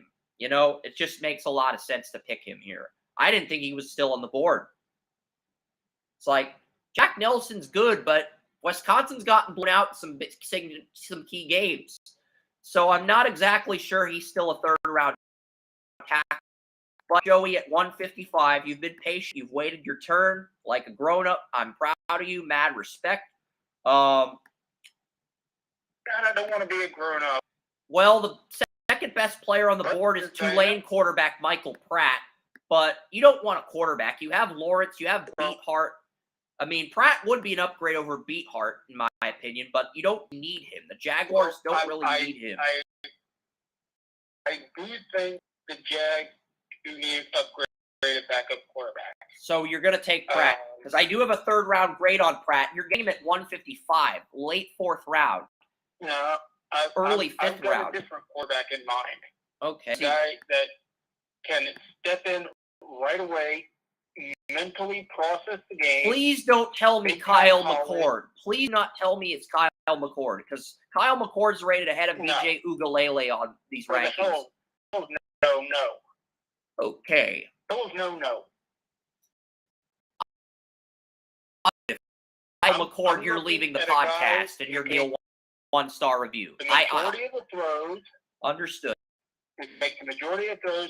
Read defenses really well. Then if Trevor Lawrence got injured almost day one, may not be the best physical talent. He's not going to get rattled. I'm going with Georgia quarterback Carson Beck. Interesting. I didn't even put him in my rankings. He's only a first-year starter. I have Hartman and Ugalele ahead of him. I think Beck's going to come back next year, but that is an interesting pick. Let's see his scouting report. Beck is incredibly polished in details that make a quarterback click. His mind and body remain connected, and he's unbothered by pressure. But while many share that trait, Beck finds a way to calmly skirt the pressure with micro adjustments in the pocket. Dalton Miller, 9-6-23. Okay. If he declares, I can't blame you for that pick. But I think he's going to go back. But if he declares, great pick. I think he's going to go back. I just want a guy who's not going to get rattled. It's like, you know. Yeah, I can't really argue with that pick if he declares. If he declares, I can't argue with that pick. If he goes back, you're going to have to settle for Pratt or somebody else later. But you'll worry about that later because it's just a simulator. We're having fun right now. It's not. It's just a simulator. We're just having fun at this point. So who really cares? It's like the Lions are up. Okay, you got Mims, Sanders, Trey Tampa and Corleone. What receivers are available? Because you don't have that slot receiver to Mims. You don't have that slot receiver because slot receiver is your slot receiver. Peoples Jones and Josh Reynolds are both UFAs. Top receiver on the board is Alabama's Jermaine Burton. I mean, after I think he assaulted a woman after Tennessee Alabama last year. Lions are not picking him with his character. Nothing about that. Matt Millen might pick. Matt Millen might pick Jermaine Burton, but Brad Holmes is too smart to fall for that bullshit. I think Moose are big on character. They weren't big on character when Matt Millen was there, but under Brad Holmes, they are super big on character. So we got Moose Muhammad III and we got Brendan Rice. Unless you want to go with Dana Smith again. What's up? I'm high on a guy, and I don't know if he's gone yet. Who's that? Is Omar Speight still there? Linebacker from LSU. Let me see. Omar Speight. Yes. He's the Oregon State linebacker last year. He transferred to LSU. Yes. He is available. And you'd be getting as a depth linebacker to. That's big, he's strong, he's athletic. Yeah, heading into last year, he was considered the best player on Oregon's defense, but he transferred to LSU. So when Alabama plays LSU tonight, that's a player to watch. That's a player to watch in tonight's Alabama LSU game. We will have a game preview for that after because we were going to do some college football picks and all this other stuff, but I didn't think it'd take this long. The Broncos, they're up at pick. Let's see. The Broncos 84. It's a 6th round. Let's see. Dwayne Carter.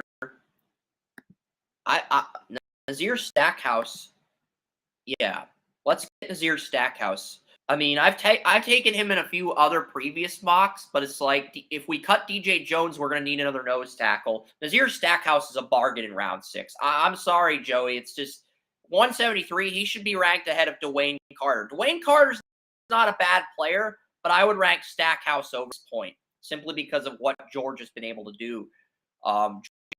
Jefferson tackles the top player on PFN's board, but I'm going to take Nazir Stackhouse at 184. It's a good fit. If you cut DJ Jones to save cap space, I think Stackhouse is a good replacement here. So I'm going to pick him. And you're up. Was Stackhouse? Yeah, Jaguars, and then the Lions are up. So you have 188 and 190. So I mean, I go with I gotta go with high-powered all guy at this point. Good player, Muhammad. Yeah, good pick. Good pick for Texas A&M. Oh, I think I'm. Let's see who picked him because I don't see him on the board. I'm looking to see if he's there, but I don't see him on the board. The freaking Jets traded up for him. Who did they trade up? They traded up with the Titans.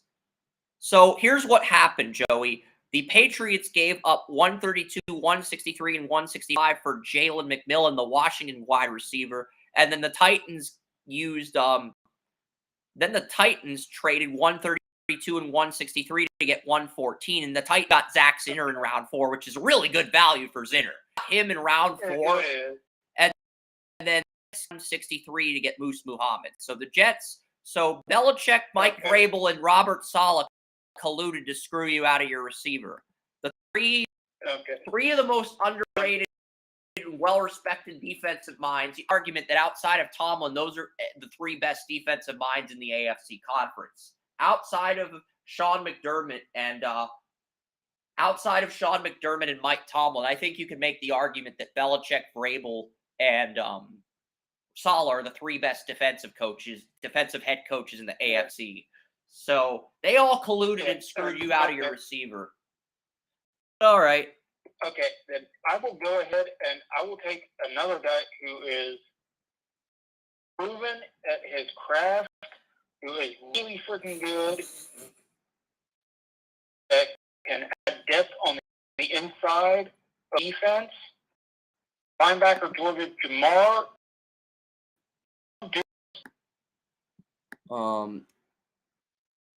Dumas Johnson, I don't know. Georgia linebacker. Let me see. I'm looking to see if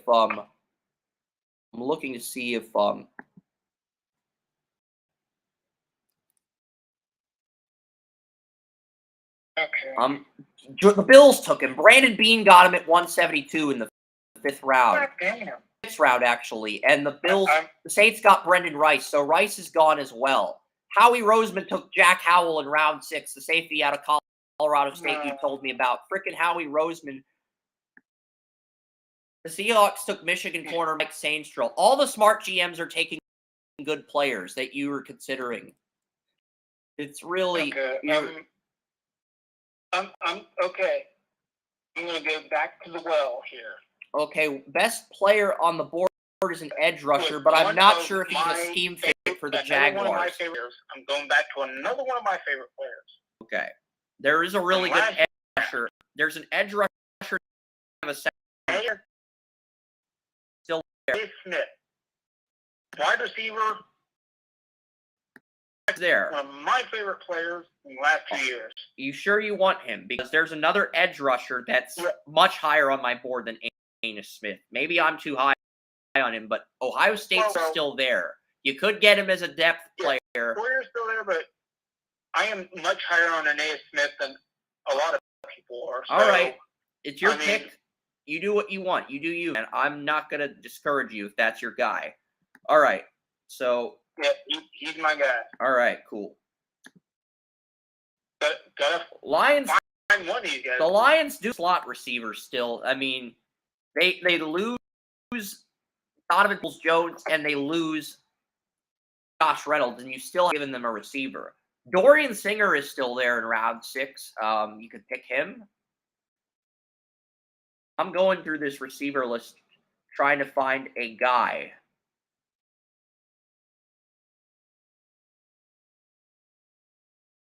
I'm trying my best, but that's really the only guy that stands out on my rankings that's still there.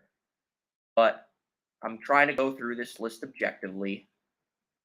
It's like that's my only guy. I'll click on some of the reports here, try to find a gem. But Dorian Singer's the only receiver that wows me. As far as those, Michigan wide receiver Cornelius Johnson is also there. You could draft him as a gadget player, 6'2", 209, ran a 4.58 in high school. So the hometown Cornelius Johnson, who's a receiver and running back, you could draft him here at 190. He's available. I mean, Cornelius Johnson and Dorian Singer are the only 2 receivers in my top 40 still available. Maybe top 40 sucks. Taj Washington's the top receiver on P later, Joey. So, what do you want to do here?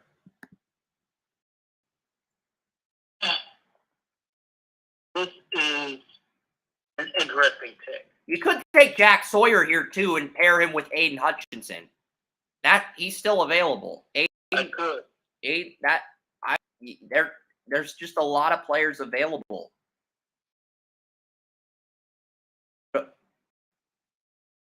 We're up into the what taker roll is this? This is 190. Wait, this is the 200, isn't it? This is 190. 190 yeah, round. So close to 200. Howard Cross is there, but you already got Corleone, so I'm not sure you'd take a flyer on Howard Cross at this point, especially with how sloppy Notre Dame against Clemson today defensively. It's not that you don't like Cross, it's that they gave up 24 points to Clemson in the first half. I can see why you wouldn't view him as anything more than a backup this late. And he had a good game against Duke, but he's been in MJ Devonshire, a cornerback in Pittsburgh, is available. Same thing with who? Just thinking out loud a little bit. Because like you said, some of the guys that I like that are here, I've already addressed that situation as a team. What I'm going position? to bank on the nutrition and strength coach, and I'm going to go with Sawyer because I think he's undersized for what. Because I had a second or third Lions round are grade doing. on Sawyer, and the fact that Ohio State's only allowed 9 points to Rutgers pretty much reinforced they haven't given up a single point in third quarter. He won a one-on-one against Blake Fisher. How is he 220? He should, if you want to move him down to 120 because you don't think he's a first or second or third round pick, fine. Put him at 120. 220 is way too low. It's better than that. He's much better than 220. My only problem with Sawyer is that he does not have the strength. As far as speed rusher goes, he's good. That's what I'm saying. I'm banking on the Lions' strength and conditioning coach. Did I pick Sawyer? I thought I picked Sawyer. Yeah, I did. I picked Sawyer. So I didn't screw up. Crisis averted. All right. We're good. All right. Looking at the Niners here, it is round 7. See what quarterbacks are available. We already have Brock Purdy, but I do not trust Sam Darnold, and there's a lot of QB potential that are higher on my board. Sam Hartman, Notre Dame quarterback, is there. I have a second round Sam Hartman, so you know what? Bye-bye, Sam Darnold. Hello, Sam Hartman. The 49ers, we have a star backup that are drafted in the 7th round. So we have 203 and 215, Joey. So I've got a starter quarterback and backup quarterback that are drafted in the 7th round. How about them apples? How about them apples, Joey? Isn't that pretty hilarious? They're nice apples. I mean, I got Mr. Irrelevant. Nice apples. I got Mr. Irrelevant. I got Sam Howell, a QB I had a second round grade on as my backup to Brock Purdy in round 7. Veteran quarterback, gritty competitor, nice fit. Not saying he'd be a good starter in San Francisco, but he's not the worst backup you could have. And to get him in round 7 is just really good value. All right. I'm on my last pick with San Francisco here. Right now, because I do think G.A.R. Brown is going to end up running, I think G.A.R. Brown's going to replace Gibson. Howard Cross III, he'd be a good depth player to pair with Newton. Because I'm looking at Newton. Robert Scott Jr. is there. I'll go with Cross. Howard Cross had a great game against Notre Dame. And we already have Armstead and Hargrave. So we're drafting Howard Cross as a depth player to replace Kinlaw with. I like that value in round 7, so I'll take him here. And you are up at 219. Any thoughts on those picks before I took 2 Notre Dame players with the Niners' last 2 picks. I both good fits for what the Niners need. Backup QB to Purdy with Darnold's contract up and Lance gone, and then a backup defensive tackle. I mean, I'm high on both of those players, so I have 0 complaints. Go to Duval here. Yeah. I'm going to go with a consistent player. I'm going to give the Jags a little special teams help. We'll go with Taj Washington. See if he's there. Doing some kicking and punt return help. No. I don't think Taj Washington is there. I'm looking to see. Browns took Zachary Franklin. The Texans took Taj Washington. Okay, so at least a rebuilding team took him. It's like if Howie Roseman took Taj Washington, you'd be super pissed. But the Texans took him. Then I'd be a little upset. The Texans took him, so it's like, okay. Texans have him. They could use a player like that. It's a good Texans. Yeah. I'm not going to be upset about that. I was just thinking about the special teams. Hey, Gotta make sure your special teams are in a good spot. All right. So looking at the players available here, you've got He's still there? who? Fabian Lovett. Is he still on the board? What position is he? Receiver? Defensive tackle. Fabian Lovett. I think he got picked in the 3rd round because he had a 3rd round grade. Yeah, he's still okay. Yeah, I'm just looking through the board overall right now. I'm looking at receivers and corners because I'm seeing if there's a good special teams player that you could pick late in the draft. That's really all I'm doing is I'm clicking on the profiles and I'm seeing how many good special teams players are there. Coming soon. Coming soon. Coming soon. Coming soon. It's almost like PFN is saying, we're not going to scout this player until they declare for the draft. Coming soon. Let's see what corners are available for special teams. Jaden Davis is available. Missouri corner Enoch Raw Jr. is available. I'm just trying to find a special teams fit. Or a player that's basically...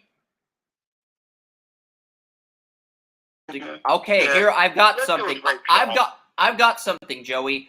DeCorian Patterson, cornerback, Central Florida, one of the most impressive seniors on tape this century.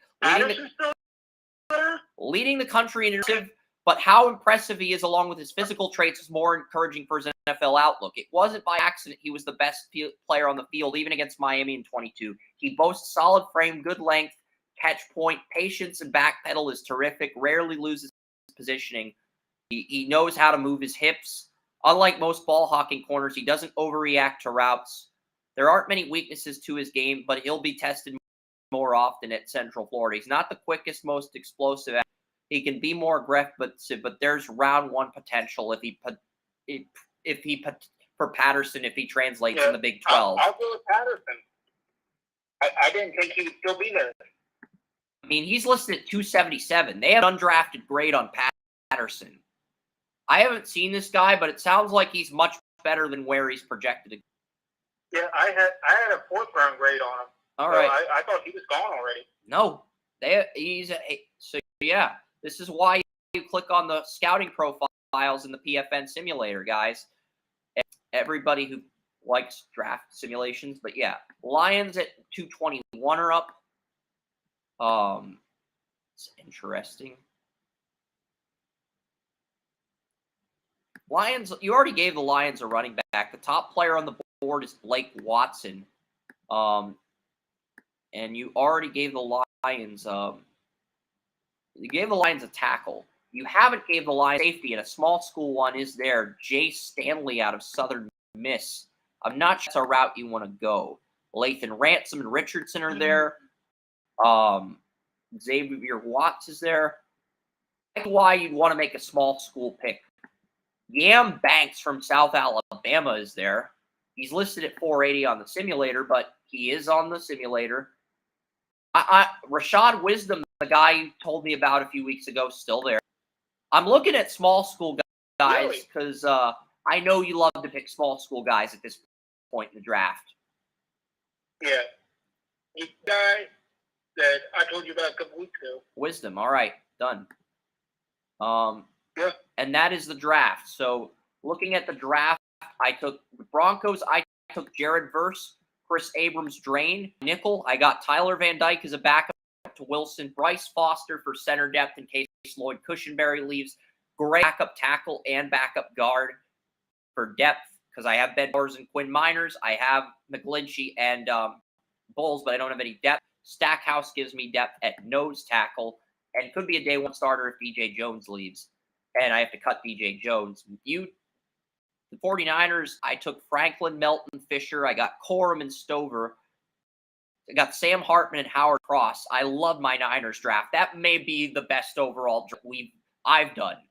I can't say it's better than the drafts you've done, but I think just value-wise, I addressed need, and I got amazing value afterwards. Corum and Stover round 4, then Hartman around 7. I think the 49ers draft is by far and away my best draft so far, Joey. I don't even think there's a close second. Like, yeah, I got the best running back on my board in the 4th round, which should be illegal. I mean, John Lynch already best running back in the league in McCaffrey. You give him the best running back in this draft in Corum. It's like, yeah, okay, you got Sweat, you got the Toledo corner round 1, Quinion Mitchell. He has 13 deflection to go with his 20. I don't see a corner with A+ man zone and press, but I think Mitchell might become that. He's the most consistent corner in terms of production so far, but he plays weaker opponents in the MAC. Sweat, defensive tackle, Texas. Good nose tackle for depth behind Hamilton.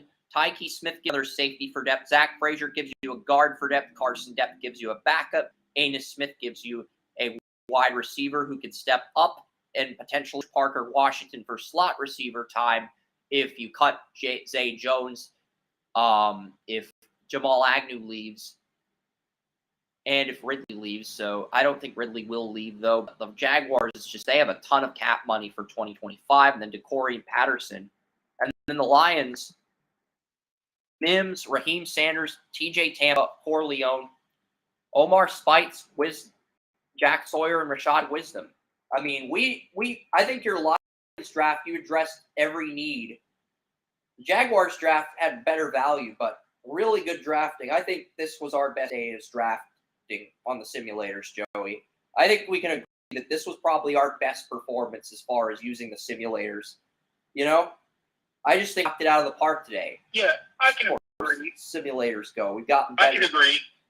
Better as scouting. I'm going into talk shoe. Okay. I forgot to push the record button after pausing, but we're still live on Restream. But hey, it's 4:25 minutes. I'm going into talk shoe because I want to see what my next talking points are. We recap the draft. Texas Rangers won the World Series. We were supposed to do that in the intro, but it's a pretty lopsided World Series. The Diamondbacks won game 2. They had a chance to win game 1, but Texas was the better team, and they went through more hell.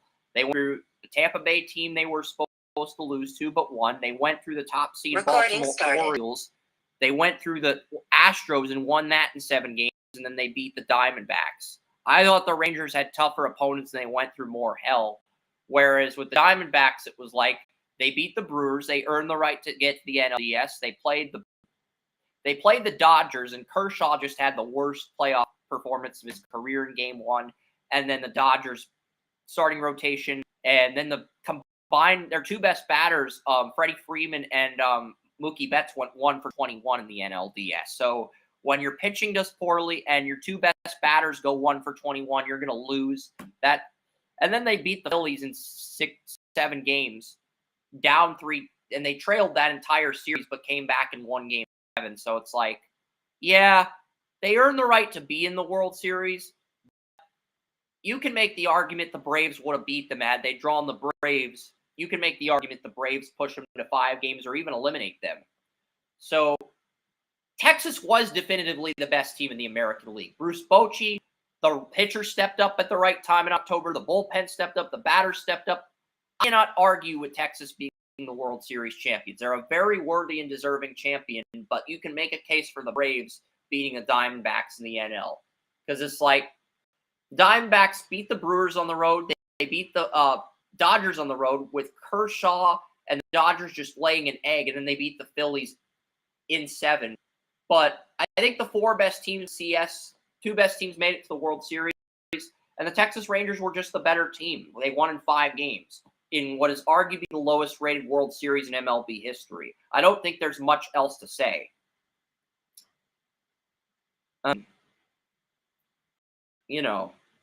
You have anything you want to add? I mean, as far as the 2024 MLS draft goes, what players have I scouted? I scouted Josh Jones at the Pitt soccer game. I told you about him in the show.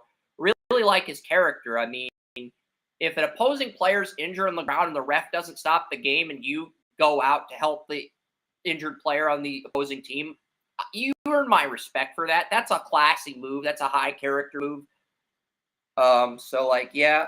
And then Jefferson Maya, the High Point midfielder Florian told me about, he has reportedly received a Generation Adidas offer. Cannot confirm or deny, but one of my sources told me he got a Generation Adidas offer and is going to be a pro in this year's MLS draft. So again, I just continue to get soccer connections because it's like me and Travis Clark, Top Draw Soccer, are the only guys that even do mock drafts for college soccer. And because I seem more passionate about it, I guess more people flock to me.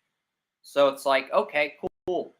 I respect what Travis is doing. Coming up with a top 100 for college soccer, even if you have academy guys, and it's really tough to do. So it's like, yeah, cool.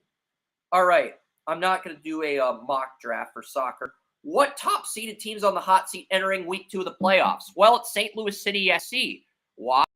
8-seed Sporting Kansas City went into St. Louis and beat them 4-1. So Sporting Kansas City wins in front of their home crowd. They can knock the top seed out of the Western Conference. That changes things, Joey, because it means LAFC, the defending MLS champions, would get home field for another series. And it means the Seattle Sounders would have home field at Lumen Field for round 2 and the Western Conference Finals if St. Louis got eliminated. And Sporting Kansas City got their first win at Lumen Field against Seattle after going winless from February to April. They got their first win in May after the NFL draft. That's huge, Joey. It's like, yeah, I didn't even plug my microphone in. It's like so caught up with holidays to plug my microphone in, but it's cool. I got that plugged in. We're good. But as far as later goes, I there on I think that's an interesting storyline because they really the top seed Louis expansion team is losing to City, really upset in the MLS playoffs, and it's like all the football past it's not really appropriate for the mental blockbuster that's happening. St. Louis losing to Sporting Kansas City after beating them 4-1 in the regular season and just getting cold. Because what Sporting Kansas City did was, instead of letting St. Louis control the tempo of the game by defending, we're going to play offense. We're going to force them to go on the attack. And that worked. That actually worked. So if Sporting Kansas City wins this, more teams are going to do that against St. Louis next year. And they're going to have to figure out how to control the tempo of the game on offense rather than letting the opponent go on off, letting the game come to them, because now teams have figured you out. So it's like, now you got to adjust. Anything you want to add to that before we get college football, some NHL news, and NFL picks? I do have an NHL injury. It's just one. Just one, Joey, I promise. Adam Fox, the New York Rangers' best defenseman and former Norris Trophy winner, is headed to injured reserve. The New York Rangers are 6-2. They're in first place in the Metropolitan Division. The Penguins are in last place with only 6 points on the year. The Rangers are in first place. So the Rangers are in first place right now. Really? And they don't know how bad the Adam Fox injury is, but Rangers, you think of Igor, you think of Adam Fox, their superstar defense. You think, and you think of how they have these good supporting players in the second and third line, but those guys got to do more with Adam Fox out. And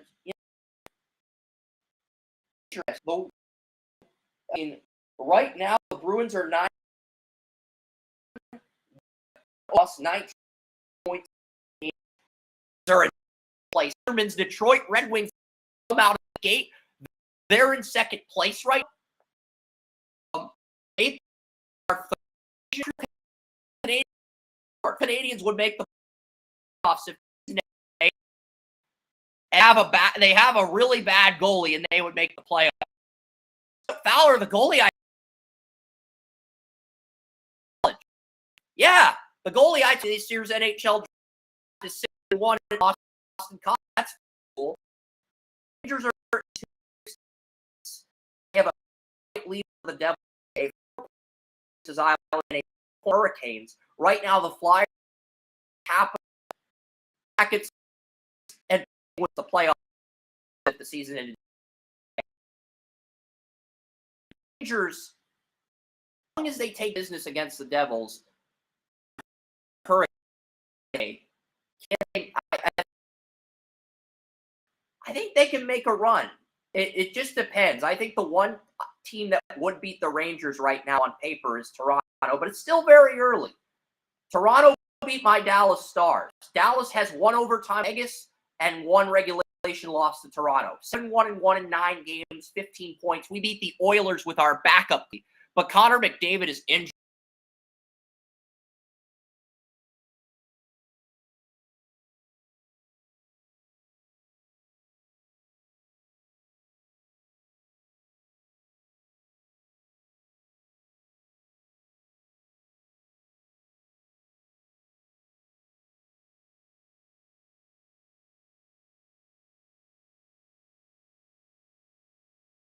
You also have Arizona Coyotes, who play in a stadium with only 5,000 seats.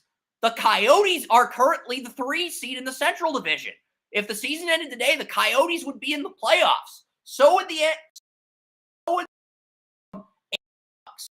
would be card 1.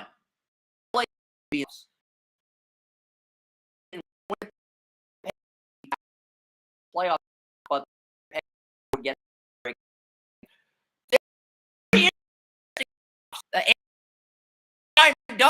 two teams that have drafted well in the playoffs.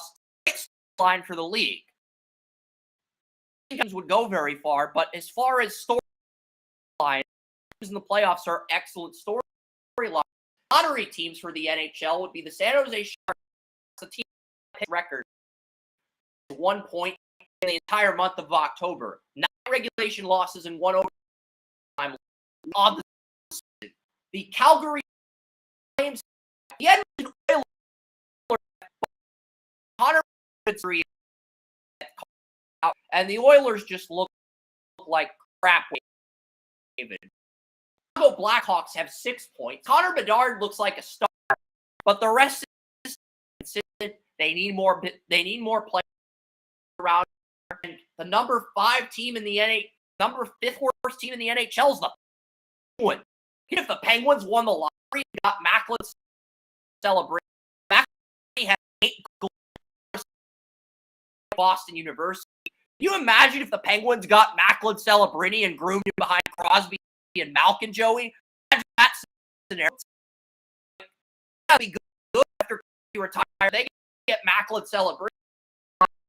That's just unfair to give the Penguins Macklin Celebrini. Macklin Celebrini. The Blackhawks could get Celebrini as a line two, and they'd have a center pairing similar to McDavid and Draisaitl or Crosby. If the Blackhawks, Oilers, or Penguins wins this year's NHL lottery, that is just going to make it, that's going to accelerate the rebuilds for those teams even more. It's like, it's not even fair if one of those teams gets the best player in this year's NHL draft. I'm sorry, but it's like, I know it's a lot of hockey. It's still early. A lot can change, but it's like, you give one of the bigger market teams the best player in this year's NHL draft, it's going to accelerate the rebuild. You know, it's going to accelerate the rebuild. I'm just saying, it will. Any thoughts on that NHL news? It's the season. I want to do a quick update and some interesting storylines early in the season. I know it's early, and my iPad's at 28%, so I probably should. Okay, last thing we're going to do before we pick NFL games, we're going to pick some college football games. Oh shit, Max Melton just got injured against Ohio State. I hate to see this as a Buckeye fan. It's like, I picked him in the group mock. Okay, the trainers are examining his ankle, but Max Melton is injured. He is down, and there's TV timeout. It is 3rd and goal for Ohio State. It's 21-16, but Max Melton's injured. This sucks, man. Ohio State's going to win because of Max Melton's injury. I should be happy as a Buckeye fan, but I feel bad for Rutgers because Max Melton's a really good player, and it's like the fact that he's injured, it sucks. It puts an asterisk behind this Ohio State win. Yeah, they're the better team, but it's like maybe Rutgers covers the spread if Melton comes back at the game, but he's walking off the field under his own power. That's good to see. So just a quick Max Melton update. There are some 3 p.m. games. Georgia, Missouri is interesting. I think Georgia's going to win, but if Missouri beats them, that is going to cause all sorts of chaos in the college football playoff rankings. I'm almost rooting for Missouri just for the chaos, because Tennessee plays Missouri next week.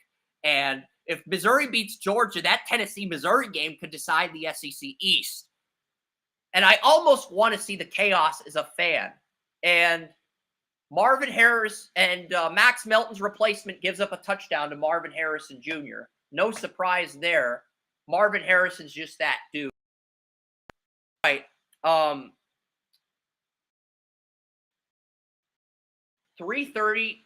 As much as I like to preview Georgia, Missouri's defense, their corners play like they did. Maybe they can give Carson Beck some problems, but I expect Georgia to win that game. I think the game I want to break down is Alabama-LSU, and we're going to break that down quickly because you got the quarterbacks. You got Milroe versus Jaden Daniels. You got Malik Neighbors versus Kool-Aid McKinstry.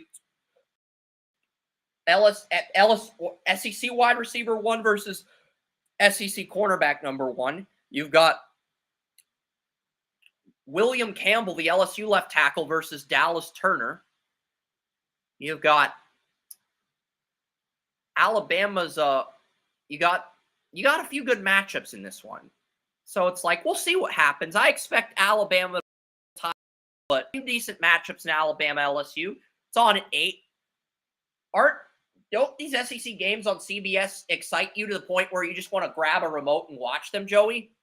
I mean, it's like they're both big games. Georgia, Missouri's big. Undefeated Georgia, 1-loss Missouri, and then you got LSU, Alabama, potentially the SEC East and SEC West championships in these 2 games today. So those are both big games from a college football standpoint. I'll get into NFL picks now if you want, buddy. All right, you've been patient. I appreciate your patience. We'll get into NFL picks now. Because this is a week where we only have 1 lock. And there are 7 games we disagree on.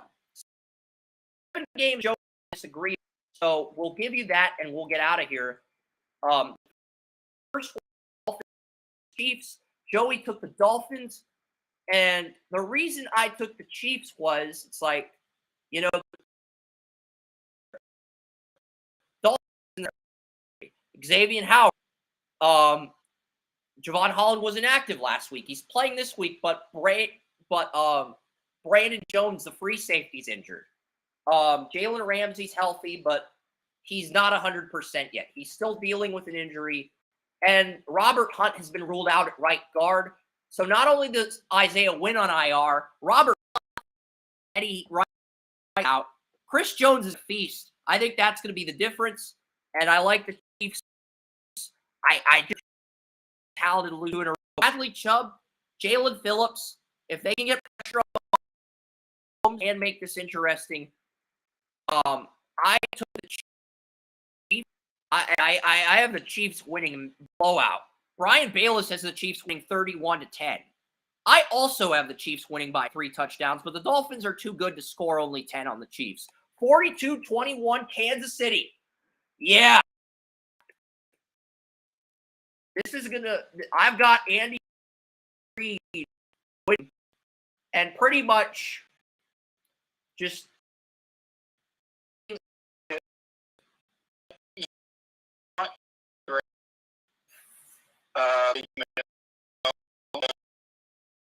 not going to play off.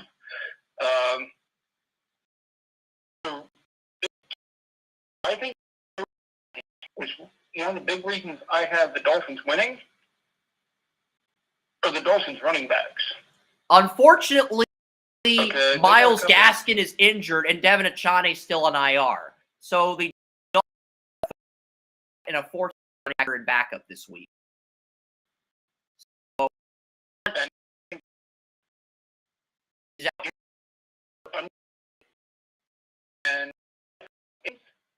And focus on the running game. That's really your only prayer. Because right now, Willie, game time decision and Bolton's on IR. So your only prayer at this point is Miami's backup guards play well enough to neutralize Chris Jones and win one-on-one matchups with the Chiefs linebackers. That's really the only way the Dolphins can pull off the. Not saying it can't happen. Now, we know the Dolphins are going to score 28 points.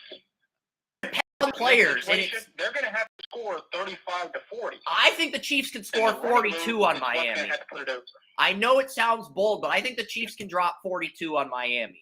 They have 0 injuries on offense, and if Mahomes is clicking, this team, if Mahomes plays the perfect game, 300 yards, no turnovers, the Chiefs are going to win. That's all I'm saying. Even if Tua plays a perfect game, if Mahomes plays a perfect game too, the Chiefs will win. I think the Chiefs can drop 40. I think the Dolphins can drop 40. So I think this has potential to be a hell of a shootout.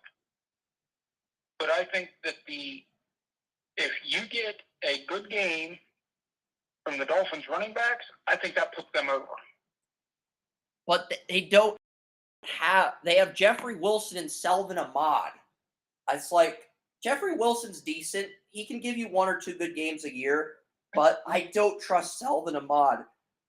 It's like, that's really my big issue. And you have 2 backup guards. It's not just the guards, Joey. Armstead's a game time decision, and Connor Williams could be out. So if all 4 of those offensive linemen are inactive, you're looking at the Dolphins having to beat the Chiefs in Germany with backup offensive linemen.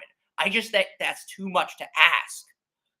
That's why I took the Chiefs. Well, that's the if factor, and if it came in tomorrow and all 4 of them. So Selvin Ahmad's the backup. That's a different story. Selvin Ahmad and Jeffrey Wilson would be splitting carries. But if the Dolphins have 4 backup linemen starting, they're going to lose. That's just, especially if Mahomes has 0 turnovers. They're just, I think they can play. Right now, I think the Chiefs have the advantage. Yeah, they win by 3 touchdowns is bold. But this is a game where Joey, Bantle, Kerman, Tracy Porter have the Dolphins. The rest of our staff has the Chiefs. Wes might have picked the Dolphins. I'm going to check my messages and see if he did check. Okay, so no, he didn't send me his picks yet, but he might pick the Dolphins. And if he doesn't send me his picks by tomorrow, the Chiefs-Dolphins winner, I am going to have to we'll have to give him whatever. But like Falcons-Vikings, Falcons and Vikings is interesting. Jared Hall, Josh Dobbs. Why? He's more familiar with the Vikings playbook. Jared Hall. I think Jared Hall has a higher upside than Dobbs, but he doesn't have quite the floor Dobbs had. And he looked bad fumbling the ball against Green Bay on the road. I'm going Falcons 28-17. Taylor Heineke is making you for Atlanta. Everybody on draft has the Falcons. And look, the Falcons did lose Grady Jarrett, but they haven't. It's not like one of these teams is going to 37. It's a marginal 37. Atlanta's the healthier team. They're the home team. I just trust Taylor Heineke more than I trust Jared Hall. And, the Vikings are an interesting quarterback situation. Carter, because Nick Mullins is on IR, so you can give Jared Hall a 3-game audition. You can give Dobbs a 3-game audition, and you can give Nick Mullins a 3-game audition. That's if both Hall and Dobbs suck as backups.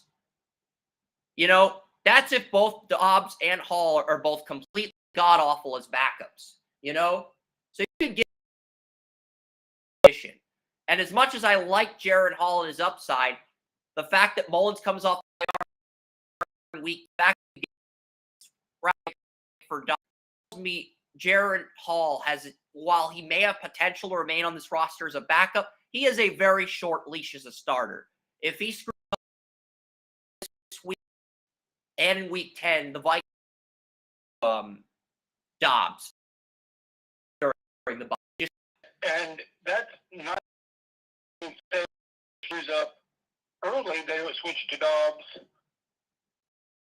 In practice, he hasn't yet. That season, the Vikings were starting Hall. But Hall looked bad against the. It's like last with the Titans. He didn't have time to digest the entire playbook last year either, and he played well, only knowing. I will always take. So I mean, Dobbs is decent, but my biggest problem is always QB over the QB war. While Hall is also extremely raw as a fifth-round rookie. And Hall not play great against I think he had another interception. Stevens. He didn't play great against the Ravens. Let's see. And the Vikings, neither took their number one. Not only Justin as a groin injury, so it's like you're going to have to rely on Robinson to win this game. Just feed those two the ball.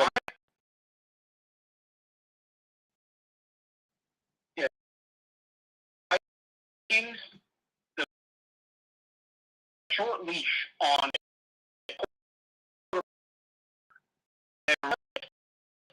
person. I think you have a maximum 3-game window with each quarterback. You have a maximum 3-game audition with each quarterback, and the reality is, if Hall has 2 bad games in a row in weeks 9 and 10, probably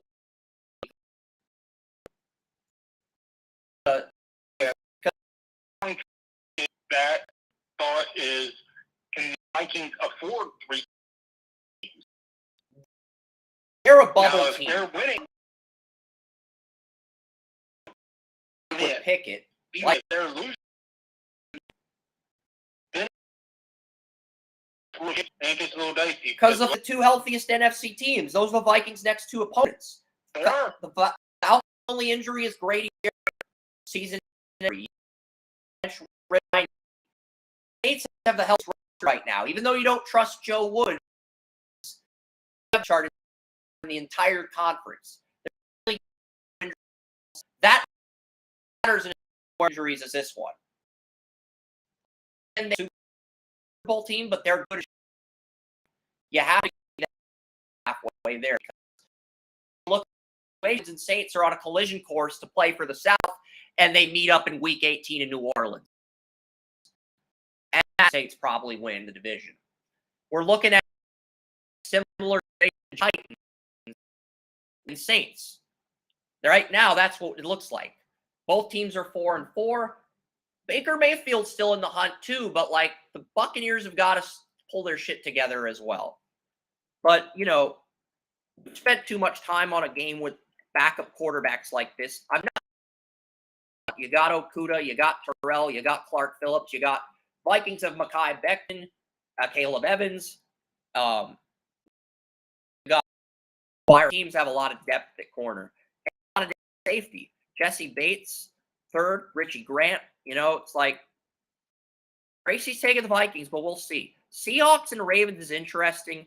I thought the Ravens win against the Browns was more impressive than the Seahawks win against the Browns. I know the Ravens aren't as consistent. The reason because not have all 11 starters at full health on defense. Of Leonard Williams were off the bench and Leonard Williams on your defense. You have all the starting linebackers backs at full health, and that was her thought process in giving the Seahawks slide for the Ravens. And to be fair, talking point, I have the Ravens winning. That's how this game's going to be. Ravens winning 21. to an extent because the Seahawks beat a Browns team, P.J. Walker, who I am ready to throw over a bridge. So I can see your point there about the Ravens win being more impressive than the Seahawks. And technically, DTR did start, but here's the thing: the Ravens are favored by 6. I think this is a field goal. I think this is going to be the last field goal game or a game where teams score game overtime. This is a field goal game for me, regardless of which direction you go in, which is why I'm advising anyone who wants to gamble on this game to bet on the Seahawks. I'm picking the Ravens to win, but if you're into gambling and DraftKings and FanDuel, please, for the love of God, put your life savings in Seattle. The Ravens are not going to win by 6, even if they win this game. The Seahawks are going to find a way to cover the spread. It's just evenly matched. I've got the Seahawks, but I've got them for a different reason. I think he shut down Zay Flowers. Yeah. You got Michael Jackson versus Rashad Bateman. You got Woolen versus Beckham. Woolen's going to shut down Beckham. And then you got the safety tandem of Diggs and Jamal Adams versus Mark Andrews.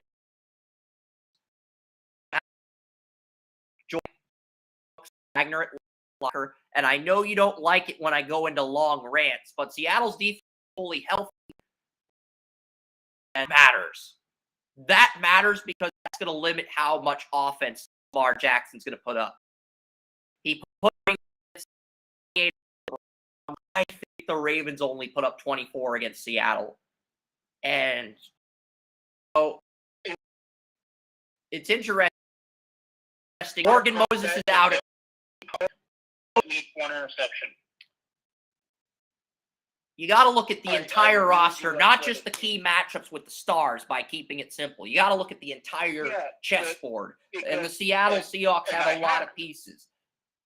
So it's like, if you want me to look at the defensive line, Seattle has the advantage. If you want me to look at defensive backfield, I like Ronnie Stanley, but Morgan Moses is out. Makari's starting at right tackle. So, and Seattle has more depth at edge rusher than Baltimore does at offensive tackle because they've got Darnell. They've got that guy from Tennessee. He's an edge rusher. I forget his name. I know when I was at the 2020 Senior Bowl, I saw the Seahawks scouts fist pumping during the Senior Bowl weigh-in for Darnell Taylor. I was sitting right next to the Seahawks and Eagles scouts during the Senior Bowl weigh-in, and I saw the Seahawks scout fist pumping as soon as Taylor's weigh-in came up, and I was like, okay, Seattle Taylor, and they ended up picking Taylor. It's a great Senior Bowl story because it's like the team gave away their tell through body language, and I'm the only person that picked up on it. The other teams were just focused on the weigh-ins. They weren't focused on the tells, but I was focused on the weigh-ins, and I caught Seattle tell in that moment. And it's just a fun moment to look back on. It's like... Because now we don't have the weigh-ins. The weigh-ins are only on Twitter. They're remote. They're remote weigh-ins. So it's like now you don't get those moments anymore. At kind of the same time, you have Nwosu, you have Boy Mafe, you have Darnell Taylor. Oh, and Brown, the second-round pick from because Seattle the first-round grade on Derek Brown. Yep. Have him as their number 4 edge rusher. Yep. So they have a lot of depth at edge rusher.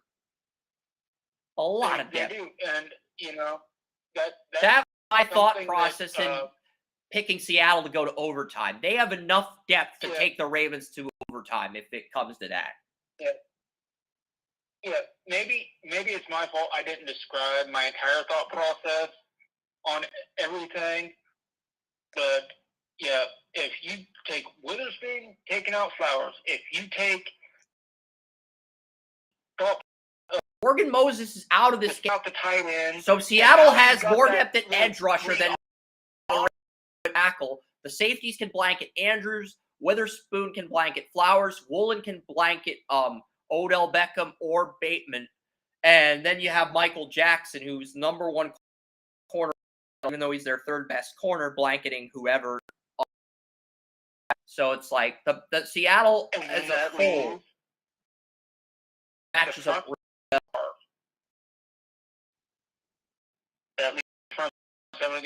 This who has the fewest turnovers, Joey, and something tells me I can agree with that. I mean, Marcus Williams is coming back for the Ravens. That's a big reason why I'm taking the Ravens, Joey, because Marcus Williams limited practice all. Ravens don't need to rush him back. Geno Stone leads the NFL in interceptions, and Kyle Hamilton's been really good in year 2 at strong safety, but you just have another element that Ravens been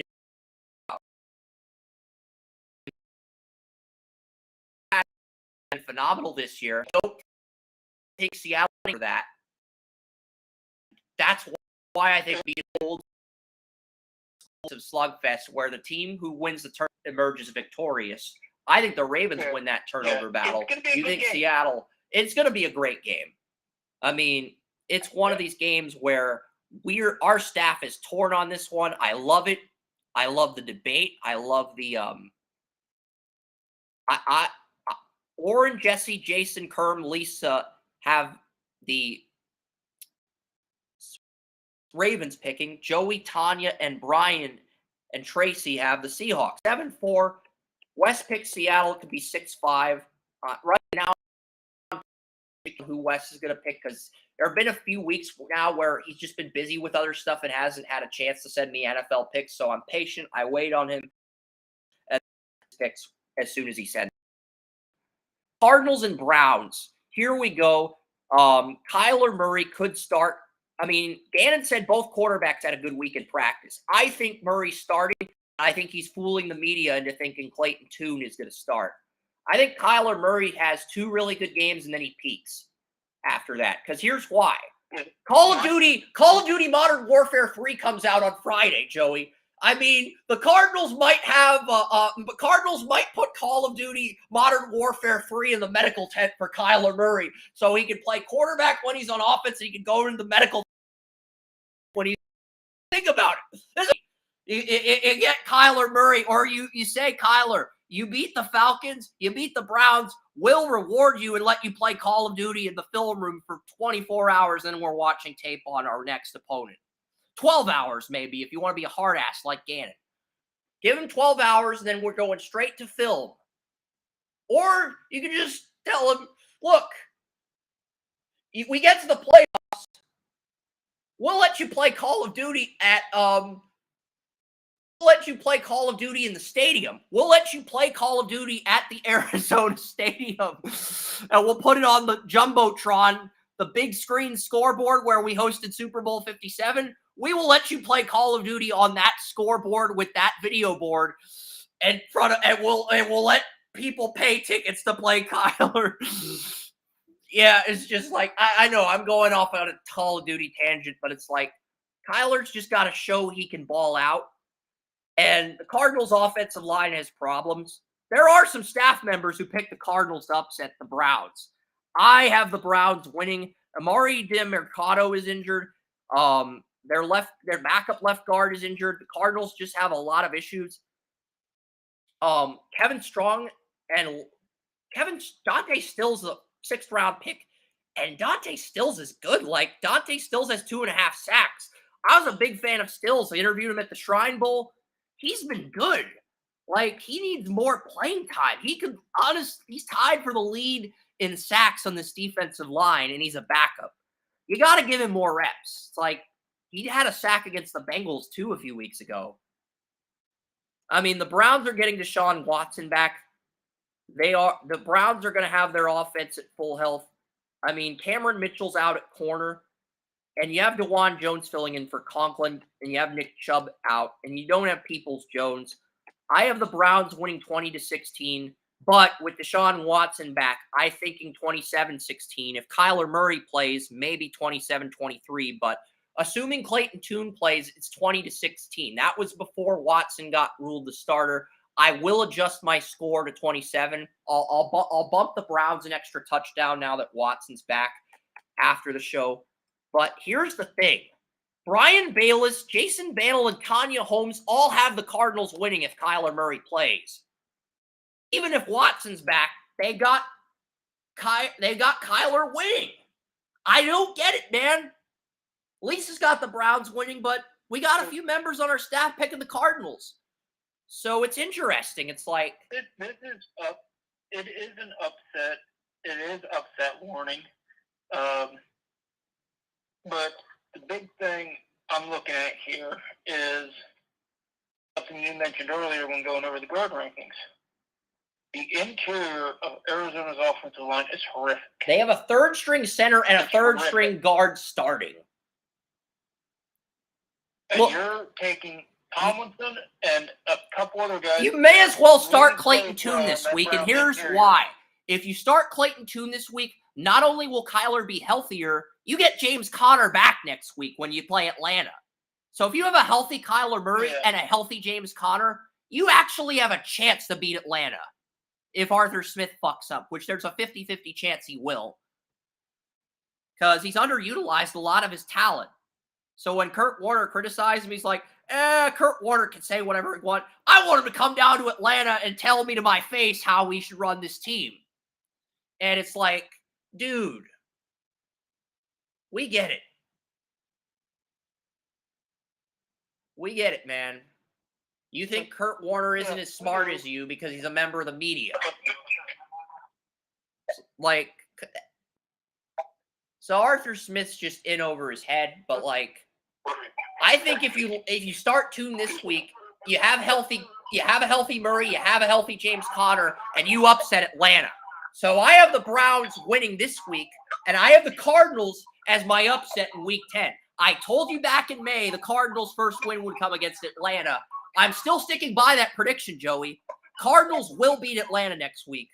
If it's Kyler Murray versus Heineke, I think the Cardinals pull the upset, buddy. I think the Cardinals upset Atlanta next week. So just keep an eye on that.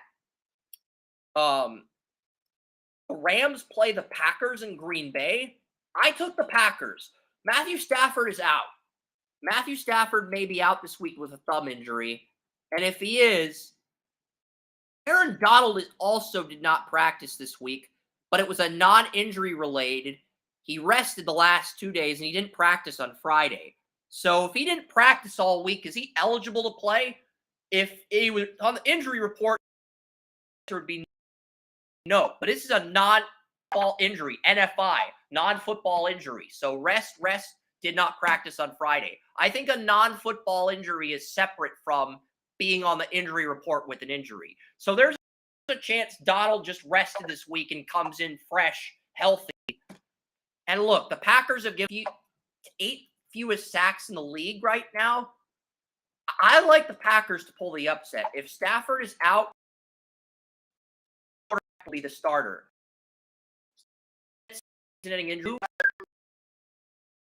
So Stafford and Stetson Bennett would both be out, and Brett Ripien would be playing Jordan Love.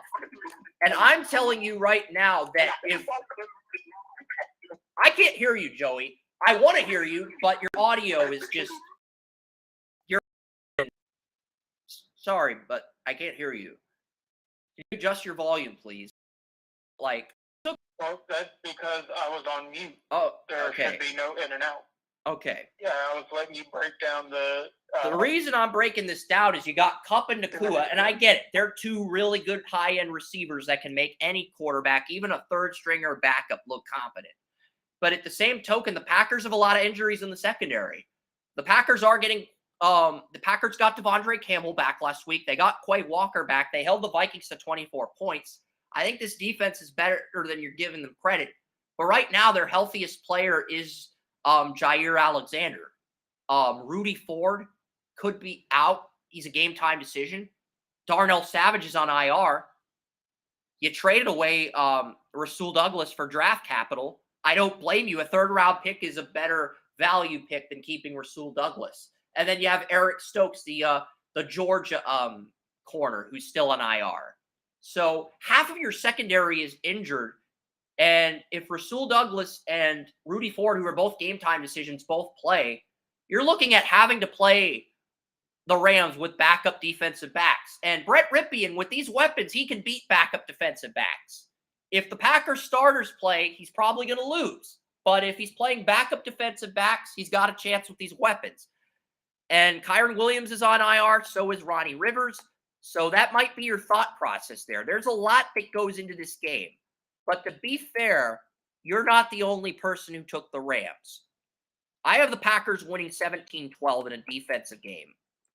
Herm and Brian Bayless also took the Rams in the upset. Everybody else has the Packers winning at home, but Brian and Kerm both took the Rams in the upset. So you're not alone in the thought process of picking the Rams. But I'm just kind of curious why you picked the Rams without Stafford. Are you that confident in the Rams that they can beat the Packers without Stafford?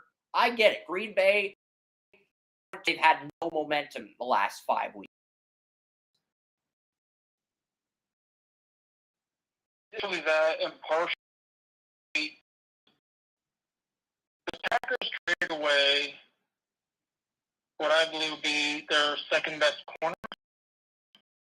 Their third best when Stokes is in the lineup, but Stokes hasn't played all year. He tore his ACL against the Lions, and he hasn't played in Week 9 last season or in Week 10, and he hasn't played all year this season. So I believe he's their third best corner, but I also understand the thought process of trading away your third or second best corner for a third round pick.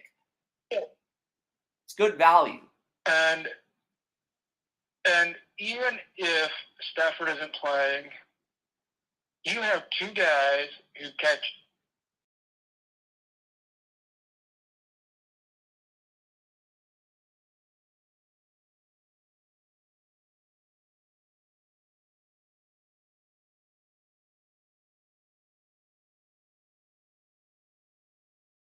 Nope, boom to right tackle last week, and Alaric Jackson, who's had 2 years of experience at left tackle, he's been playing left tackle. So the Rams' pass protection isn't what it was. The Packers re-signed Gary. They have more depth at edge rusher on rip and turnovers.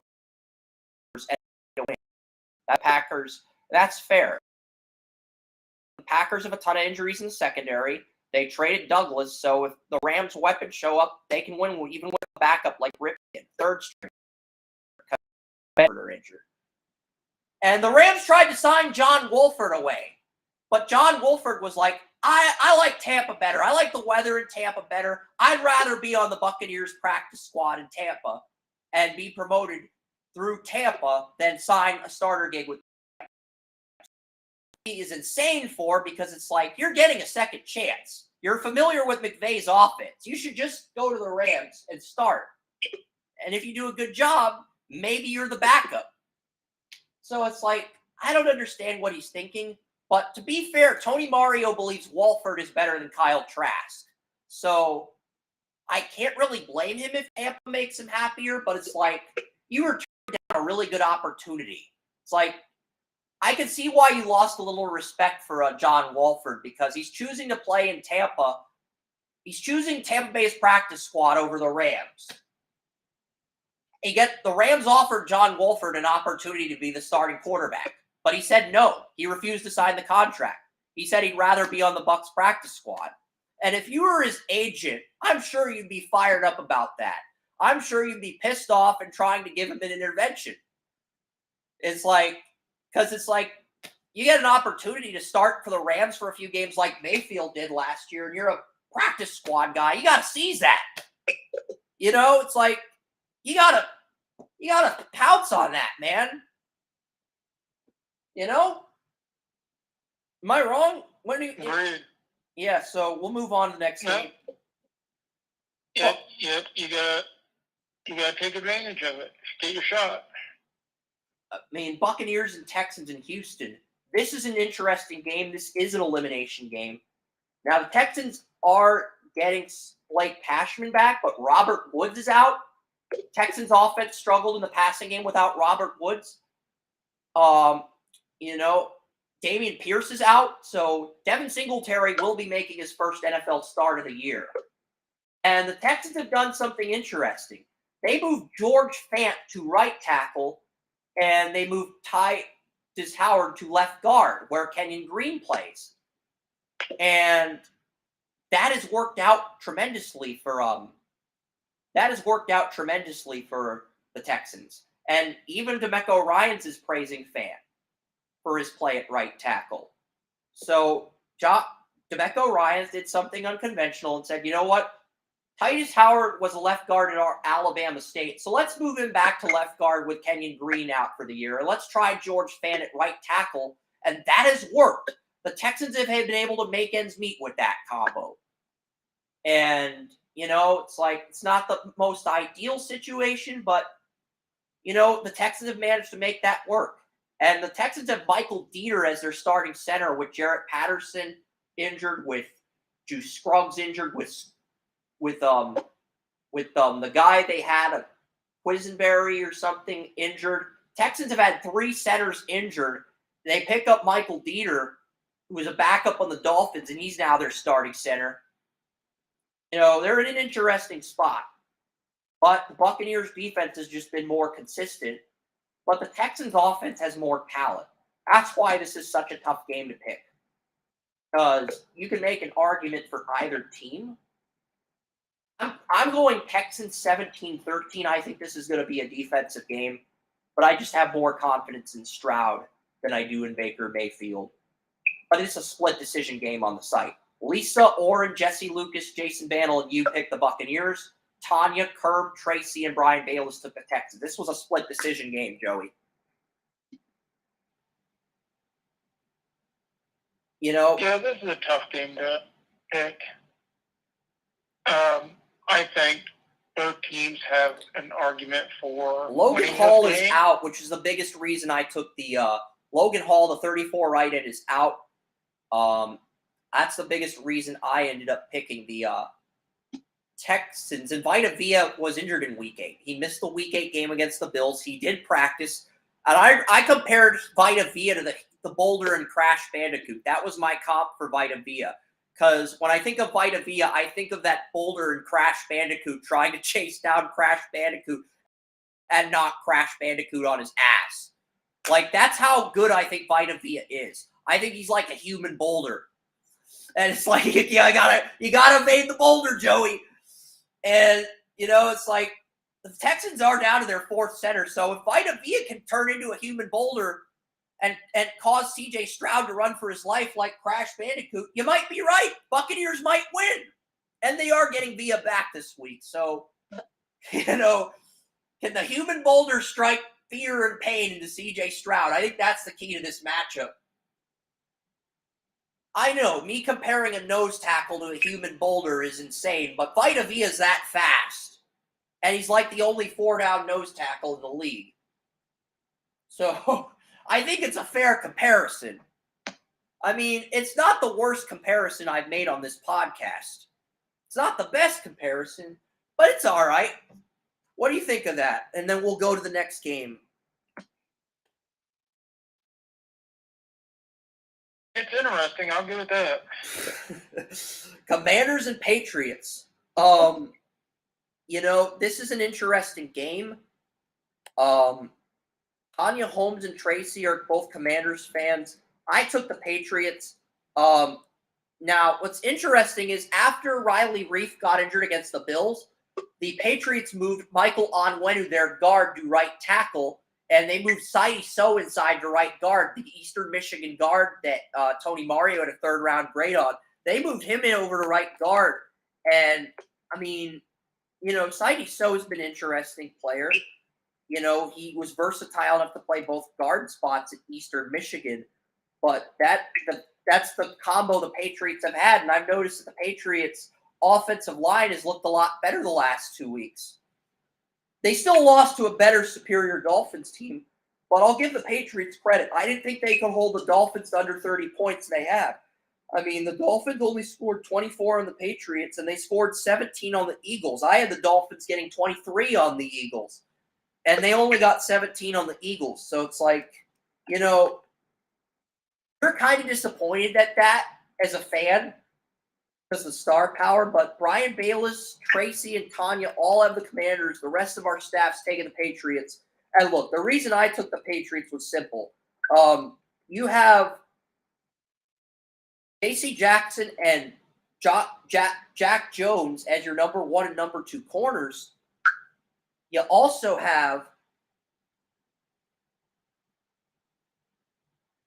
Jonathan Jones. Marcus Jones is coming off IR soon. And I just don't trust the Commanders. Commanders benched Emmanuel Forbes for Danny Johnson. Emmanuel Forbes was Washington's first-round pick. Danny Johnson graduated from Southern. He graduated from Southern, and he's starting over Emmanuel Forbes. You passed on Joey Porter Jr. and Christian Gonzalez for Forbes, who I had second-round grade on, and now Forbes is on the bench. Jartavius Martin is ahead of Forbes on the depth chart.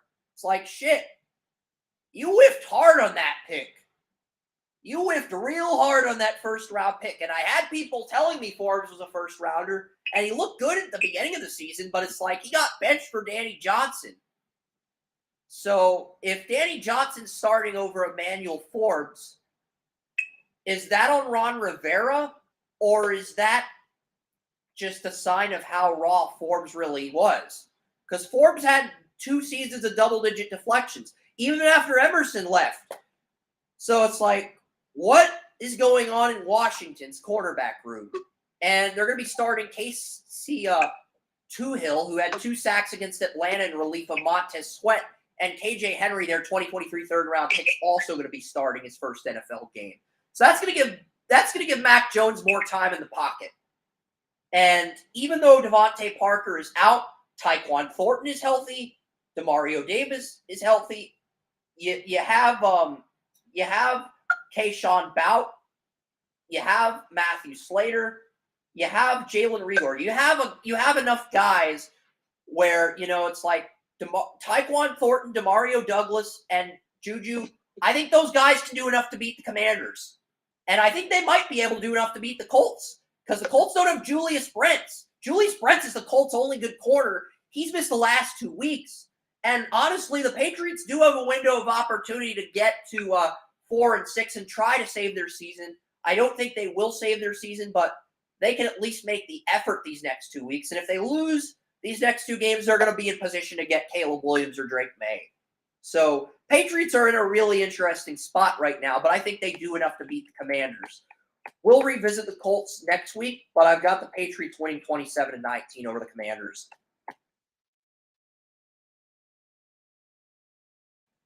Anything you want to add? No. I mean, the Commanders are also down to a third-string guard. Sadiq Charles is injured. Ricky Stromberg is injured. So the Commanders have a third-string left guard in their lineup now. I'll give you that information, and we'll get to then we'll get to the last early game, which is our only lock. I'm just curious, who is it? They still have Benjamin St. Juste. There's still a lot of depth at corner, but without Curtis Samuel, they just don't have the star power at receiver. It's like Diami Brown's had some nice plays, but he's also very inconsistent. And you have, outside of Diami Brown, your other receiver options are Byron Pringle, who played in Bieniemy's offense in Kansas City, and you have Dax Milne. And Dax Milne was great at BYU. He was actually Zach Wilson's number 1 at BYU. But Zach Wilson and Dax Milne stopped speaking to each other. After Zach Wilson hooked up with his mom's friend and cheated on his girlfriend, Zach Wilson's girlfriend decided to date Dax Milne. So that led to Zach Wilson and Dax Milne no longer being friends. And Dax Milne really hasn't done shit since dating Zach Wilson's girlfriend in Washington this year. It's like, I'm trying to be nice to Dax Milne, but the star power is clearly Dotson, McLaurin, and Samuel. And it's very evident. It's evident to me. It's evident to the casual fan like yourself. And I didn't think Curtis Samuel would be that big of an impact with Washington. It's like, I didn't think he'd be that big of an impact player. And he's been reliable this year. Okay, Washington's offensive line situation is better than I made it out to be. One Washington Commanders fan tweeted that Chris Paul and Tyler Larson are spots at left guard and center because both Chris Paul and Tyler Larson, backup third-string left guard and backup center, gave up 0 sacks against the Eagles. They bring that energy to Gillette Stadium. The Commanders can steal this, Joey. If they bring that intensity to Gillette Stadium, the Commanders can steal this. But Belichick's going to have a plan ready for those guys. And I just think the Patriots are due for a win. But if the Commanders win, it's going to be those backup interior linemen that step up for the Commanders. Because them giving up 0 sacks against the Eagles, that's impressive enough to get my attention. That's impressive enough to get a shout out. And I just want to throw that in there. Because I went back through my game recaps, checked the injury reports, and I found that out, Joey. So, yeah. All right. Anything you want to add to that? Because that's pretty cool, noteworthy performance. All right. Our last early game is Buccaneers and Bears. Saints and Bears. Saints are a lock on Draftutopia. I mean, Tyson Bagent's playing the Saints. If Joe Woods loses to a Division II quarterback, that would be the most hilarious thing ever. Tyson Bagent comes out, he gets 35 or 40 points on the Saints defense at full health against Joe Woods. That would be the most Joe Woods game ever. But it's like, yeah, Joe Woods giving up 35 or 42 to Tyson Bagent. It's not going to happen. I'm just speaking hypothetically from Joey's experience with Joe Woods as a Browns fan, that if you give up 35 or 42 to Tyson Bagent with defense at full health, that's going to make me question your defensive coordinator. But I've got the Saints winning 34-17, and spoiler alert, they're the only lock on our site this week.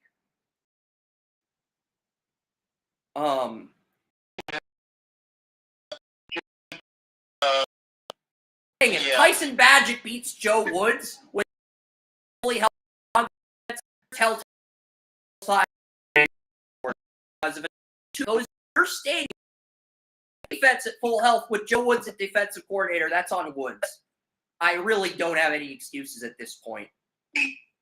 There's really no excuses for Woods at this point. Earlier, he could make excuses with the injuries. Now he can't. You lose to Tyson Bagent, a Division II quarterback.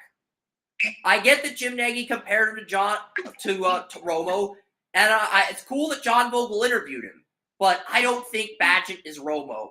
Romo had a far greater impact than Bagent, Joey. It's like, I think Romo took the Cowboys to the playoffs his first year when Bledsoe got injured. And then Dak Prescott did the same thing when Romo got injured. And it just allowed the Cowboys to reload at quarterback. So it's like, I don't think the Bagent comparison to Romo is appropriate here. Because Bagent had a really good left tackle in Joey Fisher at Shepherd, who got underlooked by the media. And it's like, I think you're dismissing that, and you're giving him too much credit, but it's early. We'll see what happens. If Bagent beats New Orleans, we're going to have to revisit Bagent.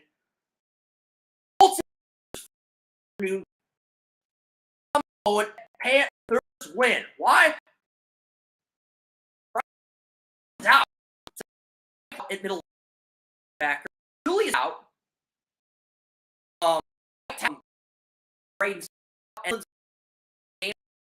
Blake Freeland cannot go tackle.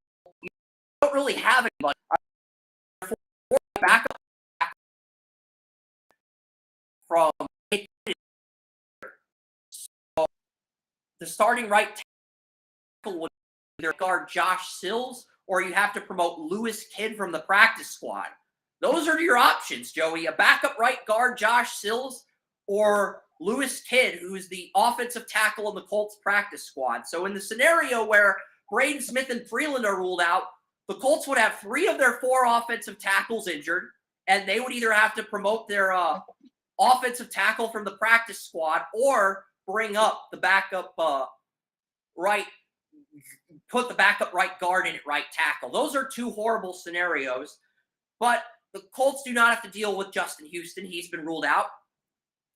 So and Alec Pierce has been demoted from the number 2 receiver to the slot receiver with the emergence of Downs. And you can argue that that's why the Colts will win, but I'm telling you the Panthers are going to win because the Panthers, not only are they giving they got the former Browns corner, Troy Hill had a pick deflection against the Texans, it's using a lot more, and Carolina also signed David Long Jr. So, two more corners to push C.J. Henderson for that number 2 corner job, and they got Jackson. I think these corners for Carolina step up, and I think if Bryce Young wins the turnover battle against Minshew, the Panthers can steal this one. So, yeah. Frank played out of his mind. I've got the Panthers winning by 2 touchdowns, 31-0.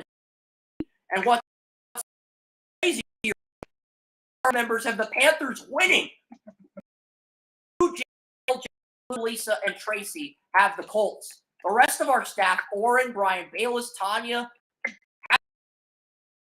so the majority of the Panthers winning. So, because of the Colts' injuries. And that's fair.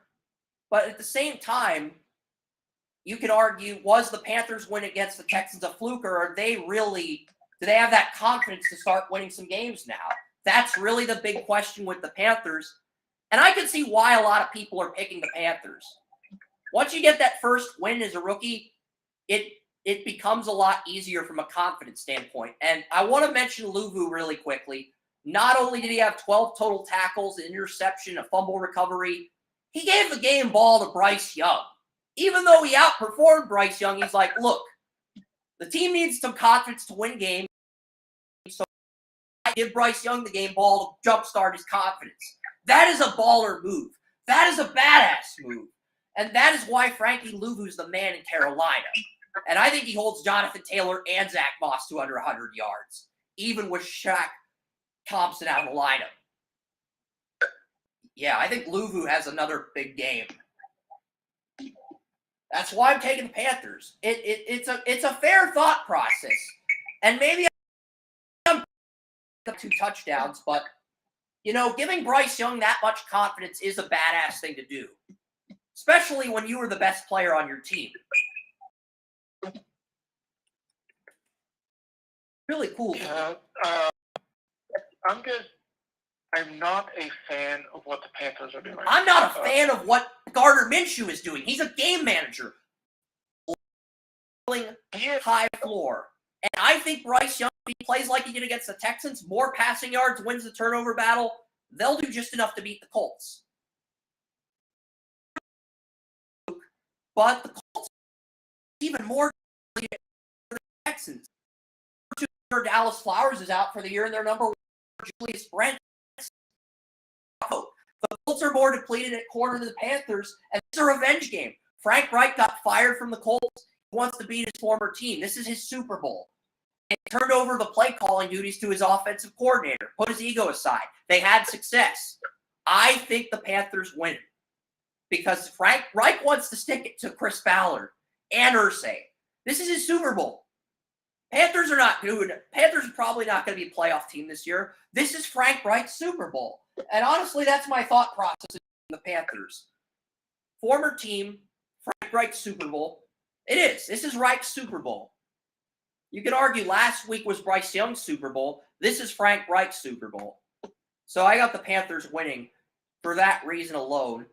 And they're going to get some guys back. They're going to get Von Bell back in Week 10. And they're going to get J.C. Horn back in Week 11. So if they can beat the Colts and Panthers, they could get in at 8-9. The Panthers' second half schedule is much more favorable than the Colts. And if the Panthers get in the playoffs at 8-9 after starting 0-6, that might be the biggest story in the NFL. That might be the best turnaround in NFL history. I mean, if the Panthers were to go from 0-6 to 8-9 and making the playoffs, would that qualify as the greatest turnaround in NFL history in your opinion, Joey, or would that still shitty? Would that still not be the greatest single turnaround?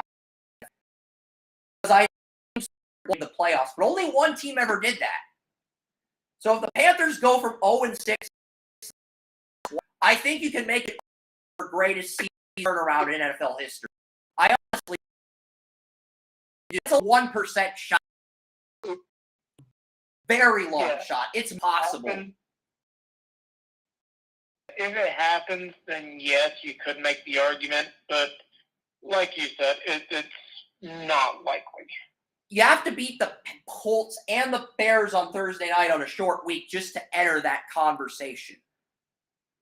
And it's just a long shot. You have to sweep Tampa. It's not impossible, but it is a very long shot. All right, next game, it's Raiders and Giants. Daniel Jones is back. Offensive line is a game-time decision. I'm taking the Raiders, Joey. Graham Gano got placed on IR. He did. Graham Gano got replaced on IR. You guess who's the Giants' new kicker? Your boy, Cade York. Cade York is the Giants' kicker now. I have Cade York missing a game-winning field goal. Raiders 23, Giants 21. I remember Brian Bayless was upset about not having a perfect week last year when he went 13-0-1, and Graham Gano missed the field goal that resulted in the Giants tie. He was upset about that. He had a tie, but his kid missed the tie. His field goal would have draft utopia history. You have a valid reason to be upset about that as a fan. You get it. As a Browns fan who had to deal with Cade York and other kickers in previous years, you can sympathize with Brian. But Cade York's now the Giants kicker with Graham Gano. Graham Gano, he didn't practice on the Giants found out after they put him on IR. The first thing they did is they signed Cade York. He's probably available, but the Giants were like, he's too old. Let's go with the young kicker. Giant, Joey. Did you know that? I figured I'd break the news to you. That Giants even paid his kicker, or you want the Raiders? Because I think Antonio Pierce is gonna be more. And Darren Waller's also out at tight end. Is Cade York one of those players where it's like you want to go wide right and pivot towards the Raiders, or are you still taking the Giants even with Cade York at kicker? Now you're actually doing some critical thinking. It's in Vegas. It's a home game for the Raiders. I'm still going to take the Giants because one of Cade York's biggest problems, he never adjusted to the conditions in the Cleveland, Detroit, all those areas. But if New York is in Vegas, I don't think it'll be a problem. But once he gets back to New York, now that'll be another situation all in itself. Yeah, but it's interesting. It's like Cade York. The Giants have Cade York for 4 weeks. I'll quickly pull up the Giants' schedule. Next 4 games. At Vegas, at Dallas. So they get 2 in games in week 11. And then they host the Patriots on Sunday Night Football. Not Sunday night. They host the Patriots on Sunday afternoon. Maybe it's Sunday night. I don't know if it's Sunday night. No, it's a 1 p.m. game on Sunday. So they get 2 1 p.m. games against the Commanders and Patriots before their bye week. So they're going to get Graham Gano after the bye week. I think the thought process was, let's put Gano on IR. We'll bring him back after the bye week. So this is basically a 4-game audition for Cade York. If he does well, maybe a team will gamble on him in free agency. If he does poorly, he's going to have to go to the XFL and beg Dwayne "The Rock" Johnson to give him an opportunity somewhere as a kicker. So this is Cade York's audition to stay in the NFL. That's basically what this is at this point, because if he does poorly with the Giants, I don't think he'll be ever kicking in the NFL again, and he'll have to go play in the XFL, USFL next year. But hey, I'm sure Dwayne "The Rock" Johnson will gladly welcome him to the XFL with open arms. I mean, Cade York was considered the best kicker in the 2022 draft. I still think he could land a job in the XFL if he struggles in the NFL. There's teams in the market for kickers right now. I mean, you look at the XFL, some of those teams could use kicker upgrades. I think York would get an opportunity somewhere else, even if he screws up with the Giants, because he's still young. He's still and maybe that's what he needs. Maybe he needs to go to Canada for a while and just get comfortable in a new environment, like a boot camp, and then come back to the NFL once he dominates. Maybe that's what York needs. We'll see. But enough with the Cade York rant. I think Antonio Pierce is going to beat his former team. He's got Mayer. And Mayer was listed as the backup tight end to Austin Hooper. Antonio Pierce immediately promoted him to the starting tight end on the depth chart. Raiders are also potentially getting Nate Hobbs back at corner. I got the Raiders winning 23-21, and I have Cade York missing a game-winning field goal. Cowboys and Eagles in Philly. Well, Tyron Smith and Chuma Edoga are both game-time decisions. If they are both out, Asim Richards, Cowboys 2023 fifth-round pick out of North Carolina, blindside to Sam Howell and Drake May at North Carolina, would get his first career NFL start against the Eagles. You're a fifth-round draft pick, and you're making your first NFL start against the Eagles. Rough day, a rough debut. I'm just saying, Joey, that Eagles pass rush is really and North Carolina. It's going to be a bad time for him against John Wett, Brandon Graham, and maybe even Hassan Reddick if he's blitzing off the edge. Just going to be around Eagles pass rush for him. Cam Jurgens could be back at right guard. He has been ruled out. And Sua Opera is the right guard for the Eagles. But, Opera was decent in the Sunday night game. I've got the Eagles winning 24-20. Eagles are a team we'll preview on midseason report cards next week. Orrin, Jesse Lucas, and Bantle are taking the Cowboys. Kerm is taking the Eagles, even though he's the biggest Cowboys fan in our company. So that's everything. I basically up all fan here.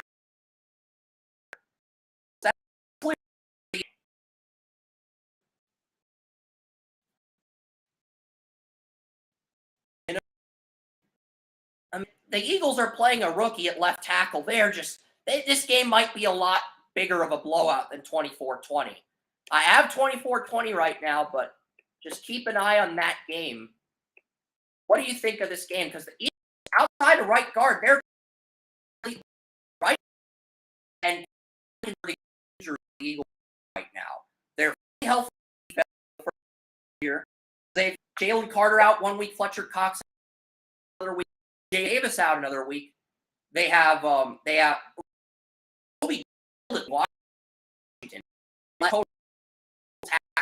I mean, I think he had 10. I think he had total. So Nakobe Dean first and it's like, the Eagles are going to be almost impossible to beat. If he that well, they're going to be a tough team to beat. Playing that well, and I get Avonte Maddox is out. You're like Josh Jobe. You still have ring distance at nickel corner. I guess corner, so they're not completely on nickel corner. They're still pretty deep on the defensive line. They're fully healthy on the front seven, and that helps. That makes a massive difference when your nickel corner's out for the year. Having everybody back on the front seven makes a massive difference because now you have Cunningham for depth, you have Morrow for depth, you have Nolan Smith for depth. It's like you have a lot of options. You have a lot of things you can do. And that's why I think the Eagles are going to be so tough to game plan against. And you have Reed, Blankenship, and Byard at safety.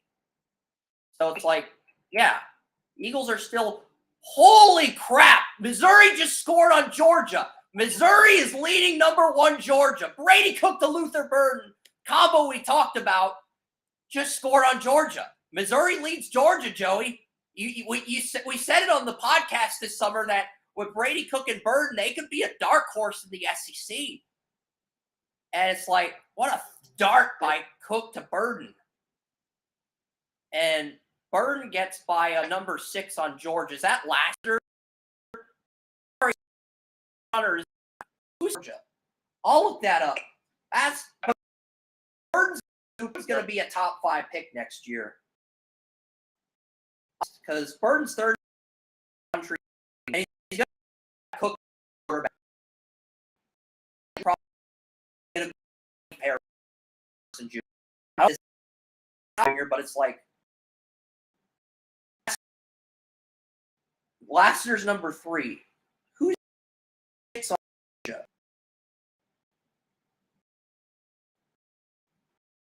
Honestly, I want to know who gave up the touchdown.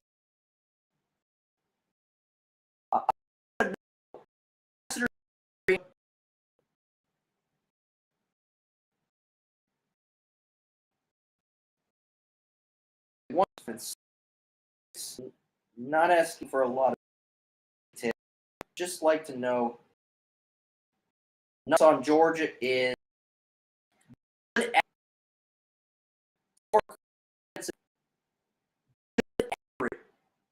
I don't think we picked in our group. Joe. A solid from and that played on last year. So he was Georgia.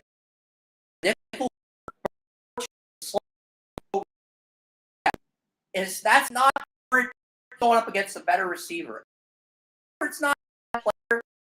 Great job with their corners, but better player and the better player made Georgia in Athens.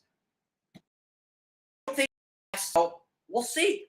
Just wanted to give that update. I'm sorry for changing segments, but we talked about this. All right. Anything you want to add to the Eagles game? I'm on Bills-Bengals. We're on the last 2 games.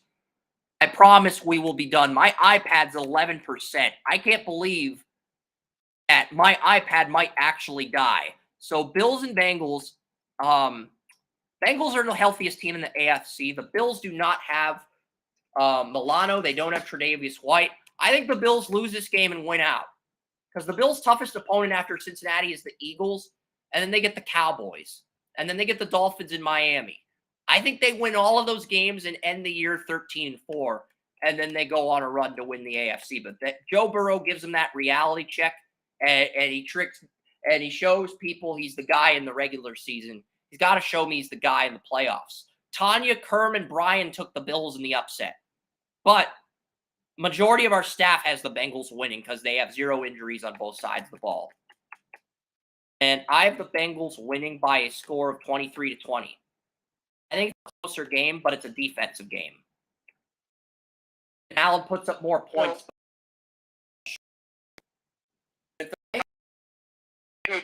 Because I was looking at has been he's made some dumb plays, and that I think the Bills only scored 20 on Cincinnati. Even if Allen has 0 turnovers, I think the most the Bills score on Cincy is 20. That's if Allen has 0 turnovers. And that's me being very, very, very, very, very generous. So why do I love the Bengals in this matchup? Awuzie's fully healthy. Cam Taylor-Britt's healthy. Mike Hilton's healthy. And you know what? When Awuzie was injured, DJ Turner actually did a decent job at corner. Yeah, DJ Turner actually played well against the Cardinals in Week 5 when Awuzie was injured in relief. So it's like, okay, the Bengals have 4 deep at corner. They're going to be able to limit what Allen does in the passing game. They've got the pass rushers to wear down Allen. They've got the depth on the defense line. I mean, if Osai's their backup outside linebacker, they might have the linebacker depth too. So I took the Bengals for that reason. You know, I'm not saying, and if Allen does throw turnovers, then yeah, the Bills might score fewer than 20 points. But I am a depth chart guy. It's the point where I want to, you know, depth chart in the AFC, and that's enough of a reason for me to pick them to win. So,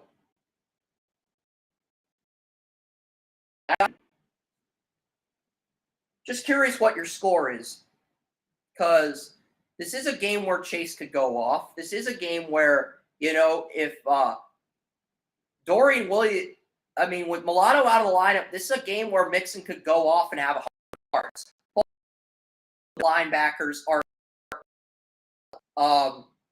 both the two Bills players have been ruled out. We are AJ Klein, inside linebacker to Dorian Williams, and Bernard's the backup, and Spector's the backup inside linebacker to Bernard. And Milano's their best linebacker, so it's like, if Williams or Bernard gets injured, Mixon could tee off on this defense, Joey. I'm not kidding. The Bengals have the offensive line to neutralize the Bills' defensive line. If either of these Bills linebackers gets injured, I think Joe Mixon might drop 100 on the Bills. I do. As crazy as that's going to sound, I think Mixon could run for 100 on the Bills. And you have Christian Benford and Rasul Douglas against the Bengals' number one receivers. And I'm sorry, Buffalo, but the Bengals have the matchup advantage at receiver. So if the Bengals put everything together and play like they did last week, they could drop 31, 35. Shit, they might drop 42 on the Bills. It's a stretch, but they're capable of that. If Burrow is just that dominant, they're capable of winning that badly.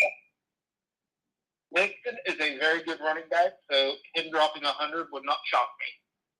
But the Bills don't have Matt Milano, and their backup linebackers are inactive this week. So if the starters get injured, you have to bring up a guy from the practice squad and start him. And that's got to be a bitch. Against this team, that's got to be a real bitch. You know, it's like the Jets. Chargers are getting some guys back. They're getting guys back at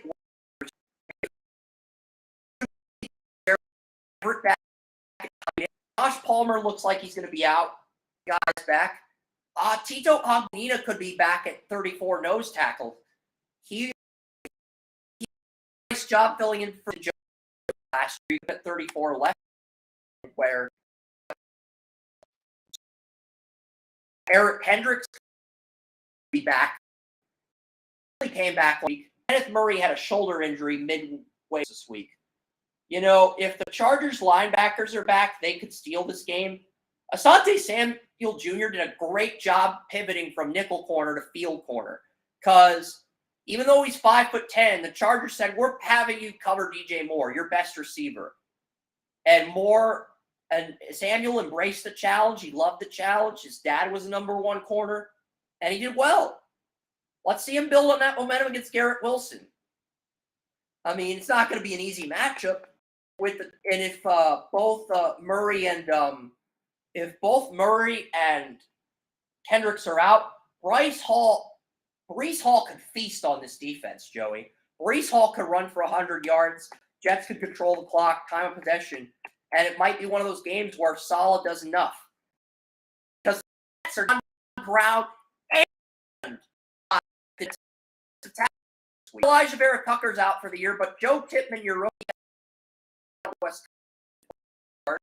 You still have McGovern at 7. And you know, maybe the Jets.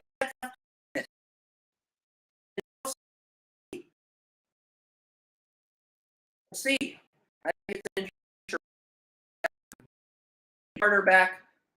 I've got the Chargers winning 27-1. Brian Bayless, Tracy, and Joey all took the Jets.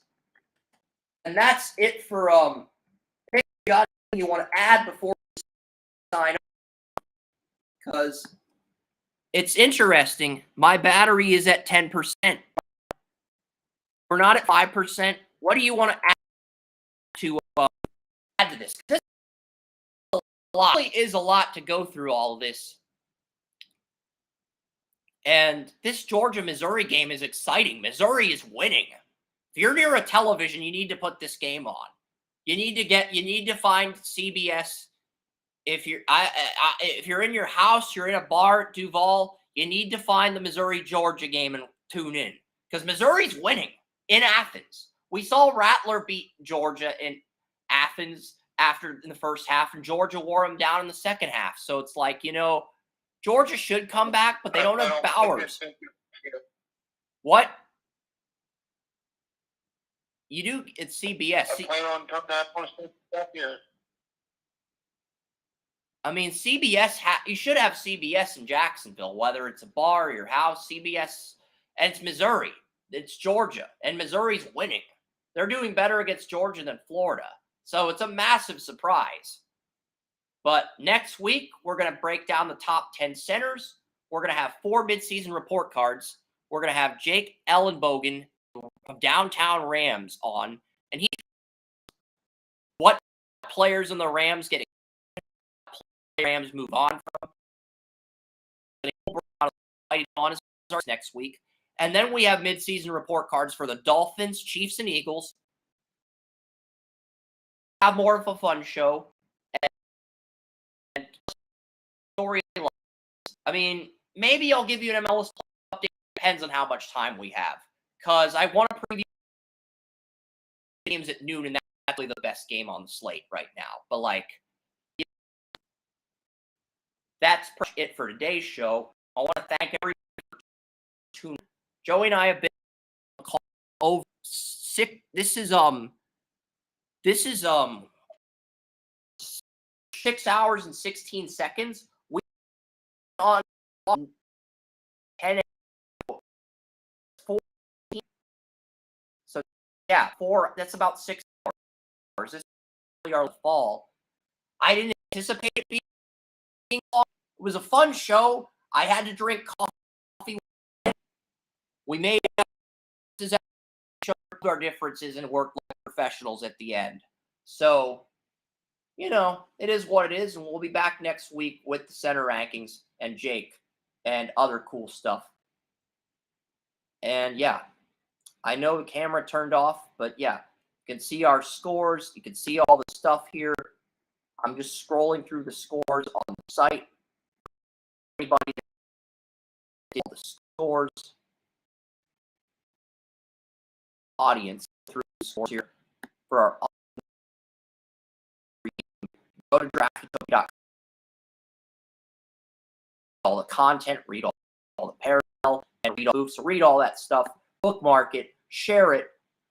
To the YouTube channel. Hit that like button, pound that like button, like Jalen Carter pounding offensive lineman off the edge, or offensive.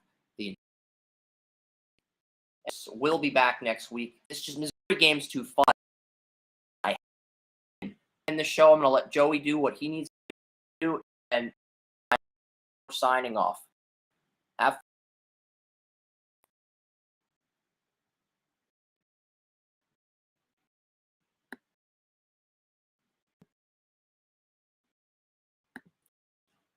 I'm going through games one more time.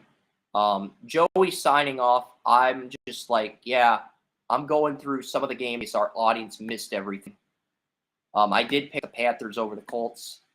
So yeah, that was the first late game. But yeah, go to Draft Utopia. I'll link our predictions in the description. So long.